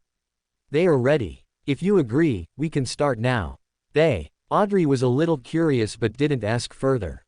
Instead, she turned her head and looked around her bedroom. Susie had just been taken by the maid to wash her fur and wouldn't be back for a while. No servants would disturb her at this time either. After some thought, she looked at the tall figure high above the gray fog in her line of sight and nodded slightly. I have no problem. As soon as she finished speaking, a deep red light rose from within the gray mist.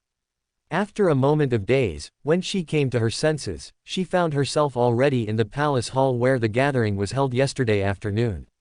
However, the palace hall was very empty today.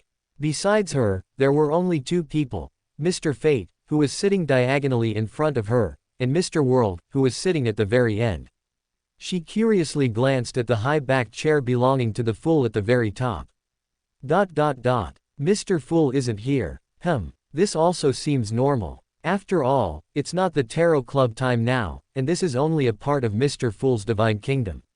Perhaps Mr. Fool is in other parts of his divine kingdom. Or perhaps, Mr. Fool has secretly gone to do certain things. As her thoughts wandered, she heard the world's somber, reserved, and hoarse voice. Miss Justice, sorry to trouble you. We don't understand the spiritual domain, so we need some technical guidance. Audrey, who had come back to her senses, quickly waved her hand. No, it's no trouble at all. And, I might not be able to help you much. My current sequence hasn't yet touched upon abilities related to hypnosis, and my understanding of this knowledge is limited. I only learned some hypnosis-related knowledge from my psychology teacher's lectures and a seminar related to the psychology alchemists that I attended. Syrian chuckled and interjected, theoretical knowledge is enough. I'll handle the hypnosis part. Actually, I can do it alone, it's just that he doesn't trust my skills. The prerequisite for me to trust your skills is that you have skills. Klein couldn't help but inwardly complain. To maintain the world's persona, he didn't make a sound, only giving a look of disdain and distrust.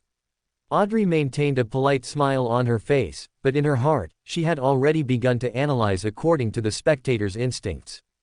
Mr. World and Mr. Fate are not acquainted in reality, and their relationship should also be very good, the kind that can joke with each other. Moreover, in Mr. World's subconscious perception, Mr. Fate is somewhat unreliable. Knock knock. Syrian raised his hand and tapped the table, reminding them. Let's begin. Backland, East Borough. Furs, who had finally finished all her drafts and mailed them out in the nick of time, rubbed her forehead and collapsed onto the sofa. Finally, I can get some good rest. Shu glanced at her, imperceptibly shook her head, and then asked. The drafts are finished, and the materials were prepared long ago. When do you plan to advance to Trickmaster? Tomorrow. No, let's make it today. I have an appointment with my teacher tomorrow. I'll advance tonight, then adjust my state. That way, I can ask Teacher Lawrence some questions in person tomorrow. After speaking, Furs sighed and sat up from the sofa again. Shu looked at the tired Furs in front of her, hesitated for a moment, and finally asked. Your teacher, do you know him well? Furs smiled and said, I know what you're worried about. Don't worry, teacher is a very good person. He took me as a student not only because of my personality and character but more because I inherited the Beander characteristic left by Mrs. Anliza. After his relatives passed away one after another, Mr. Lawrence probably regarded me, who was related to Mrs. Anliza, as half his junior, half his kin. She paused, then added. There's another reason. The full moon ravings on me came from the Beander characteristic belonging to the Abraham family when I became an apprentice. I want to know the true reason for the full moon ravings. This way, perhaps I can find a solution to the problem. Although the probability is very small, far less reliable and secure than slowly advancing with the protection of Mr. Fool. Shu nodded slightly, not continuing the topic, and instead asked. When do you plan to advance? Do you need me to stand guard nearby? Now. With that, Furs stood up from the sofa, took a wine glass, and walked to her bedroom upstairs. After the Tarot Club ended yesterday, she performed a ritual to obtain the last potion ingredient needed to formulate the Trickmaster potion, a Soul Eater's stomach. However, because she had to rush her drafts, she had been delaying her advancement. As for the reason for rushing her drafts, collecting the Trickmaster potion formula and ingredients had used up all her savings, and she even had some debt. She could only quickly obtain her next manuscript fee by rushing her drafts to cover her expenses. Otherwise, let alone paying off debts, she would even have problems with her daily life. Back in her bedroom, Furs took out all the materials she had prepared earlier and placed them one by one into the wine glass. With a slight swirling motion, the various ingredients in the glass mixed into a brightly colored, mushroom-like liquid. Chapter 274, 8,000 pounds. Furs stared at the bright, colorful, mushroom-like liquid in her hand, slightly stunned. She remembered that the potion she drank when she became an apprentice looked quite normal, didn't it? Did I fail to concoct it? But I followed the potion formula exactly. If only I could divine, it would be much easier. Muttering to herself, she lowered her head slightly and quietly prayed to Mr. Fool. The fool who does not belong to this era, the mysterious ruler above the gray fog, the king of yellow and black who controls good luck. I beseech you, I beg for some good luck, hoping that I can be successfully promoted. Above the gray fog. After using hypnosis to forget the part of the Red Priest card about the sequences above, informing Miss Justice of some content from the Book of Secrets as payment, and sending her away from the space above the gray fog, Klein looked at Syrian, pointing at the banknotes face down on the table, and asked, "How do you plan to deal with this Red Priest card?" Syrian replied without hesitation, "Leave it with you. The corruption on it is even more severe than I imagined. If I carried it in reality, I would probably fall into a hunter's den." Klein nodded, and with a thought, the Red Priest card was transferred to the pile of sundries in the corner. Then he looked at Syrian, and just as he was about to ask something, above the boundless gray fog, a phantom crimson star suddenly expanded, sending out ripples, and at the same time, a female voice echoed in the hall. "The fool who does not belong to this era." A female voice, Miss Justice, or Miss Magician. Collecting his thoughts, he looked at Klein with a curious expression. "Is this how it reacts when someone prays to you?" Klein nodded slightly, and at the same time, his spirituality spread out to touch the expanding crimson star. Seeing the surrounding sounds and the spreading ripples disappear, Syrian instantly understood that Klein had responded to the prayer. He looked curiously at the phantom star that had just expanded, but saw nothing and heard nothing. He was slightly stunned for a moment, then shook his head helplessly. "Is there also an anti-peeping mechanism here?" Klein, withdrawing his mind from the phantom star, casually explained. "It's Miss Magician. She's preparing for her promotion, so she prayed to me, hoping to receive some good luck." "Promotion, huh?" Syrian murmured, then thought of the Trickmaster potion, which looked like it had many mushrooms cooked into it, and chuckled. "Instead of hoping for some good luck, I'm more inclined to believe she's doubting whether the potion was successfully concocted and wants to confirm it indirectly by praying to you." Klein was stunned for a moment, then recalled the bright, colorful, mushroom-like liquid he had just seen, placed in front of Miss Magician. "It seems, it's not impossible." Although the potions he had consumed before also looked strange, that kind of strangeness was not like the Trickmaster potion, which clearly looked like it had a lot of poison in it. That liquid, as vivid as concentrated poisonous mushroom juice, no wonder Miss Magician suspected that the potion she had concocted had failed. Collecting his gradually straying thoughts, he asked the question he had wanted to ask earlier. "Do you know about the Devil Pathway? I want to know detailed information about Sequence 5 Desire Apostle." "You encountered a Desire Apostle?" Syrian asked curiously, and without waiting for Klein's answer, he explained on his own. Desire Apostle is a further step for the devil. In addition to the abilities originally possessed by the devil, they also gain the ability to perceive desires, utilize desires, and control desires. This mainly manifests as their ability to use everyone's inner emotions and desires to induce others to fall, or to plant seeds that erupt at critical moments. This eruption can be direct control of the target, or it can be to make desires erupt beyond the body's capacity, thereby suffering heavy damage. In addition, even when facing enemies who can always maintain rationality and calmness, Desire Apostles can forcefully impact the enemy's spirit through their Beander abilities, making them inevitably produce certain emotions.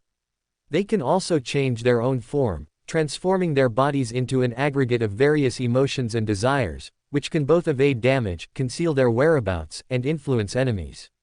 Klein listened with a frown, desire apostles can forcefully impact the enemy's spirit to cause emotional fluctuations, which means that the desire apostle from earlier today didn't use his full strength.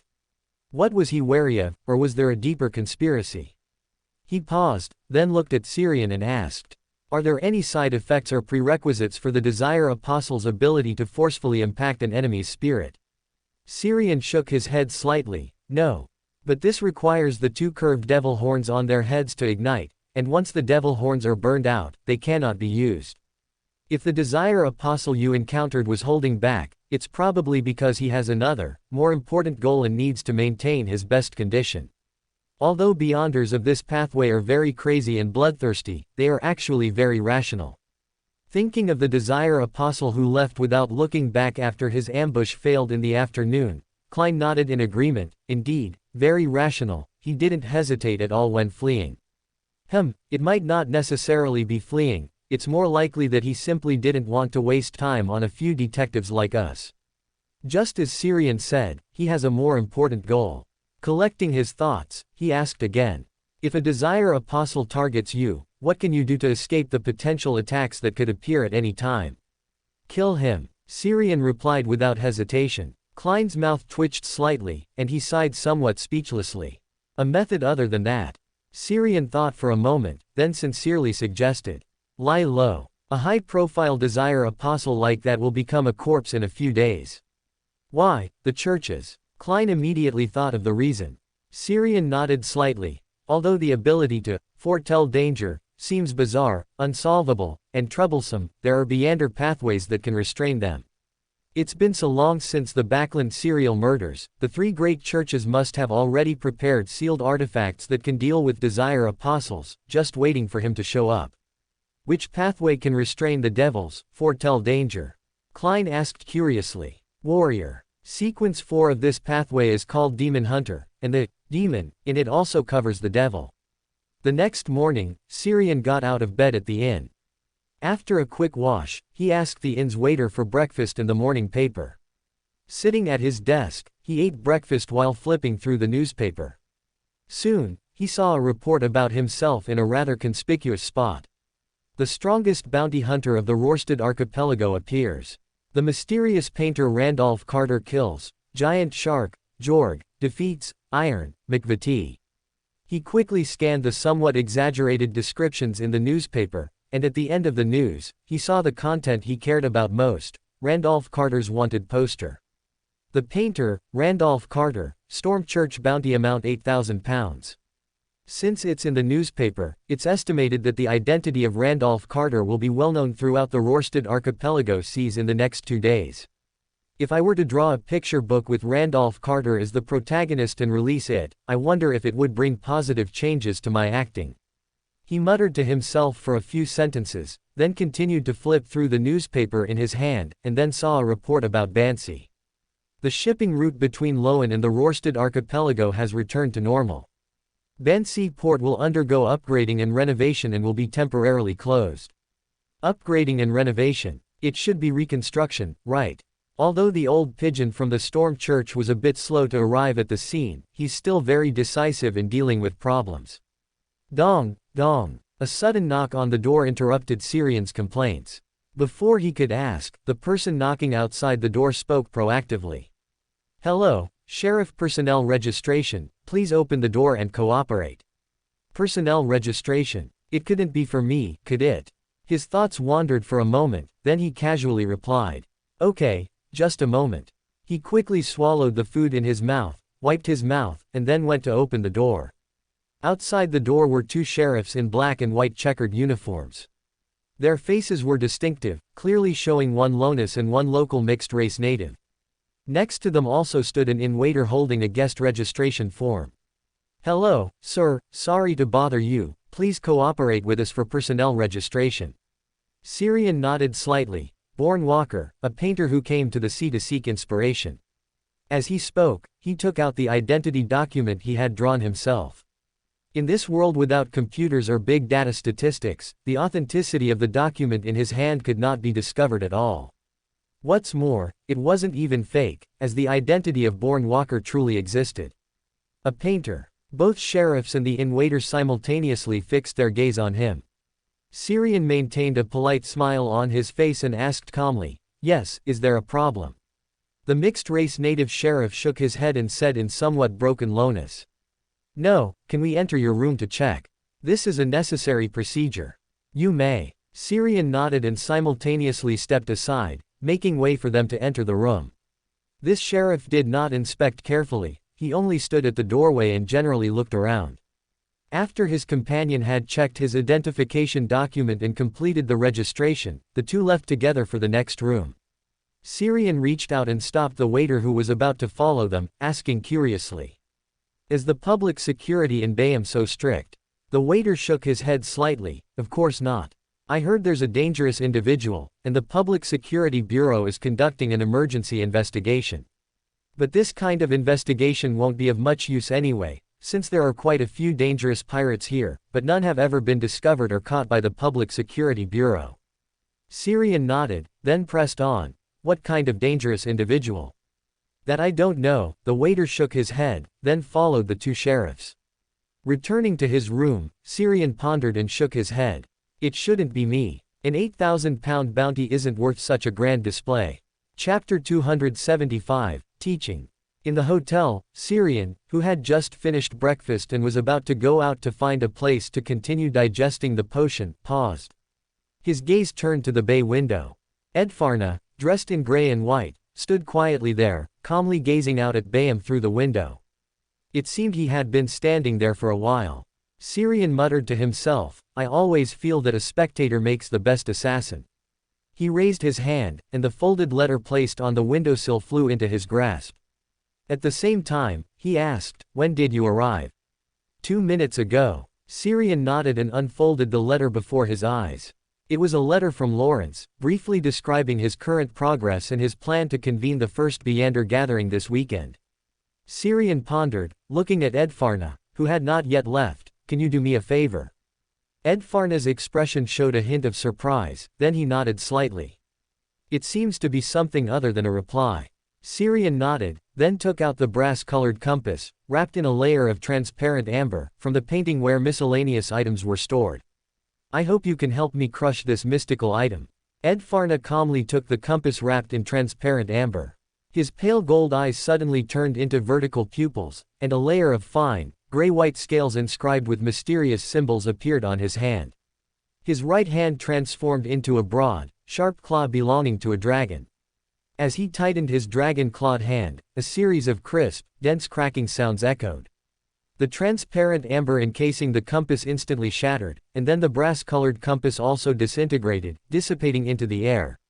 As the compass was crushed, pale blue light points continuously precipitated from the surrounding air, slowly rotating and gathering, finally coalescing into a transparent, almost illusory crystal.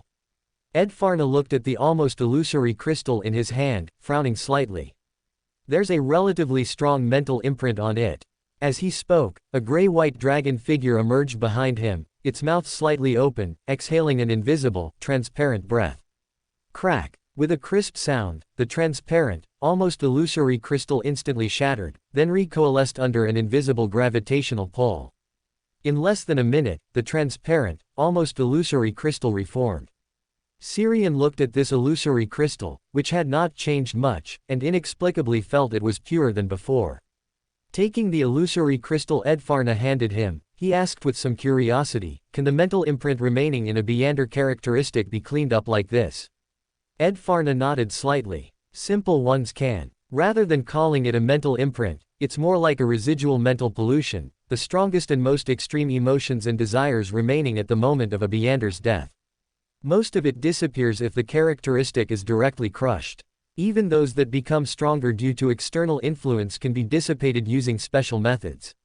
Only Beanders with divinity can form a deep, somewhat self-aware imprint within a Beander characteristic, and such mental imprints only appear within Beander characteristics of demigods or higher, because only sufficient divinity can bear it." Syrian nodded thoughtfully, then took out the black gauntlet, a trophy from Giant Shark, Yoarj. "This mystical item also needs your help to crush." Edfarna glanced at him, then reached out and took it. "Are there any other mystical items you need me to crush?" Syrian shook his head. Not at the moment. Edfarna hummed softly. Gray-white scales appeared on his hand, then tightened. The black gauntlet instantly shattered, and black and red light points continuously precipitated from the air, slowly coalescing. Backland, a riverside street in south of the bridge, near the Backland Bridge area. After getting off the public carriage, Furs pushed open the door of a coffee shop with a closed sign. After passing through several doors, she entered a newly furnished living room that looked recently renovated. In the center of the room, Lawrence, wearing a heavy wool coat and a semi-tall black top hat, was sitting on one side of the sofa, conversing with a young man whose face still held a hint of youthfulness, on the other side. Seeing Furs arrive, Lawrence smiled, invited her to sit down, and introduced them. "This is my new student, Furs Wall. She is a kind and sincere lady. She is also the inheritor of a relative of mine. Annalise passed away after guiding her to become a Beander, so she couldn't teach her much common knowledge or useful information about the mystical world. After much hesitation, I still decided to take her as a student and teach her some knowledge of mysticism. Furs will be the last student I teach. I don't have much life left, so this can be considered creating some value." He paused, then pointed to Owen and said, "This is a junior from my Abraham family. His name is Owen. For some reasons, he only recently reconnected with the family. Currently, I am teaching him knowledge of mysticism. You don't mind if I take a bit of a shortcut and teach you both together, do you?" Owen immediately shook his head. Of course not. Having one more person in class just means one more person to share the pressure, right? This was his sincere thought. Although Lawrence was a kind elder in everyday life, when teaching, as a public school teacher, he was truly strict. At least that was the case for a student like him, who often got distracted in class and occasionally skipped.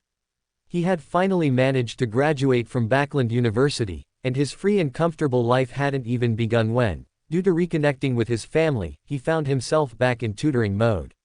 Furs curiously sized up this young Abraham family member, nodding in agreement. "Exactly." Lawrence nodded slightly, then looked at Furs. "Your spirituality hasn't fully converged yet. You must have just advanced, right?" Furs nodded. "Yes, I finished collecting the materials 2 days ago and advanced to Trickmaster last night." Lawrence nodded and smiled. "I had originally prepared a Soul Eater's stomach for you, but it seems it won't be needed. In that case, I'll replace it with the astrologer's potion formula. Consider it my first gift to you as your teacher." Furs's expression froze. Why didn't he say so earlier? "My financial crisis, all that hard work I put into rushing manuscripts, and now you're telling me I could have gotten the materials and advanced without working so hard." Lawrence didn't notice the frozen expression on Furs's face and continued, "The key to role-playing a trickmaster lies in the words, performance, and deception. Deception can also be replaced by trickery. You can refer to the swindler and magician of the other two pathways, the meanings of their names are similar in some aspects." After a slight pause, he looked at Owen and said, "Once you advance to magician, you can also refer to the trickmaster's role-playing guidelines." Lawrence's teaching lasted for nearly an hour before it concluded. Seeing that both Furs and Owen were carefully recalling and organizing the knowledge he had imparted, he took a sip of black tea to quench his thirst. When both of them stopped, he finally brought up the other purpose of holding the lesson today. "This weekend, there will be a gathering organized by me and another powerful Beander. If you are interested, you can come and participate. You can also invite trusted friends you know. It doesn't have to be Beyonders, ordinary people who wish to become Beyonders are also welcome." To make the gathering more appealing, that powerful Beander has brought out many potion formulas, Beander materials, and Beander characteristics. The location will be here. You can come using the same method as today. A powerful Beander. Furs was surprised, then nodded. "No problem. Conveniently, I have a few friends who are constantly troubled by not being able to find the materials they need for advancement." Owen shrugged. "I don't have many friends, but I'm very interested in this kind of gathering myself. Since this is the first gathering, will we get a discount on purchases?" The first gathering. A hint of surprise flashed in Furs's eyes, and her thoughts couldn't help but wander. Is the Abraham family planning to establish a base in Backland and secretly develop their influence? Could the powerful Beander Lawrence mentioned, who is organizing the gathering with him, be a demigod belonging to the Abraham family? If it's truly a gathering convened by a demigod, there will definitely be many good things that are usually unseen, or even unheard of. I can take Zio, as well as Miss Audrey and Viscount Glaint, to participate. For an opportunity to attend such a high-end gathering, they surely wouldn't mind giving me a referral fee. And a gathering organized by my teacher will definitely, well, at least it won't be dangerous for us. I can pray to Mr. Fool then. If there's any danger, I should be able to get some hints. Bayam, on a coastal defense road near the coast. Syrian, maintaining his disguise as Randolph Carter, sat on a gray marble wall, facing the sea, recording the scene of pirates confronting the official defense forces stationed at the port. Since that Sea King went to Bansi, such confrontations have been happening daily at various ports and docks in the Rorstad archipelago. Longtail Island, where the official garrison was weaker, was even directly breached last night by Admiral Hell, aboard the Black Tulip, and almost plundered. Syrian looked with some surprise at the person who had suddenly approached him and started a conversation. It was a gentleman in his 30s, wearing a gray tailcoat, with distinctly Loan features. His pale gold hair was neatly combed back, and he wore gold-rimmed glasses, exuding an outstanding demeanor. He didn't feel any hostility or malice from the other party, but he was also sure he didn't know him, though the face felt somewhat familiar. Before Syrian could speak, the distinguished gentleman introduced himself in a very familiar manner. "My name is Dimitri Burns, the first mate of the Black Throne King." Syrian nodded with understanding. "Hypnotist, Dimitri, with a bounty of £10,000. Mr. Hopkins sent you." He shook his head slightly. "No, this is just a chance encounter. My stay in Bayam is by the captain's order. He suspects that the Sea King's sudden departure from Bayam is a conspiracy or a trap, and he wants me to pay attention to the Storm Church's movements. Just 2 days ago, the captain gave me a new task, to keep an eye on you and provide some assistance if necessary." Syrian raised an eyebrow. "So you sought me out?" "No, this really was just a chance encounter." Dimitri smiled somewhat helplessly, then pointed to the sea where the confrontation was taking place and explained, "I received news that the Sea King returned to the Rorstad archipelago last night. The Admiral Hell, who broke into Longtail Island, almost truly entered hell last night. I was curious about the fate of these fellows, so I came to watch. I didn't expect to run into you here, so I came over to say hello." Boom. Dimitri's words were cut short by a violent clap of thunder. The sky over the sea, which had just been clear, instantly darkened, and countless electric snakes darted through the clouds. "Just 2 days ago, the captain gave me a new task, to keep an eye on you and provide some assistance if necessary." Syrian raised an eyebrow. "So you sought me out?" "No, this really was just a chance encounter."